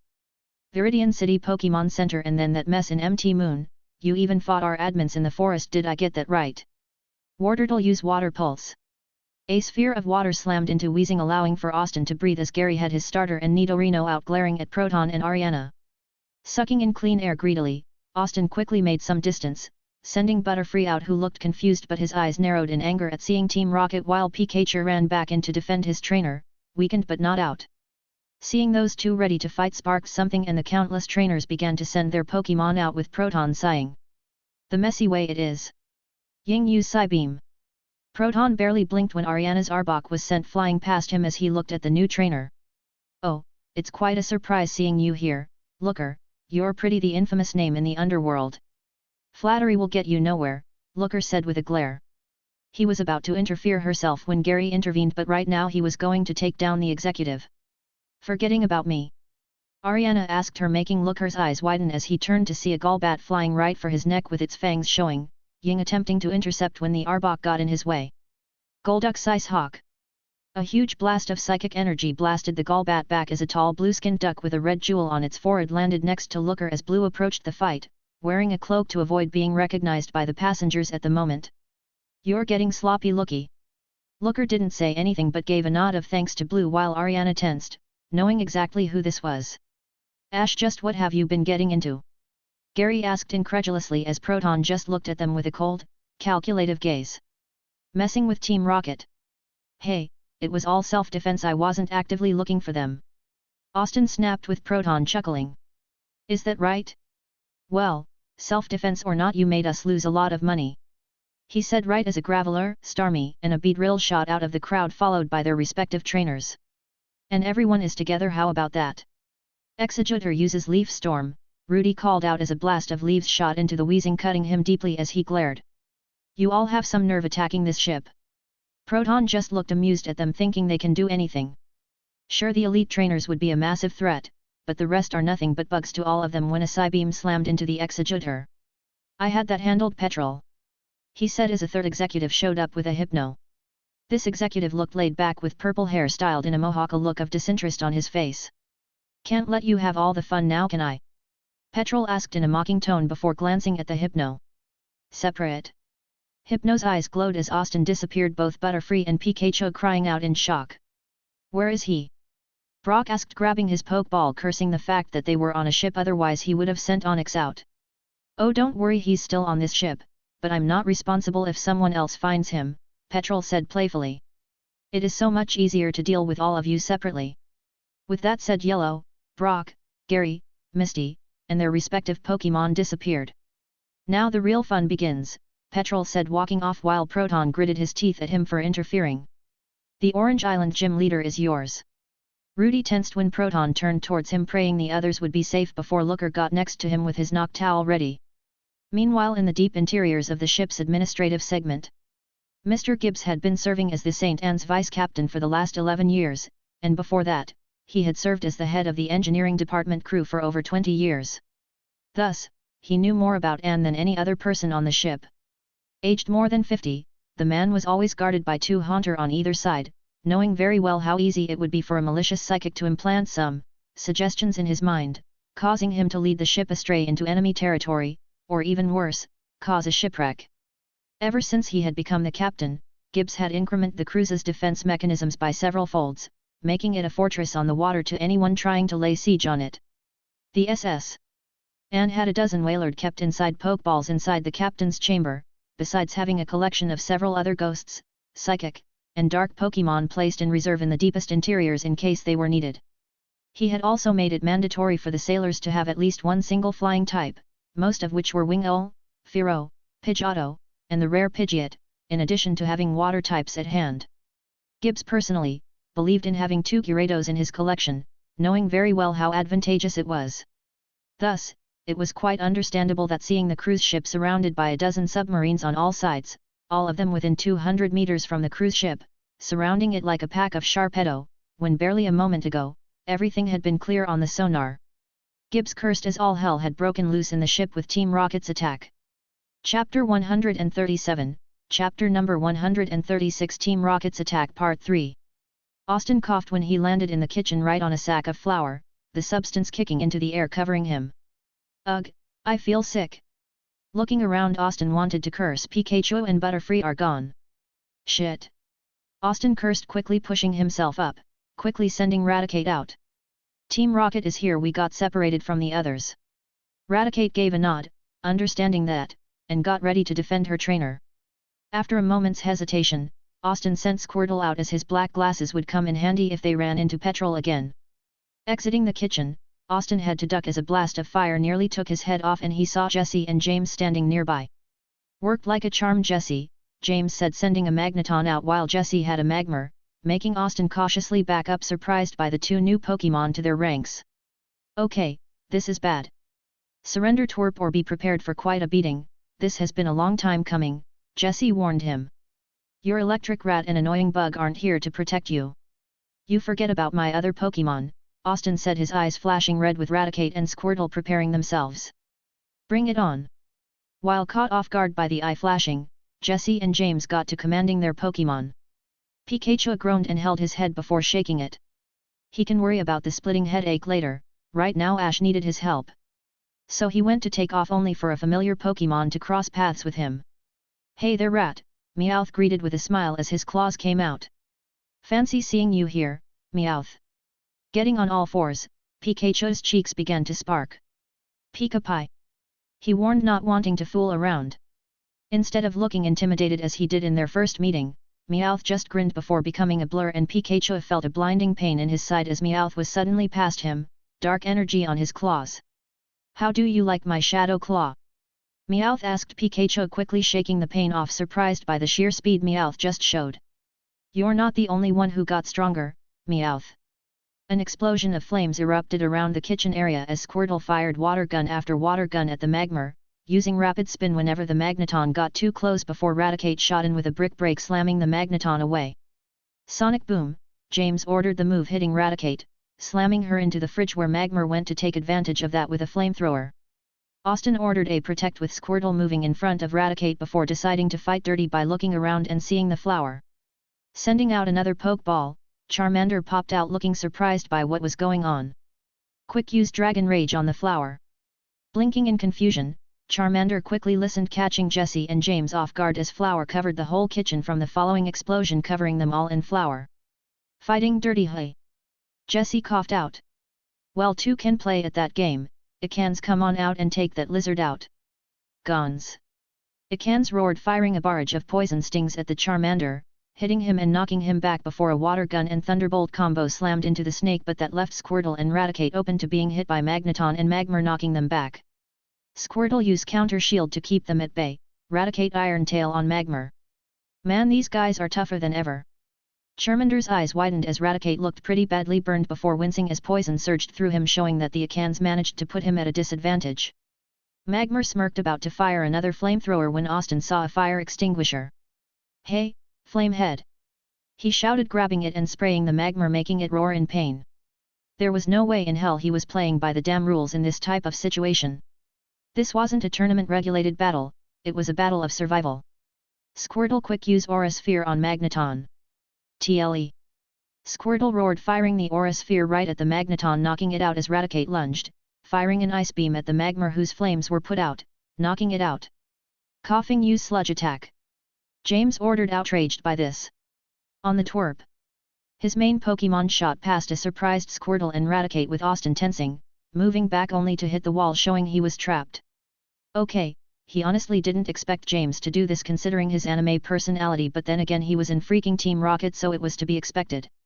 As the coughing moved to do that, Charmander quickly jumped in the way, a glare on his face, not wanting anything to happen to his trainer, so he opened his mouth and a flame burst erupted, the force of the attack sending Charmander flying back into Austin, who caught him as the attack flew into the coughing's mouth right as the sludge was about to exit, causing a huge explosion. The last thing Austin saw was a blue flash of light. 7 miles from the coast of Whirl Islands. "What do you mean that the cruise is surrounded by? I thought we had sonar systems up and active to several kilometers in every distance." Lance thundered into the Pokénav. "How the hell could this even happen?" "We do not know, sir." The voice over the phone answered. The sonar had been working with cent% precision. It was almost like the submarines just what, sailor?" Lance yelled. "Teleport," the man said, his voice weary and trembling. "That is not possible." Lance denied the argument. "Are you seriously suggesting that some psychic just teleport a dozen submarines at exactly 200-meter radius from the SS from a distance of at least several kilometers away, while the SS was in motion?" Silence prevailed for a while before the answer came. Yes. Damn it. Get the protection active and functional. I'm sending support. Lance hit the button and cancelled the call. This was not supposed to happen. Ever since the cruise ship set sail, Lance and his team of ace trainers had maintained a constant eye on the cruise, following them from Vermilion. Ace trainers were always there before the cruise reached a city, and stayed back after the cruise left it. Lance himself had been monitoring the entire movement with the precision of a well-trained Pidgeotto from day one. Send the emergency deployment squad number 17 to the ship. We need evacuation as fast as possible. He dictated. Sir, the Anne has its defenses managed by sailors. With Elite Four and Steven being there, isn't it too much overreaction for us to deploy number 17? One of the higher administrative officers asked. If what I fear is correct, then even number 17 wouldn't be enough to get us out of this mess, Lance muttered, more to himself than to the officer. Get me Steven on the phone. Connecting, sir. Silence. Sir, Steven is on the call.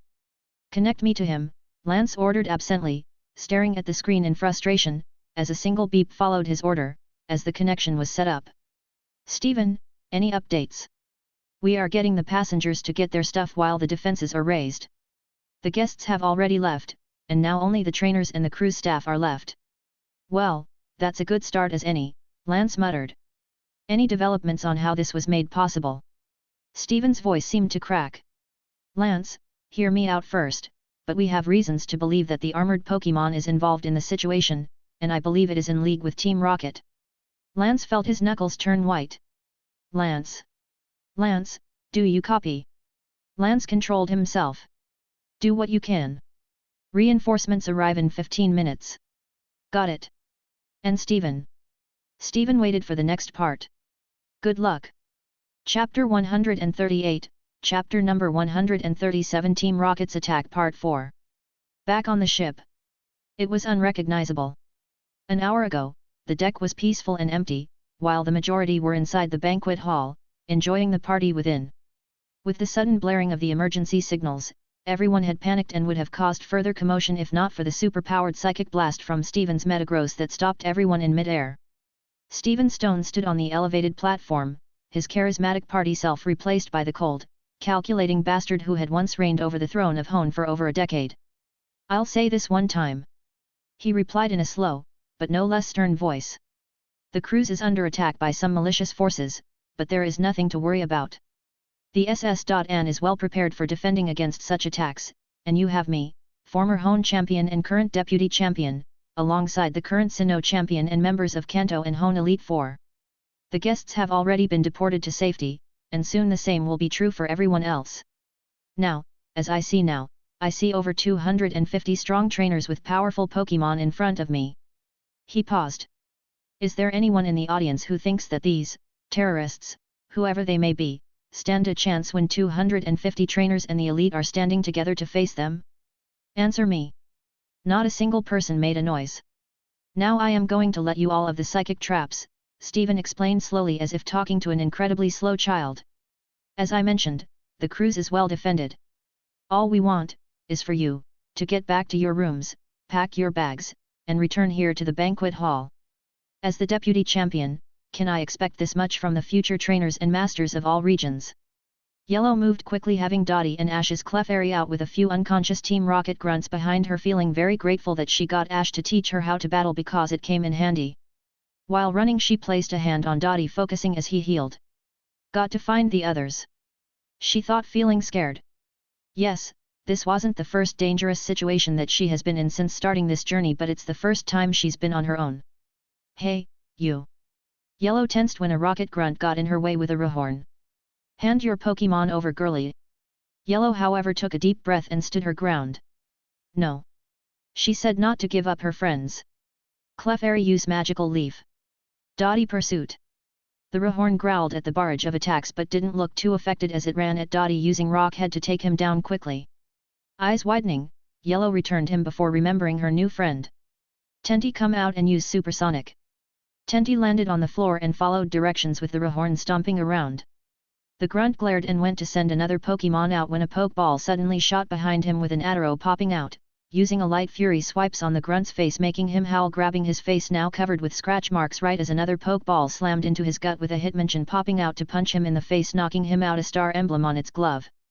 That was enough of a distraction for Clefairy to use another magical leaf to take the Rehorn down as Gold and Chris quickly made their way to Yellow. "You all right?" Chris asked in concern while Yellow breathed a sigh of relief. "Yeah, I'm happy to see you guys," she said before growing worried. "Have you seen the others?" Twirling his pool stick after poking the grunt to make sure he was out, Gold shook his head. "You're the first one we found, it's complete mayhem out there," he said before grinning. "Nice tentacle, by the way, when did you get her?" "Earlier today," Yellow said with a smile as Tenty wrapped a tentacle around her wrist. "Thanks, Tenty. Best to stick together right now," Chris said, returning Minley and sending Zadie out, the psychic bird stretching her wings, a star-shaped sticker under her left eye. "Zadie, can you locate the others?" Zadie looked at Chris, her eyes glowing with him looking through her memories to get an idea on who to search for, and gave a nod, her eyes glowing, but they heard chuckling as Petrol walked towards them, his hypno nearby, eyes locked with Zadie. "Now we can't have that, it'll make things way too easy for you." Seeing as how Zadie was locked in a psychic fight with Hypno, Chris sent Arky her Arcanine out while Adaro jumped off of Gold's shoulders ready to fight, followed by Clefairy, surrounding Petrol, who didn't look worried at all. With a grin, toxic gas began to spread around the room with a rather large mook erupting from the ground around them.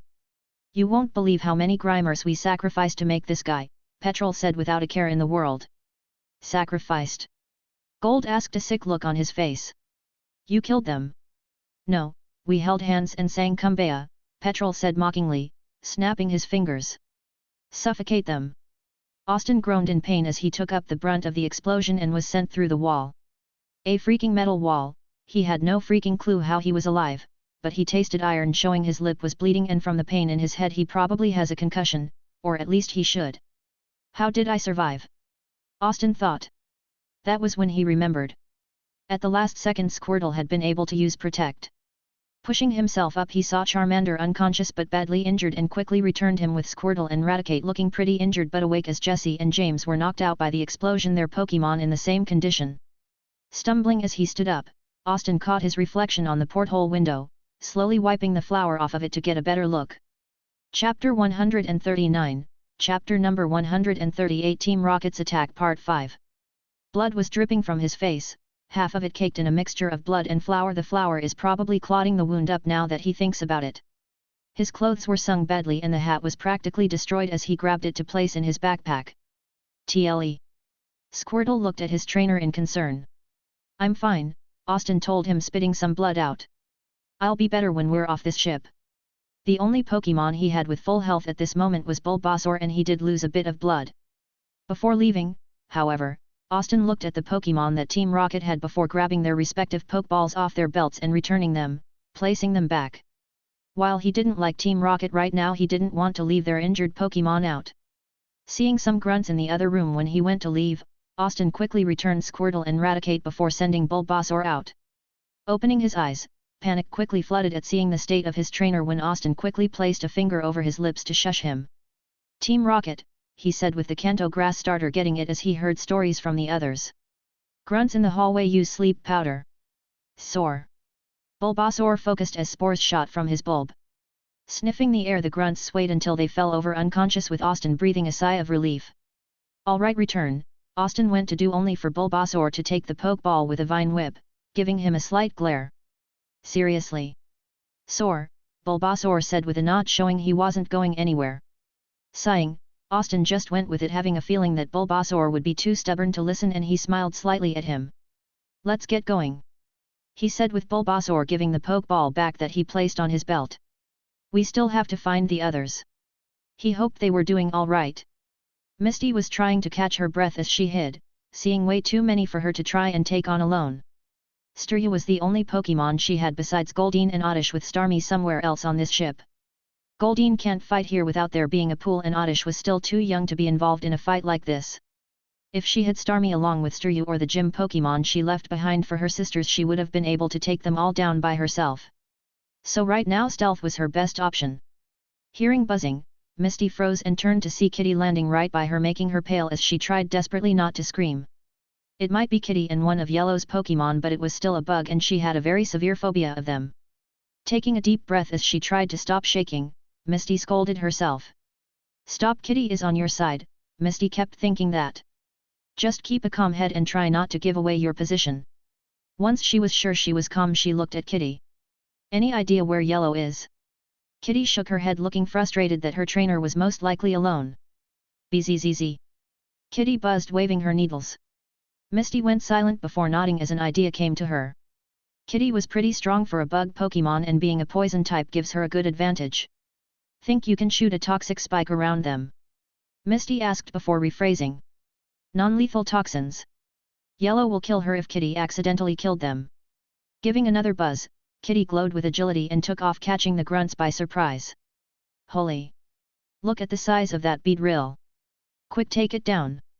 They went to prime their Pokeballs only for toxic spike to shoot into the ground, catching them off guard before they surged purple with the non-lethal poison coursing through them, paralyzing their limbs as they fell over. Giving a nod, Misty then sent out Oddish. You mind absorbing the toxic spikes? She requested, as Oddish would be unaffected by them and she didn't want to risk stepping on one after all that trouble. Dish! Oddish said with a grin, running around glowing purple as he began to absorb the spikes, Misty following behind him to get out of the room. Thanks, Oddish, and great job, Kitty, Misty said, her grin becoming slightly forced. Kitty gave a nod, not bothered by Misty's phobia, as this was progress from when she was a Weedle.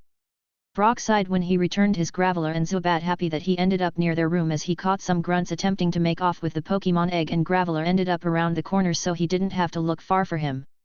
He wasn't gentle about the followed beatdown either, as while the grunts were still alive they had a lot of bruises and broken bones, ensuring they wouldn't be getting back up anytime soon. Really should have listened to Ash about those tickets being too good to be true, Brock muttered as his libido ended up biting him again, considering that was what convinced him to get on this ship. He knew that he and Misty would have no trouble given their status as gym leaders, and Ash shouldn't have any problems with the grunts considering how much stronger he has gotten. Brock was worried about Yellow but trusted that she could take care of herself until they regroup. Still, it was the executives he was worried about, as he remembered the last fight with Ariana. The only reason they survived was because of Lance's untimely arrival. Thank God they had ace trainers, Elite Four, and 2 champions on the ship, but what were they doing? Fway! Brock paused when he saw a grunt fly back with psychic energy while a battered Butterfree flew into his view, landing nearby looking exhausted. Chapter 140, Chapter number 139, Team Rocket's Attack Part 6. Adaro Swagger. Gold shouted as he was running with the others, dodging swipes from the large Mook, his Apo making funny faces at the Pokémon. They were still in the same room that Petrol left them in, as Chris was not going to leave Zadie, who was still in the psychic battle with the Hypno and losing if the injuries showing up were of any indication. Arky got poisoned badly with a toxic, making Chris recall him because if left untreated for so long there was a chance he could die. Seeing the Mook glow red, they were given a small reprieve when it was stumbling, leaving for the 3 to take cover behind some of the debris that fell during this fight. We're getting nowhere. Chris panted, not sure what they should do. Chris, don't you have your Cubone? Gold asked, seeing Adaro jumping and weaving around the Mook with Tenti giving him support from a distance with Water Pulse. Yeah, but he's not strong enough to take the Mook head on like this, Chris warned him.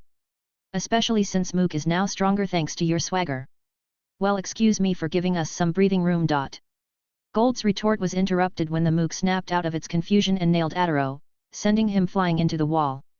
Adaro! What if you get behind the Mook? Yellow asked, rushing over to Adaro to grab him for Gold because she felt that if there was a time to use her ability it was now. That could work. Chris began, only to pause at seeing Adaro glow and heal due to Yellow holding him. What was that? Gold however grinned. Awesome, since when could you do that? He asked with Yellow looking away. Mook's roar as Tenti came crashing near them brought their attention back to their problem. As much as I'd like to know too, we have a bigger concern, Chris said, tossing Gold her Cubone's Pokeball. Think you can get him behind the Mook? Just give me an opening. Gold said, still having his pool cue, Adaro awake again and on his shoulder. You know what to do, Adaro. Palm. Adaro gave a nod. Give me Arky's Pokeball, Yellow said with Chris giving a nod, trusting Yellow before the Pokeball glowed. Okay, the poison and his health are healed. Relief flooded Chris's face before she sent Arky back out. You're a godsend right now, Yellow. She said happily that the blonde was there with them, while Yellow felt herself blush a bit at that, never being called that before. Thanks, Yellow muttered, healing Tenti and Dottie now that she had the chance before realizing she was out of breath. All of this healing was taking its toll on her. Archie, use flamethrower. Chris ordered as the Arcanine shot a jet of flame to engulf the mook as it roared in pain, followed by a stream of stars from Adara, while Gold calculated where to hit before placing Boney's pokeball down and readying himself. A cry however made them look towards Zadie to see her looking pretty injured, almost out. Crap, if that Hypno wins we might get separated again. Gold said with Yellow frowning before sending Dottie out to help distract Mook and running towards the psychic types. Yellow. Trust me. Yellow called back, nearly flinching when the Mook swung at her, but Tenty intervened with a water pulse, knocking the arm back right as Yellow jumped to reach Zadie, her hand resting on her head to heal the psychic bird to full health.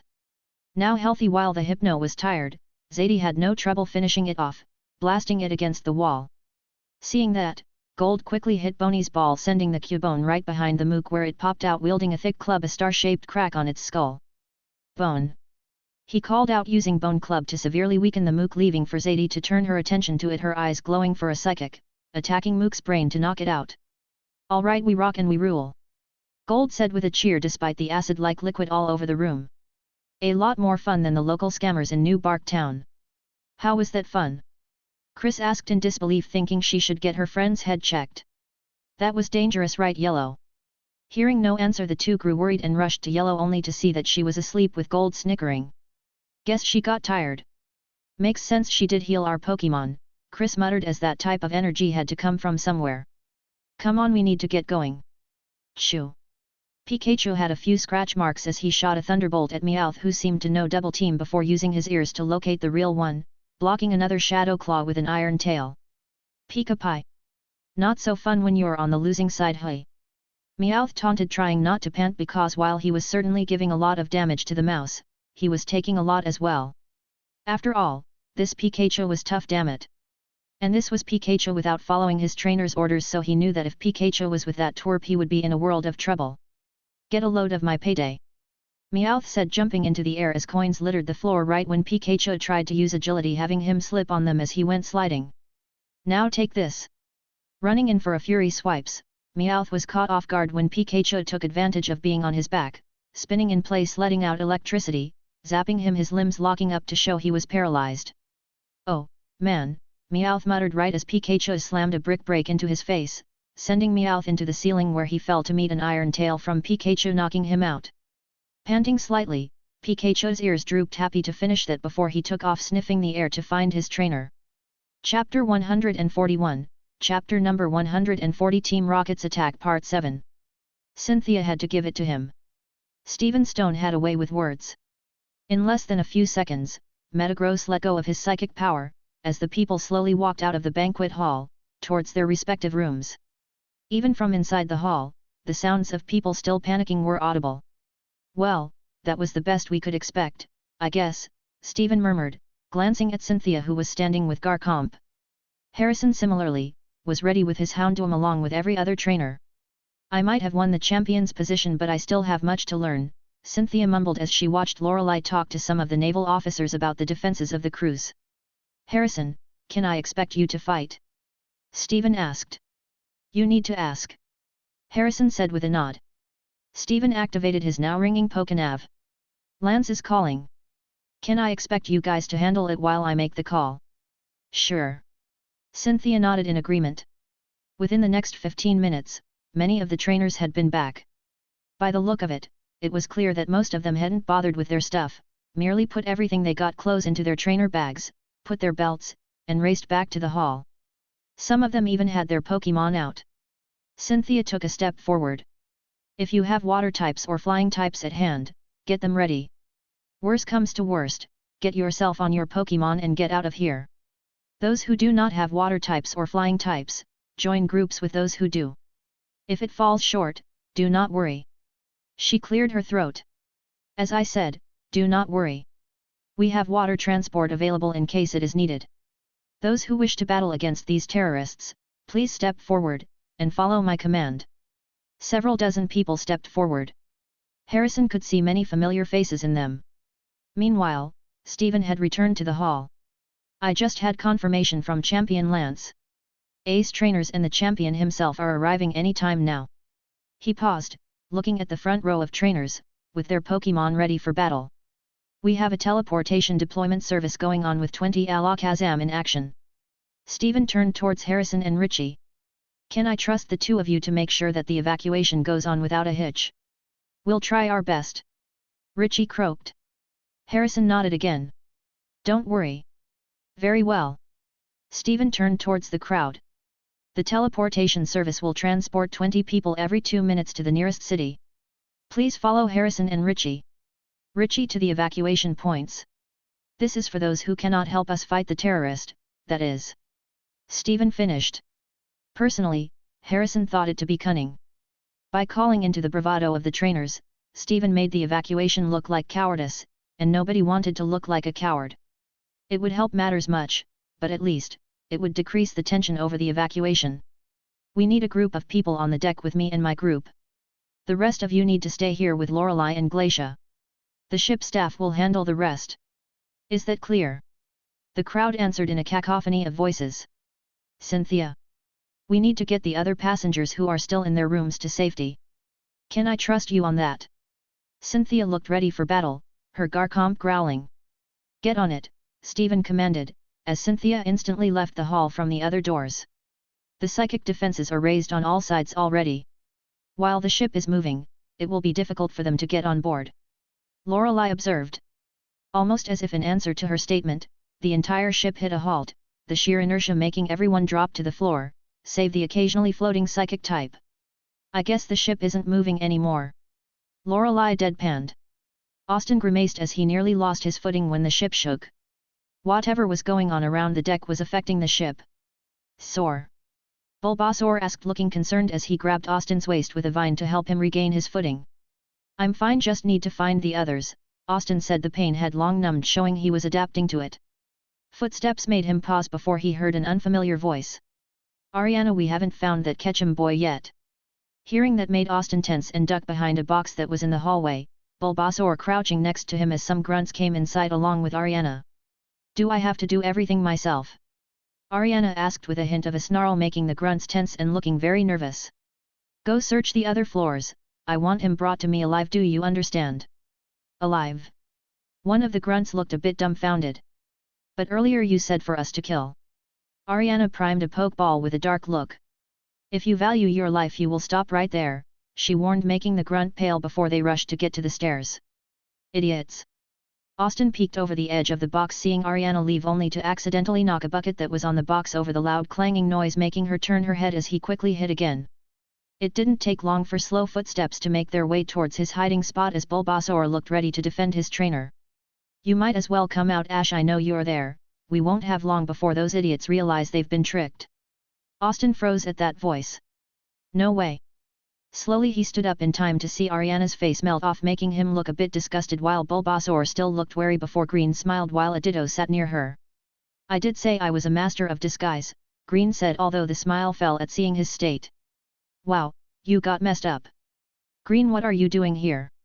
Austin asked in surprise, with Green crossing her arms with a look. Bulbasaur backed down on confirmation that his trainer knew this strange girl. Really? A pretty girl like me comes to the rescue and that's what you have to say? Green asked in a mock-hurt tone. You know what I mean, Austin said, a bit short, but he quickly shook his head. Sorry, I'm just on edge. Can't blame you there, you did piss off Team Rocket somehow, Green said with a shrug. I figured I owed you one since you didn't turn me in, now come on. Accepting that explanation, Austin gave a nod and walked towards her with Bulbasaur close behind. Have you found any of the others? No, you were the first one I found, Green said, wishing that she could use her Abra's teleport to move, but without knowing where the grunts were and being on a ship in the middle of the ocean she can't risk it. Wartortle, use Water Pulse, Nidorino Shadow Ball. Gary ordered his 2 strongest Pokémon to blast Team Rocket away. These grunts were practically cannon fodder for him, considering he was able to plow through them. Don't get him wrong, they were dangerous, but his Pokémon was stronger. Sis was worried for nothing. Gary thought with a smirk before reminding himself about the executives. They were the ones he needed to worry about, especially given how they were trying to kill Ash. Ashy boy, you stepped into it this time, Gary muttered right as Brock and Butterfree rounded the corner. Brock, you all right? Brock gave a nod, relieved to have found someone. I'm fine, you. Just peachy, I'll feel better when we find Ashy boy, Gary said, showing some concern. Seeing the concern gave Brock a small smile, as despite how Gary acted he was showing a lot of worry for his rival. "Sorry, you got caught up with this. TCH you should be, this is taking too much valuable time as it is," Gary said, realizing he was showing too much concern, and quickly put his arrogant facade back despite how Brock saw through it easily. Comment. 7. Comment. Vote. Chapter 142, Chapter number 141, Team Rocket's Attack Part 8. BZZ. Kitty made some motions with her stingers while Misty followed her right as they ran into Yellow, Gold, and Chris. ZZ. Kitty buzzed as she flew right up to Yellow in concern, seeing her unconscious. "What happened?" Misty asked as Gold was carrying her on his back. "Team Rocket had some sort of super mook that tried to kill us," Chris explained to her while Gold looked a bit taken aback when the beedrill gave him an evil look for some odd reason. Yellow fell asleep after the fight though, as she was exhausted. Can someone stop this beedrill from threatening me?" Gold asked with a stinger pointing right at his throat. "What did I do?" "Gold just put Yellow down," Misty said, knowing that Kitty was pretty overprotective of Yellow, especially considering how much like Brock Gold was at times with his flirting. And with how they were all separated, chances were that Kitty was now paranoid beyond belief about her trainer. Pie. Heads turning, they saw Pikachu running towards them, relief in his eyes, but he looked worried about not seeing his trainer. "At least we're finding each other," Chris said, with Misty giving a nod in agreement. But she wasn't sure where the others were. Zadie's eyes glowed once more as she looked down the hallway before she began to fly. "All right, Zadie found someone else," Chris said, running after her small bird, the others not too far behind her, finding Gary and Brock, who looked relieved to find them. Inside the banquet hall, executives Butch and Cassidy, who had arrived alongside Proton, were facing an angry Lorelei and her Pokémon, who were lashing out angrily toward their own. The other trainers were fighting against the grunts, though with the poison spray from the dozens of wheezing, there were several who had fallen on the ground, poisoned by the gases, as they screamed, holding their burning throats. Dagong, Aurora Beam. Melodic, Water Pulse. Lorelei commanded, the latter attack blasting open one of the walls, carrying several wheezing with it. Blast was, Polyrath, use Hydro Cannon, full power. Dodge that Weevil, and kill that blast was, Cassidy yelled, leaping to her left to escape a full-powered ice blast that would have frozen her. Hyper Beam. Lorelei roared. Supersonic. Butch returned. There is no escaping this, Elite Four Lorelei.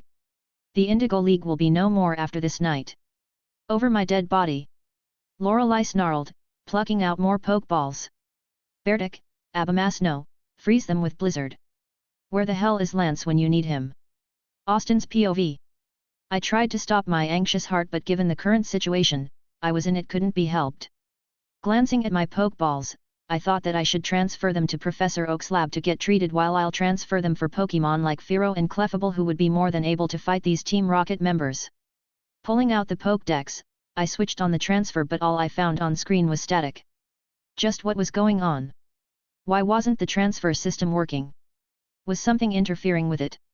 Did Team Rocket have some kind of transfer system jamming device? 3 kilometers away from the present location of SS. N. Don't waste it, Champion Lance. You aren't going anywhere, tonight. Executive Pierce snarled. The ones at the ship will have to do it without your help. I'll be there, and you will be arrested. Lance snarled back, his fingers on his Pokeballs. Dragonite had been having a hard time against the plethora of Pokémon surrounding him from all sides. It was time to bring out the big guns. Especially that Hydreigon. Lance thought bitterly. The dark draconic species from Unova was a real beast to deal with. Even Dragonite was having a hard time with it. Of course, it was easy to see that the beast was primal, untrained. But somehow, Team Rocket had infused it with all kinds of offensive attack moves, TMs obviously, and made it into a substantial threat. Lance quickly recalled Dragonite. His starter had taken several hits from that beast of a Hydreigon, which needed to be dealt with quickly. The attack had proved to be a much greater threat than he had estimated. At least the Ace team will reach there in time. How noble of you! A strange, unfamiliar voice reverberated all around him. Thinking about saving the ship even at the cost of your own life. Then again, you are the champion, after all. Lance stood agape, at the entity that had suddenly appeared in front of him.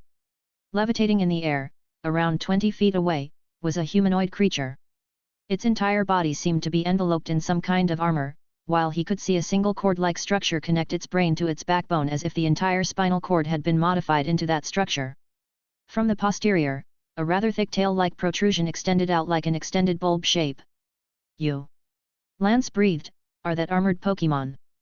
"Mewtwo," the voice reverberated once again. The surprising thing was, it seemed that despite being telepathically generated, the voice was audible, and could go as loud as Mewtwo wished it to be. "Mewtwo," Lance repeated. "Congratulations!" Mewtwo returned. "You are the first person aside from my partner that I have deemed to share my name with." Lance passively noted that even the executives and their Pokémon, even the Hydreigon, had stopped the battle to hear Mewtwo speak. Whoever this partner was, he was quite high up in the hierarchy, if not the head of Team Rocket himself. "Why me?" Lance asked, keeping his voice as casual as possible. Reaching the ship was still in the back of his mind, but getting out of the situation had a higher priority right now. Especially with the executives around him. "And humble too? I suppose you will give me a fair challenge." "If you want a challenge, I'll give you one later," Lance answered firmly. "Right now, I have more important priorities at the stake." Interesting. I suppose you have a point. That means, you will have to be kept alive, to get me a decent challenge in the future." Mewtwo pondered with an almost bored tone. Power plays are so weird. His triangular slits in the armor above his eyes glowed bright blue, and suddenly, all of the ace trainers were levitated in the air, all of them gasping as if someone had just grasped their throats tightly and raised them. "Stop!" Lance gritted his teeth. The bluish shade turned a deep red before vanishing altogether, as several heads fell off from their bodies, the ace trainers now decapitated, fresh, red blood sprouting out of their necks, as they hung lifelessly in the air. Almost instantly, Hydreigon was automatically summoned into its Pokeball, which dropped to the ground as Pierce started screaming his lungs out, before falling to the ground, seemingly lifeless, just like the trainers, though there was no blood on his person. "What kind of monster is this?" Lance shuddered, gnashing his teeth, as his fingers edged closer to his Pokeballs. Chapter 143, Chapter number 142, Mewtwo vs Lance. "What kind of monster is this?" Lance shuddered, gnashing his teeth, as his fingers edged closer to his Pokeballs. "I am not a monster, Champion Lance. I am just ahead of the curve." Mewtwo raised his head. "Look around you. There is no one to disturb us, right now. Give me the battle, a one-on-one, and I will let you leave. Try resisting me, and you shall join your mates in the afterlife." Lance considered it. There was no way of getting out alive against the Mewtwo's wishes. He would have to play the game according to his rules. "One-on-one, and you let me go. Do you agree to that?" Mewtwo tilted his head. "I am not the one with everything to lose, champion." "Very well," Lance lifted his Pokeball to call upon one of his strongest battlers. "Go, Charizard!" The roar that accompanied the proclamation was enough to send weak-hearted men into cardiac arrest, as Lance's Charizard, the 10-foot-tall behemoth, landed on the ground, his nostrils sprouting flames as he regarded his contender for the battle predestined to happen. "I asked you for a battle, and you give me these toys to waste my time on." Lance didn't rise to his taunt. "Charizard, use Dragon Rush, and show him your power." Charizard let out a soul-wrenching roar, before a draconic aura surrounded him, as he vanished, before appearing 2 feet away from Mewtwo and unleashing a scorching, ravaging twisting beam of draconic energy out of his mouth, aiming for Mewtwo's face, who just levitated, without any shift in body language, as the super-powerful beam of liquid destruction arrived mere inches away from his armor. And stopped. Just like that. But how?" Lance gasped, not sure how to believe the fact that the psychic had simply stopped the dragon breath midway, allowing it to congregate together into a single, condensed sphere. The more Charizard gave out, the smaller the sphere seemed to get. What was initially several feet thick beam of bright orange, was now condensed into a shining blue, and a little more in size than a ping-pong ball. Draconic energy. It is a wonderful thing. Too bad I cannot harvest it at this stage. Even I, it seems, am not omnipotent. How irritating. Lance, however, had enough. It was beyond his comprehension how anyone, could have made a joke out of his Charizard's attack like that. Was there no end to this Pokémon's power? "Charizard, he replied tersely. Use blast burn. Charizard let out another roar before it got enveloped by a fiery crimson color, before lifting off the ground, as it transmitted the highly corrosive blast burn energy towards Mewtwo, hoping that the attack would destabilize Mewtwo's hold on the draconic energy, and perhaps the explosion would be enough to annihilate this psychic. Mewtwo smiled. After all, body language was important. His partner had taught him that. An explosion did happen. One that sent Lance flying several feet, hitting his head against a rock, as blood oozed out. Blurry-eyed and somewhat lacking in coordination, he stood up, only to watch in sheer horror as Charizard floated in the air, catching his own throat, trying to desperately lash out but in vain, as Mewtwo floated in front of him, without a single movement. I have to agree, that was an impressive attack. Impressive, for a lower species. Though I must say, I am quite bored with this. You are not worth it, not now at least. Please, please. Lance pleaded as Charizard was making noises no Charizard ever should be making. A one-on-one battle, champion, and this is my victory. All of a sudden, the tail flame went out with a poof, as Charizard hung, lifeless in the air, before getting unceremoniously dropped to the ground. You monster! Lance raged, blood from his injury covering the majority of his face, as he rushed towards his fallen friend. There was no sign of injury, yet no sign of life in him. I'll kill you. I understand, champion. It must feel bad, very bad indeed. To know so desperately that you are right, yet to fail, all the same. Mewtwo spoke softly. You did nothing to me, but I took away a Pokémon from you. Thus, I must give something back. There was a soft explosion as one of the fallen Pokeballs on the ground burst open, releasing the Hydreigon, which fell upon its knees, before beginning to screech in unspeakable agony, before condensing into bright light, which got sucked into Charizard's Pokeball. And now I have compensated for that. Farewell, champion. I hope the next time we clash our powers, you will have something better for me to waste my time on.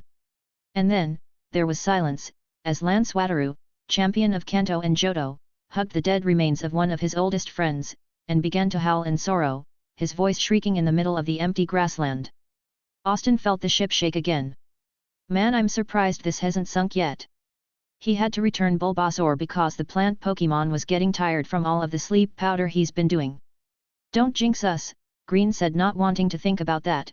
Her Ditto was nearby before she heard a lot of footsteps, so she grabbed Austin and pushed him against the wall, pressing herself against him.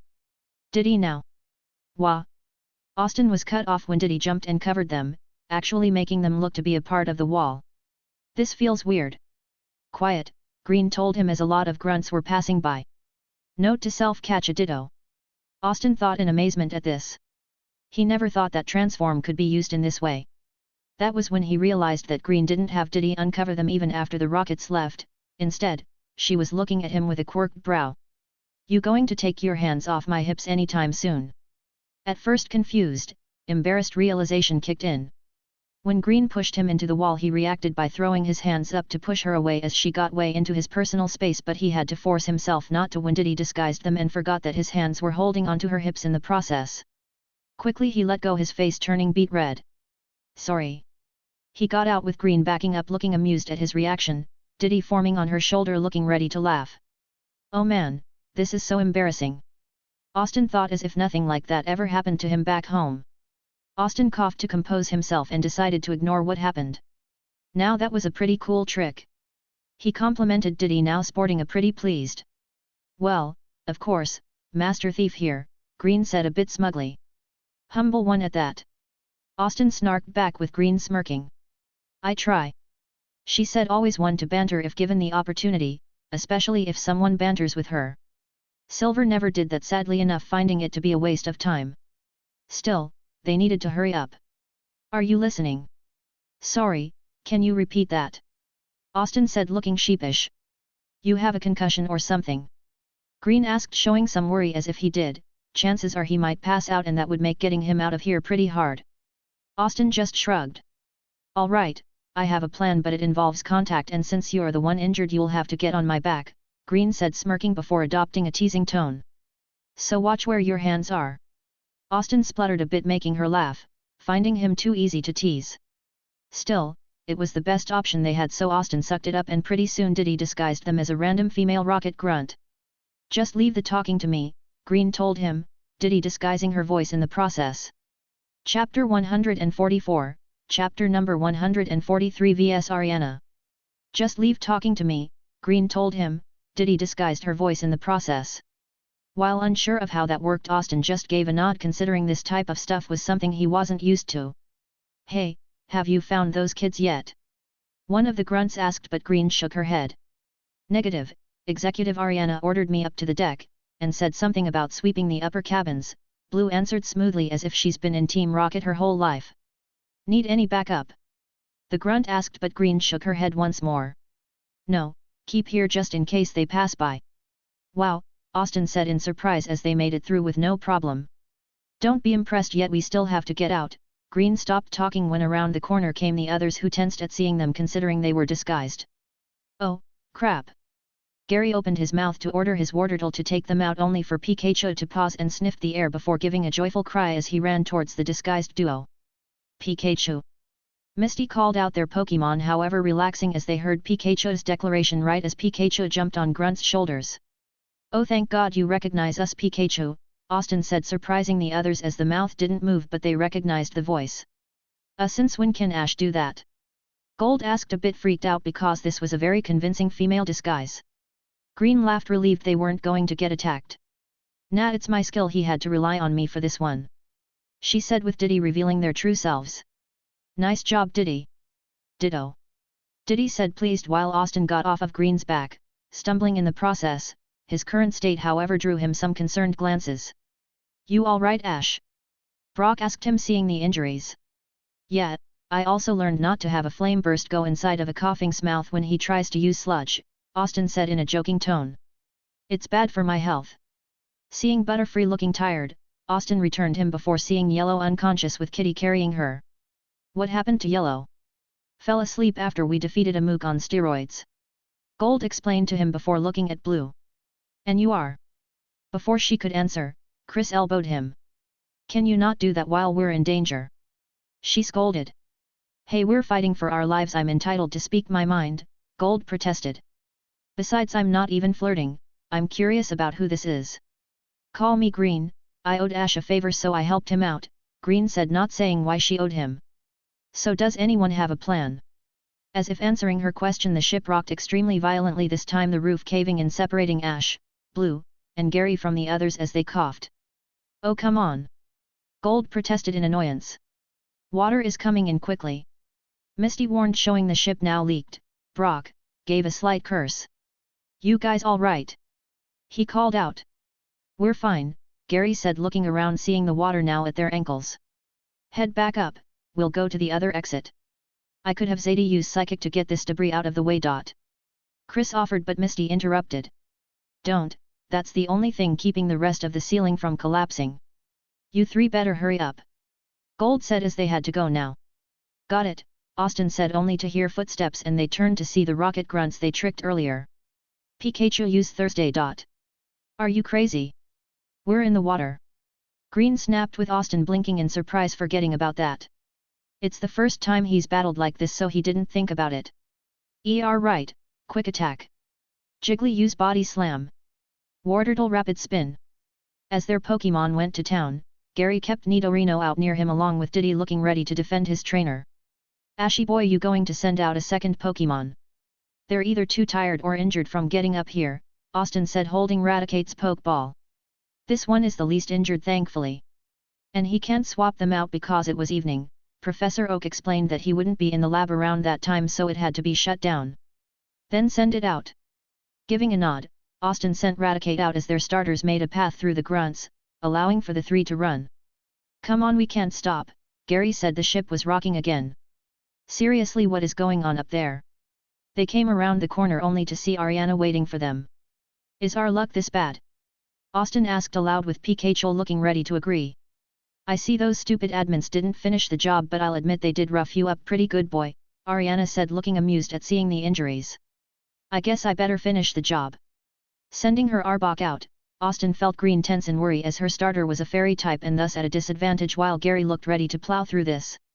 Thankfully the Arbok looked injured and she didn't seem to have her gloom out, but they needed to be careful. Vaino-shock, Ariana ordered the Arbok blasting the poison to move right at them. Gary quickly called out a protect with Wartortle making the force field to protect them, along with Austin calling out agility to have Pikachu outspeed the snake, and Blue went with disable preventing the Arbok from calling that move out again. Dropping the protect, Wartortle shot in with a rapid spin with Pikachu supporting him with an iron tail, knocking the Arbok back right as the Jigglypuff used a defense curl/rollout combo. Ariana, despite being annoyed, just smirked. I have to say, you children are impressive. It's a shame you three are against us. You could have gone far in Team Rocket. We're on a sinking ship, Gary told her harshly, the water now reaching their calves, almost at their knees. If we continue this, you'll die too. What better way to fight? Ariana asked a bit sadistically, showing she didn't care. Quite the thrill, isn't it? Guys, we need a plan, Austin muttered, his eyes looking around as he could see that Pikachu was having trouble and had to get on Wartortle to keep out of the water while Jiggly just puffed herself full of air to float. However, Green saw that a shape was darting through the water right for Austin. Ash, look out! Wah! Austin was caught off guard as a quillfish shot out of the water, glowing purple for a sludge bomb. Seeing that, Raticate jumped in front preparing an iron tail, but the quillfish slammed into her, the poison now surging through her system as it wasn't gentle at all, actually ripping its spikes out of her. Raticate! Austin called out in horror, his Pokémon slumping into the water, breathing extremely heavily as there was actual blood showing around her. TCH, that was supposed to be for you, but I guess killing your Pokémon will suffice, Ariana said with a smirk as she had her quillfish overcharge that with enough toxins to kill. Are you done? A voice called out to Ariana, who turned to see Petrol was coming towards them. Well now, this looks terrible. He muttered in amusement before sending a Kadabra out. Petrol, can you give me some alone time? Ariana said as she licked her lips. Petrol nodded as he glanced at the group who was on guard as Kadabra glowed. Suddenly everyone but Austin vanished with a teleport. Where did you send them? Austin screamed out, but he barely dodged a poison spike from Quillfish. I don't think you have time to worry about them. Ariana sadistically said as Petrol teleported away while saying, don't take too long. Chapter 145, Chapter number 144, Hopelessness. Where the hell is Lance? Cynthia screamed as she leaped to the side, just in time to avoid a poison sting attack from an enraged Drapion. Garchomp swung past her, slashing the poison type with his fin, before throwing a dragon pulse right on its face, as the dragon held Cynthia in her arms and leaped off the ground, arriving right in time to deflect a shadow ball that would have hit Steven from the right. Thanks. Steven breathed, his knee still hurt and bleeding like hell. The man looked like he had suddenly aged by 10 years, as he dodged another burst of lightning from an attacking Magnemite before Skarmory banished him with one of her countless steel wings. Did Lance send any message? Cynthia asked, directing Garchomp to help Skarmory and Metagross. Not yet. Lance and the Ace team are unresponsive and off the grid. Besides, the psychic barrier is preventing all kinds of communication. Steven replied, his voice hoarse. Are you ready to finally surrender, Steven Stone? Proton, who had a cut right across his face, snarled at him. You wish. Steven shot back. Proton laughed aloud. A cold, cruel laugh filled with refined cruelty. Your champion has been dealt with. Lance cannot come for anyone's help. Steven's eyebrows widened. You lie. Do I? Proton sneered. Very well. I suppose if my words cannot convince you, see for yourself, the site of your annihilation. He brazenly pointed high up in the night sky, as the elite trainers followed his direction. There, levitating in the night sky, was a humanoid creature, with his bulb-like tail waving softly in the night breeze. Despite the shadow, Steven could make out the shroud of armor all around the entity, as it watched the ship from its vantage point. The armored Pokémon. Steven breathed with raw desperation, fear, and helplessness. Did this Pokémon kill Lance? The shock of seeing the armored creature gave Proton the opening he wanted. Swirling his whip, he lashed out towards Cynthia, aiming to decapitate her, only for a sudden blur to push her aside, as the whip stuck rough skin. Thanks Garchomp, she said as she glared at Garchomp, but no command was needed. Proton was still grinning devilishly, before his grin faltered, as a thin line of blood was visible on his neck, which then fell off, rolling on the floor, as his body stood lifeless, before joining its fallen part. Both Cynthia and Steven were too shocked to notice what had happened, though Metagross's eyes glowed a soft blue before turning pitch dark like always. The armored Pokémon stopped as it glanced at the deck of the ship. How is that possible? Entreating, this aura, this spirit still shines brighter than everyone, even my partner. Who are you? Cynthia's Garchomp, however, had other ideas. The draconic creature let out a howl, gathering an immense amount of draconic energy into its maw before releasing it all in the form of an orange mass, one that would reach high up in the air before releasing its most devastating attack. Draco Meteor.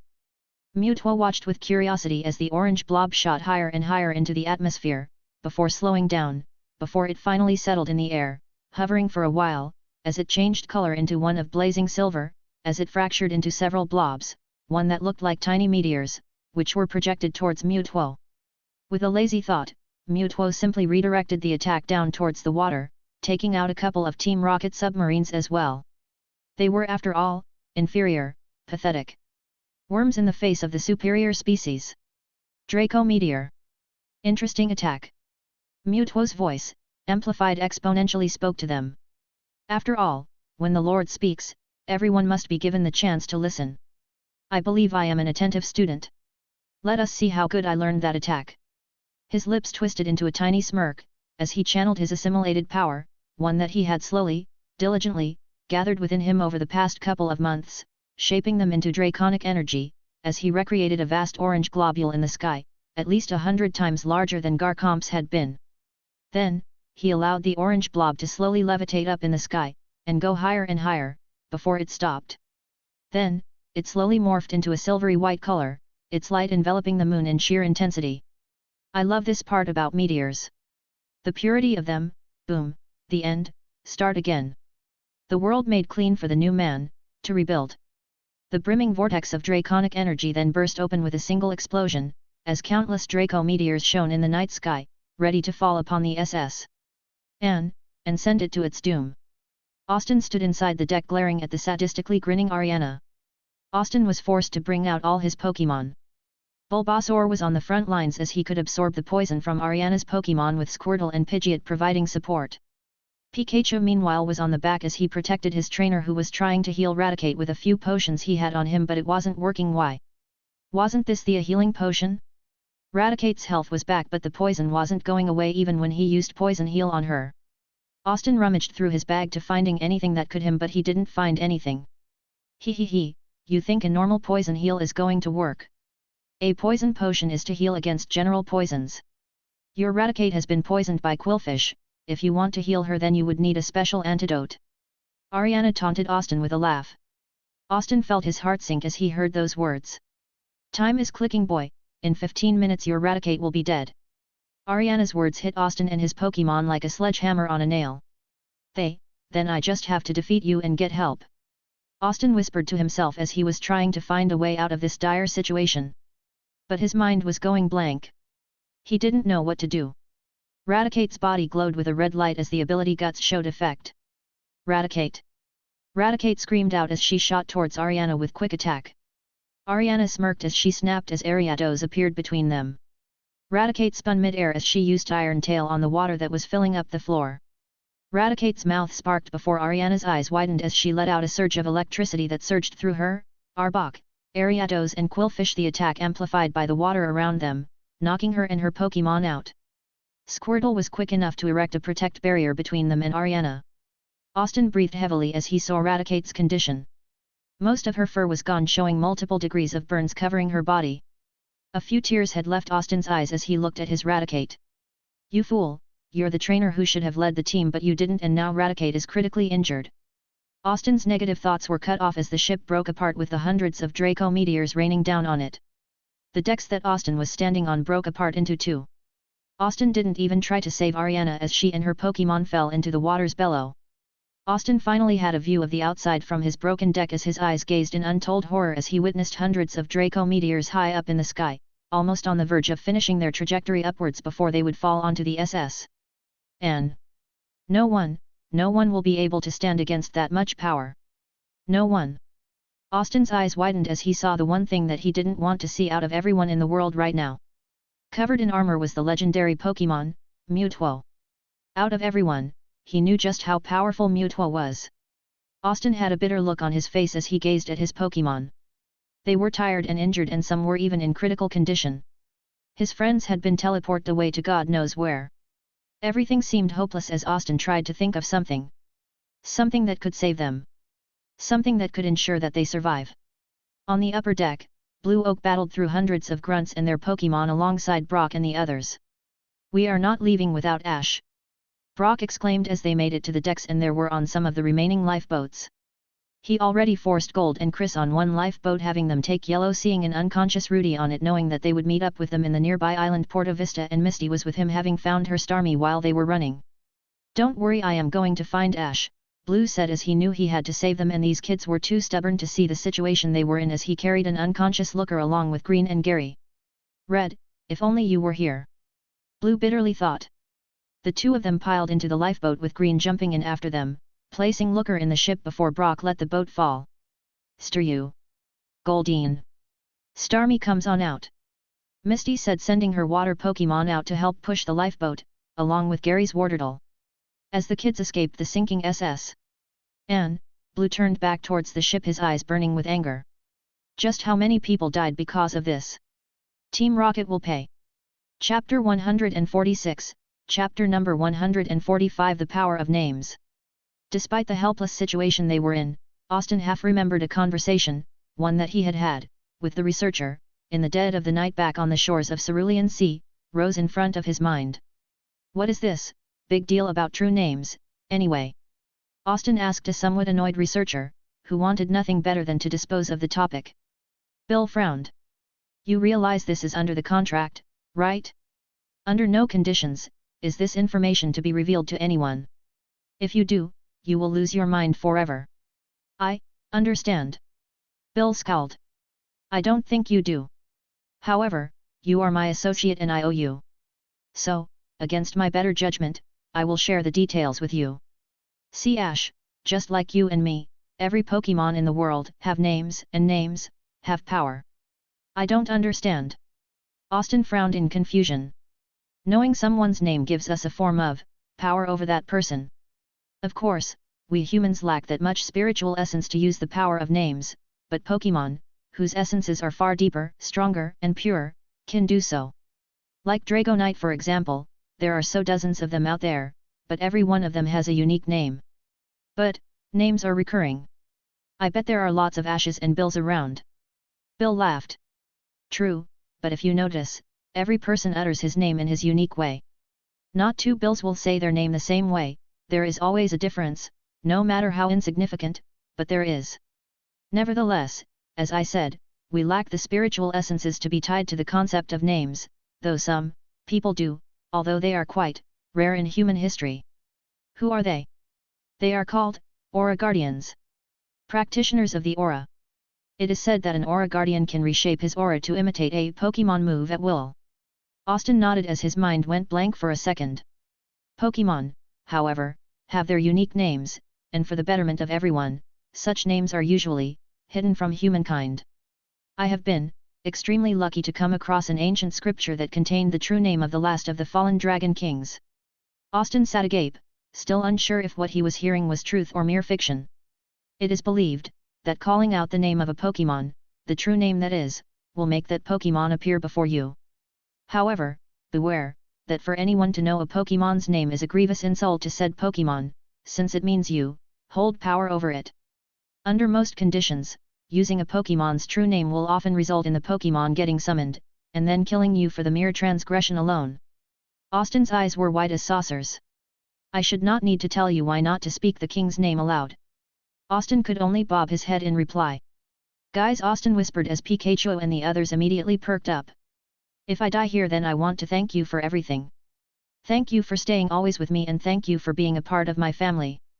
Pikachu and the others couldn't even process what was said to them. A thin smile spread on Austin's face as he gazed down to the sea and then looked forward. The fear of heights had developed in him when he accidentally fell down a flight of stairs when he was 7, but now for the first time, it wasn't scary at all. Maybe it was the moment of knowing well that your decision could mean the life or death of everyone here. He, his friends, and his partners. Austin closed his eyes, took a deep breath, and as he opened his eyes began to glow crimson red as he jumped. Pika! Pikachu screamed. Raticate tried to stand up but fell down as the extremely toxic poison flowed through her body. She breathed heavily, even then she crawled towards the edge. Please don't be dead. Please, please. There was no reply. Only the dark waters reflected Raticate's face as she was held by Pikachu and the others that stopped her from jumping. Mewtwo stood floating in his position in the sky waiting for the Draco meteors to finish their upward trajectory. There was no hurry, and if it were up to him, he would stop time itself to savor this moment to the fullest. So many people, so many elite trainers, so many Pokémon, powerful and weak, so many hopes, so many fears. All of them unanswered, as if like the omnipotent creator simply didn't care about their fate. Mewtwo smiled. Sometimes I think, maybe I am the creator myself. The thought interested him. Mew. The Guardian of Kanto was closer to the concept of the creator since all Pokémon were supposedly created from Mew, including himself. Mewtwo frowned. He would have to arrange a meeting between himself and his creator.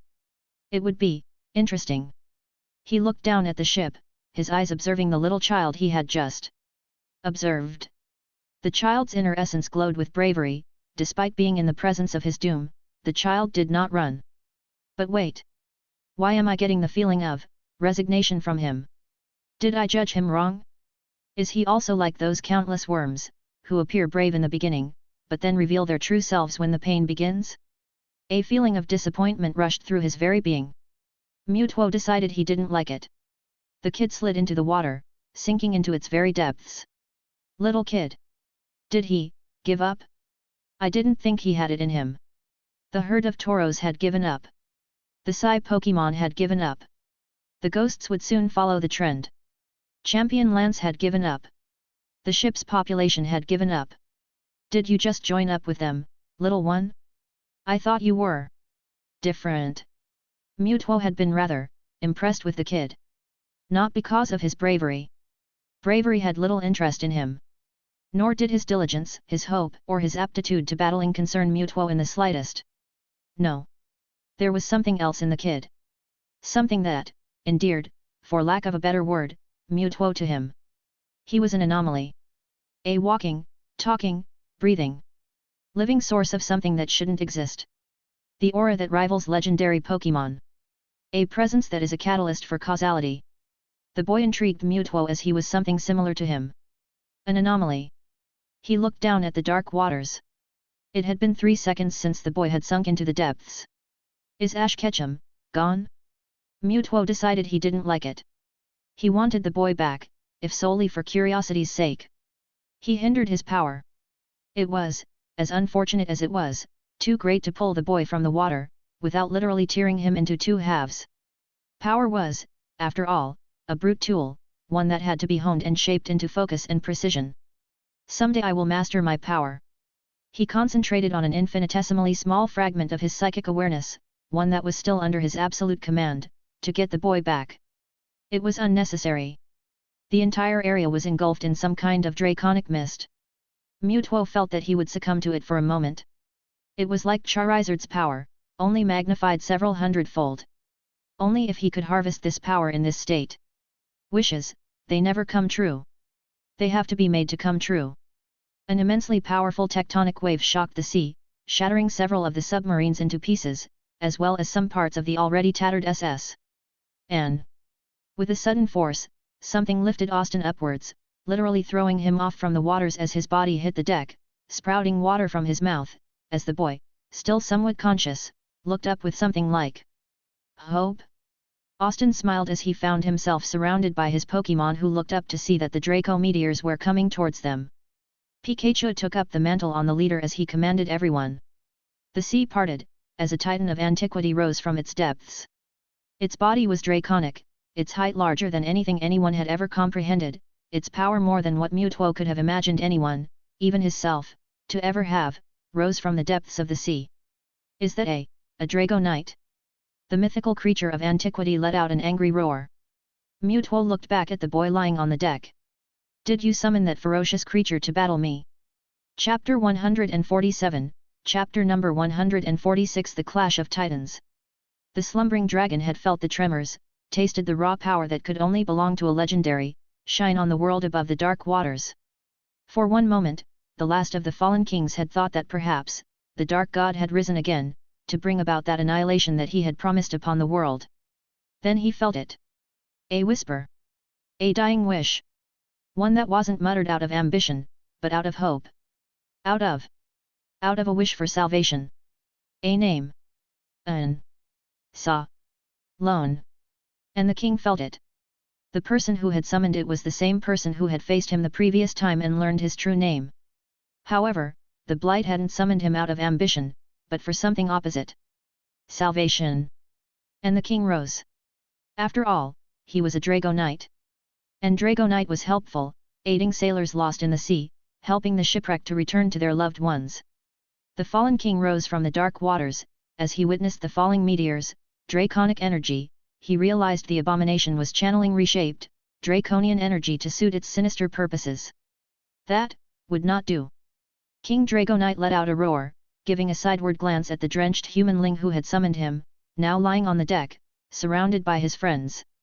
And the king's judgment began. Not a single person or Pokémon, friend or foe alike, uttered a single noise. All of them were gawking at the Drago Knight, if that was a Drago Knight, let out an earth-shattering roar, before sending a single hyper beam into the atmosphere, the sheer power and size of which managed to shatter a majority of the falling draconic bombs with a single strike. Confident that the humans and Pokémon on the ship would be able to deal with the rest, the fallen king turned to stare at the abomination, one who wielded the unfathomable power of a legendary, and yet, his actions were that of the lowest scum imaginable. With another howl, the king sent hurling a burst of pure power, a dragon pulse that was yards wide, towards Mutwo, who shockingly enough, had to hold his hands forward to stop the powerful attack from reaching towards him, as he began to use his true power. However, Drago Knight was far from done. He released a quick hyper beam, one just as powerful as the previous one, in quick succession with the overpowered dragon pulse. The abomination might have been able to somehow hold back the dragon pulse, but when the hyper beam slammed into the condensed draconic energy, nothing on Earth, legendary or not, was able to contain the explosion that happened, as a shockwave powerful enough to tear and into pieces came lashing out of it in all directions. The rockets had, expectedly, departed from the destroyed ship as quickly as possible. With the advent of this creature of antiquity, neither the executives nor the grunts could have an idea about what would possibly happen. Mutwo's lackadaisical behavior towards them certainly didn't help matters. In a matter of mere minutes, the entire crew of rockets had somehow scrambled their way out of and, returning to whatever submarines were still present and functional, the executives teleporting away now that the psychic shields held in place by Mutwo were no more.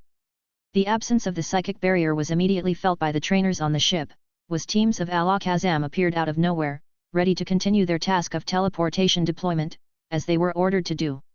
While Harrison and the Psy Pokémon on the ship had transferred quite several people already, it was time for the Wailord teams to be set loose.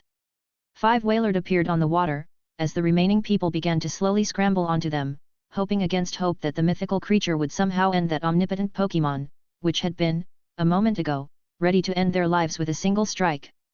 Stephen, Harrison, Cynthia, and Lorelei were helping the crowds get over to the Wailord group that floated on the waters, ready to deport with the people trainers and sailors alike. Glacia had suffered from some injuries but none that wouldn't heal in a day or two. Austin opened his eyes slowly, staring at Pidgeot zooming on top of his head in the air with Pikachu holding his Pokeball holster belt. Pikachu shot a few thunderbolts, helping Garchomp take care of the remaining Draco meteor attacks that were falling towards them. I have Pidgeot with me. I trust her with my life.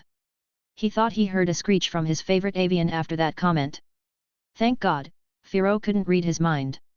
Austin looked towards the other end of the night sky, where the King Drago Knight was giving Mutwo a really hard time, the psychic having to use his powers to defend an attack against someone of the king's stature and power, like any other normal Pokémon. Welcome to Earth, asshole. Austin could have sworn he had a feeling of amusement flit through his mind. Only if the entire thing had ended with the feeling. After withstanding all that it had, and, while a magnificent specimen, was, after all, a machine. And like every machine, it too, had its limits before it broke down to pieces. The next shockwave that lashed against its machinery after Mutwo and the Drago Knight clashed, a shadow ball against a dragon pulse to be exact, was too much for it to hold on any longer. And gave up. The ground beneath his legs suddenly gave up with an indiscriminate creak, as Austin felt himself fall down towards the broken piece of machinery. There was no water, no raging fires or anything, just broken pieces of metal and equipment. One that would tear him apart. Austin hit his back against the sharp side of the broken deck, rendering him almost unconscious as he fell towards the metal pit. Before losing consciousness, Austin saw Pikachu and Pidgeot rushing toward him as Pikachu launched himself with a quick attack, but it was not enough as one of the Pokeballs opened up, revealing a critically injured and poisoned Raticate who used Pikachu's body as a launching pad to launch herself at her trainer. She couldn't care less about her safety, about her life, she only wanted to save the one person who gave her a chance to become something. In the Viridian Forest, she saw many trainers that ignored her for the fact that she was just a Rattata, yet he gave her a chance. She battled with opponents stronger than her. She had a place to belong. She had a family. And if she could repay the human who gave her all of them with her life, then she would gladly do it. Before Austin fully lost consciousness, he saw Raticate smile at him as darkness engulfed his mind. Chapter 148, Chapter number 147, Calm Before the Storm. Darkness. He slowly opened his eyes, taking in the alien environment all around him. Bubbles rising. He opened his mouth, as his heart wrenched, deprived of oxygen as bubbles frothed his lips. He closed it, closing his eyes as well. Wasn't this better? There was so much noise outside, so much hurt, so much pain, anger, rage, fire, destruction, loss. Darkness. He opened his eyes again. I'll become the world's greatest Pokémon master, Mom. You'll see. Pikachu, Fearow, Pidgeot, Raticate, Butterfree, Clefairy, Bulbasaur, Charmander, Squirtle, Krabby. Even the newly joined Nincada, though he hadn't even had a single word exchanged with it.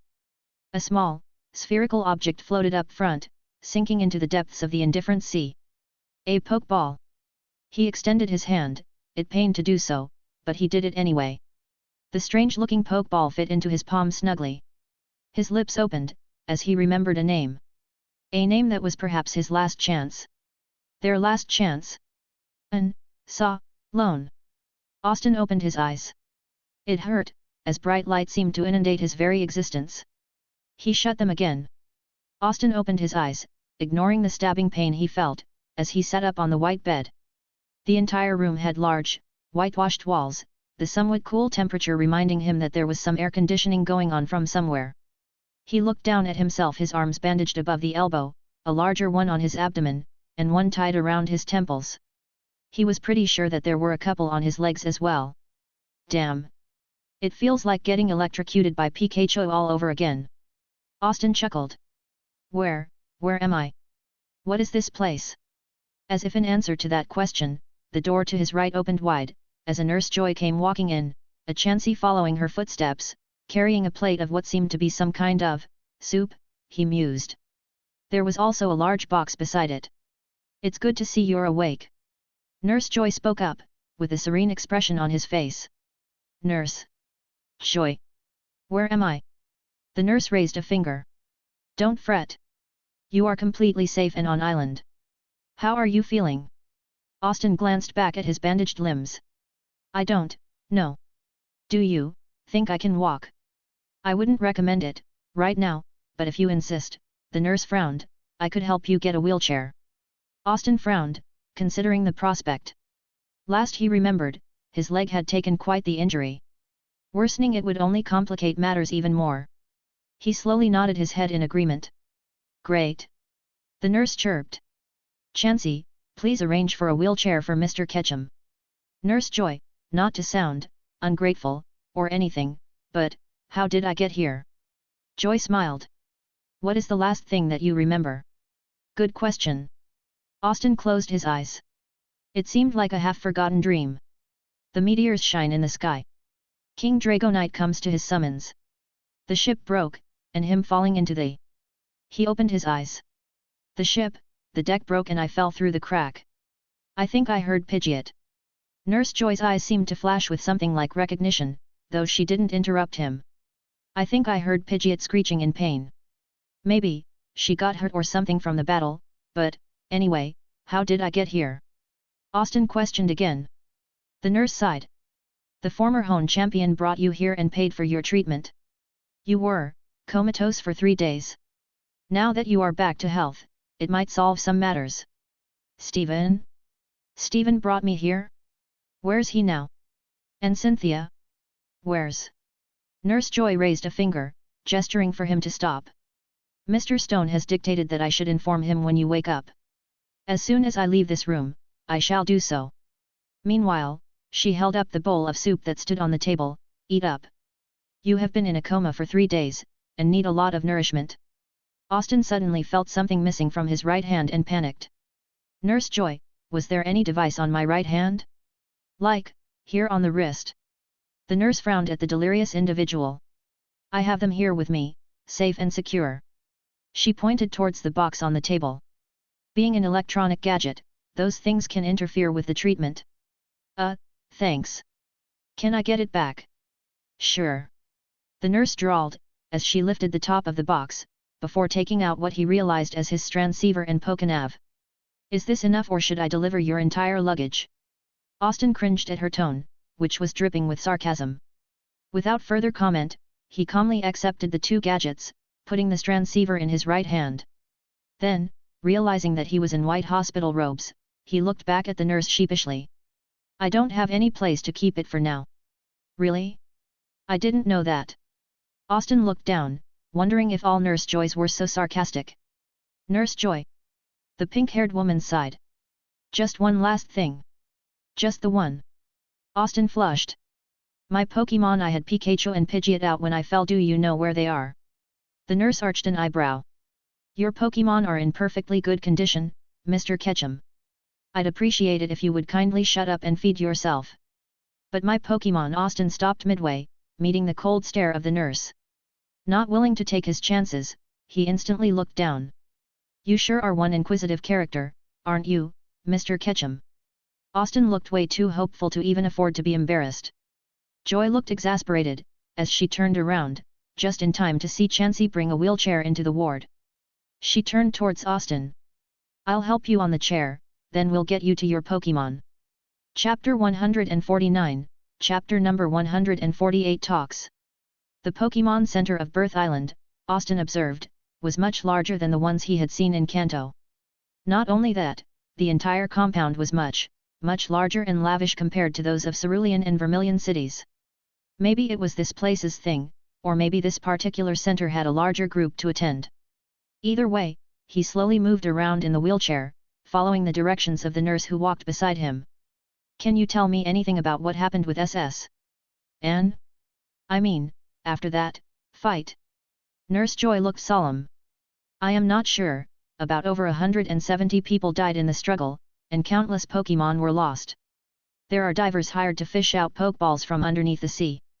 That reminded him. Nurse Joy, did I have a Pokeball on me when I reached here?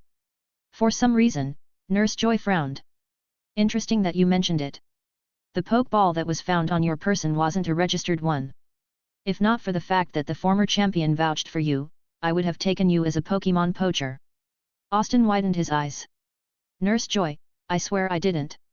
Joy raised a finger again. Relax. The former champion wouldn't just vouch for anyone like that. To answer your question, yes, there was a Pokeball on your person when you arrived here. An unregistered one, which had an exotic Pokémon locked inside it from home. She paused. I believe it was an Inkata. It was quite joyful if I say so myself. The nurse looked Austin squarely in the eye. Under his orders, I registered the Pokeball and the contained Pokémon under your name. The Pokémon inside was injured, and so I took the opportunity to treat it, before returning it to the ball. It will be handed over to you once you are deemed fit to leave the ward. And my Pokémon? What about them? Your Pikachu and Pidgeot have undergone treatment and are completely fine now, though, her face scrunched, they have been resisting returning to their Pokeballs. I swear I haven't seen a more stubborn pair. Austin chuckled weakly before he turned past the end of the corridor into what seemed to be a large garden of sorts, with several grass types and bug types all around, and in the center of the garden, floating in the air, was Pikachu. Beside him, perched on the ground, a rather odd sight for the bird, was Pidgeot. The avian let out a wild screech at seeing Austin before she hopped towards him. Pidgeot let out another screech of happiness and Pikachu happily ran toward his trainer. Pidgeot, Austin murmured, as the great avian brought her head closer to Austin so that he could touch her beak. By the gods, her head alone traversed the length of his arm. I'm glad you are fine. She's something, isn't she? Nurse Joy remarked softly. You are an amazing trainer for having raised such beauty. Austin sheepishly grinned and rubbed the back of his head. What about my other Pokémon? He asked, loudly. Your Bulbasaur and Squirtle had injuries before I treated them. The rest of your Pokémon seem healthy. They are now resting in the Pokeballs. I can bring them to you, though she paused for a moment. I will need your word that the garden and the Pokémon living here will not be disturbed. Austin chuckled. You have my word. The nurse smiled. I will send Chansey with your Pokeballs. I need to make that call to Mr. Stone first. Can I expect you to be here by yourself without any trouble? Austin bobbed his head carefully. Don't worry. Mr. Ketchum, I was informed to tell you that Professor Oak wanted to have a word with you as soon as possible. Thank you for telling me. I am just doing my job, Mr. Ketchum. He dialed Samuel Oak's number. Ring. Ring. The screen lit up. Almost an hour later. And that was all. Austin finished, his voice hoarse, as he completed the gargantuan task of explaining everything that happened to his delirious mother, and an equally concerned albeit slightly lucid Professor Oak. Austin had gone ahead to explain everything with some parts of his story edited. He had described how the psychic had created an enormous draconic bomb, from where countless Draco meteors had erupted out, and how, a King Dragonite had appeared out of nowhere, coming to their aid and defeating the psychic, causing him to flee. He had conveniently omitted the portion where he had, ignoring the possible ramifications of the act, summoned the King Dragonite to battle against the psychic. By the end of it all, Delia Ketchum was a sobbing wreck, fallen to her eyes glittering with tears as she allowed them to fall without concern. Samuel Oak, a man who had been through a lot, seemed shaken at Austin's account of the events that had conspired on that ship. Ash, Samuel spoke at last. I believe, for your betterment, as well your mother's sanity, you should return home, at least for a few weeks. The funny thing was, Austin had seen it coming. I will do that. However, I am too weak right now to even consider traveling, or even teleportation, considering that more than half of me is bandaged and on a wheelchair right now. Delia, still on the floor, heard that statement, as she stood up, looking at the screen. Then I will go there. There's no way I am going to leave you alone after all that has happened. Mom. Austin somewhat hesitantly said. This was going to take a little more convincing.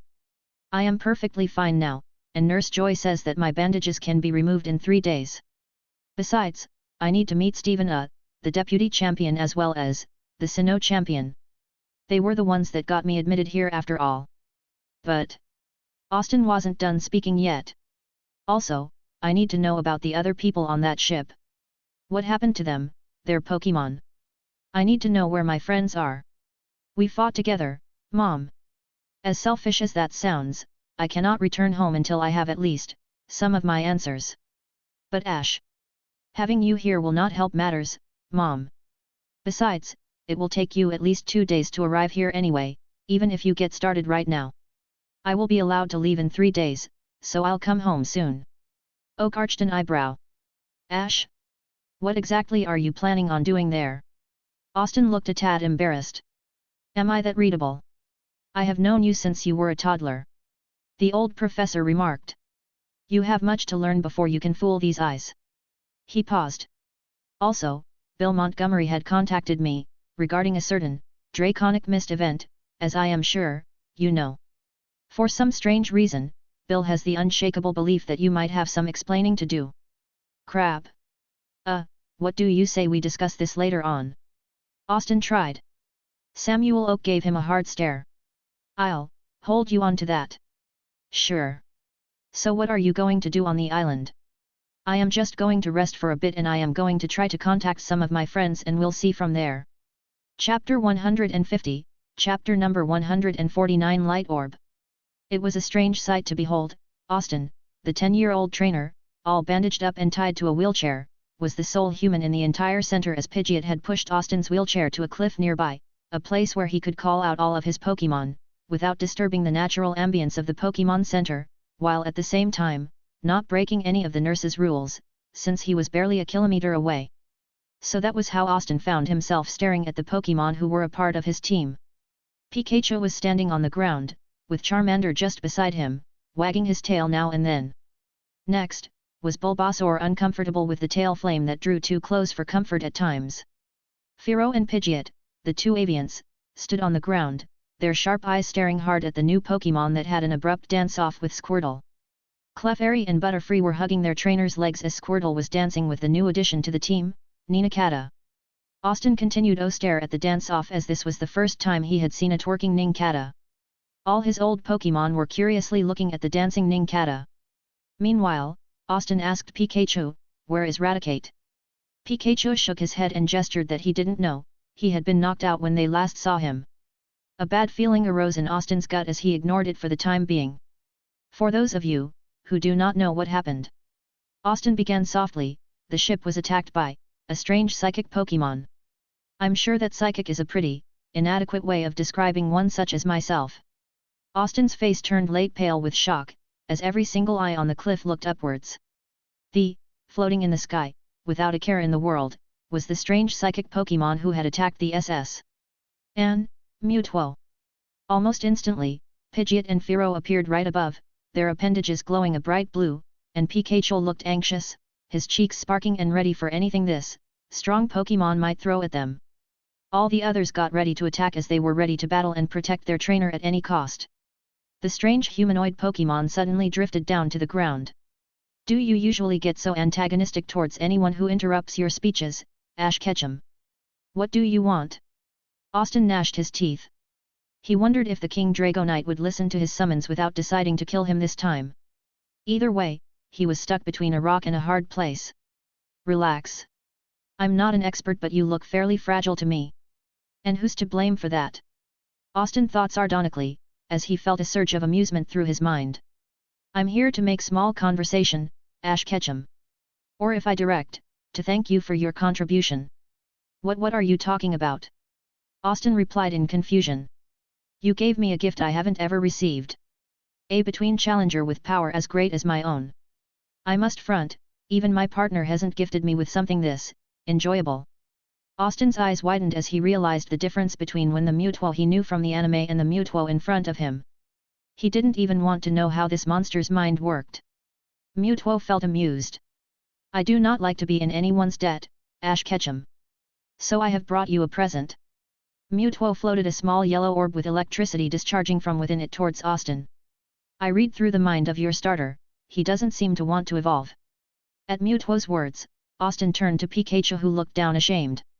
He didn't want to evolve just yet. Maybe it was for his ego or maybe it was fear, but Pikachu wanted to become the strongest of his kin just by being a Pikachu. Austin just smiled as he rubbed his starter's head. Pikachu needed to know that he respected his decision. This item was found after my partner foolishly tried to capture the Avian King of Thunder. Zapdos. Austin accidentally said. Exactly, the scientists at headquarters tried to find out what this item was, but to no avail, so I stole it out of interest. You want to know what I found?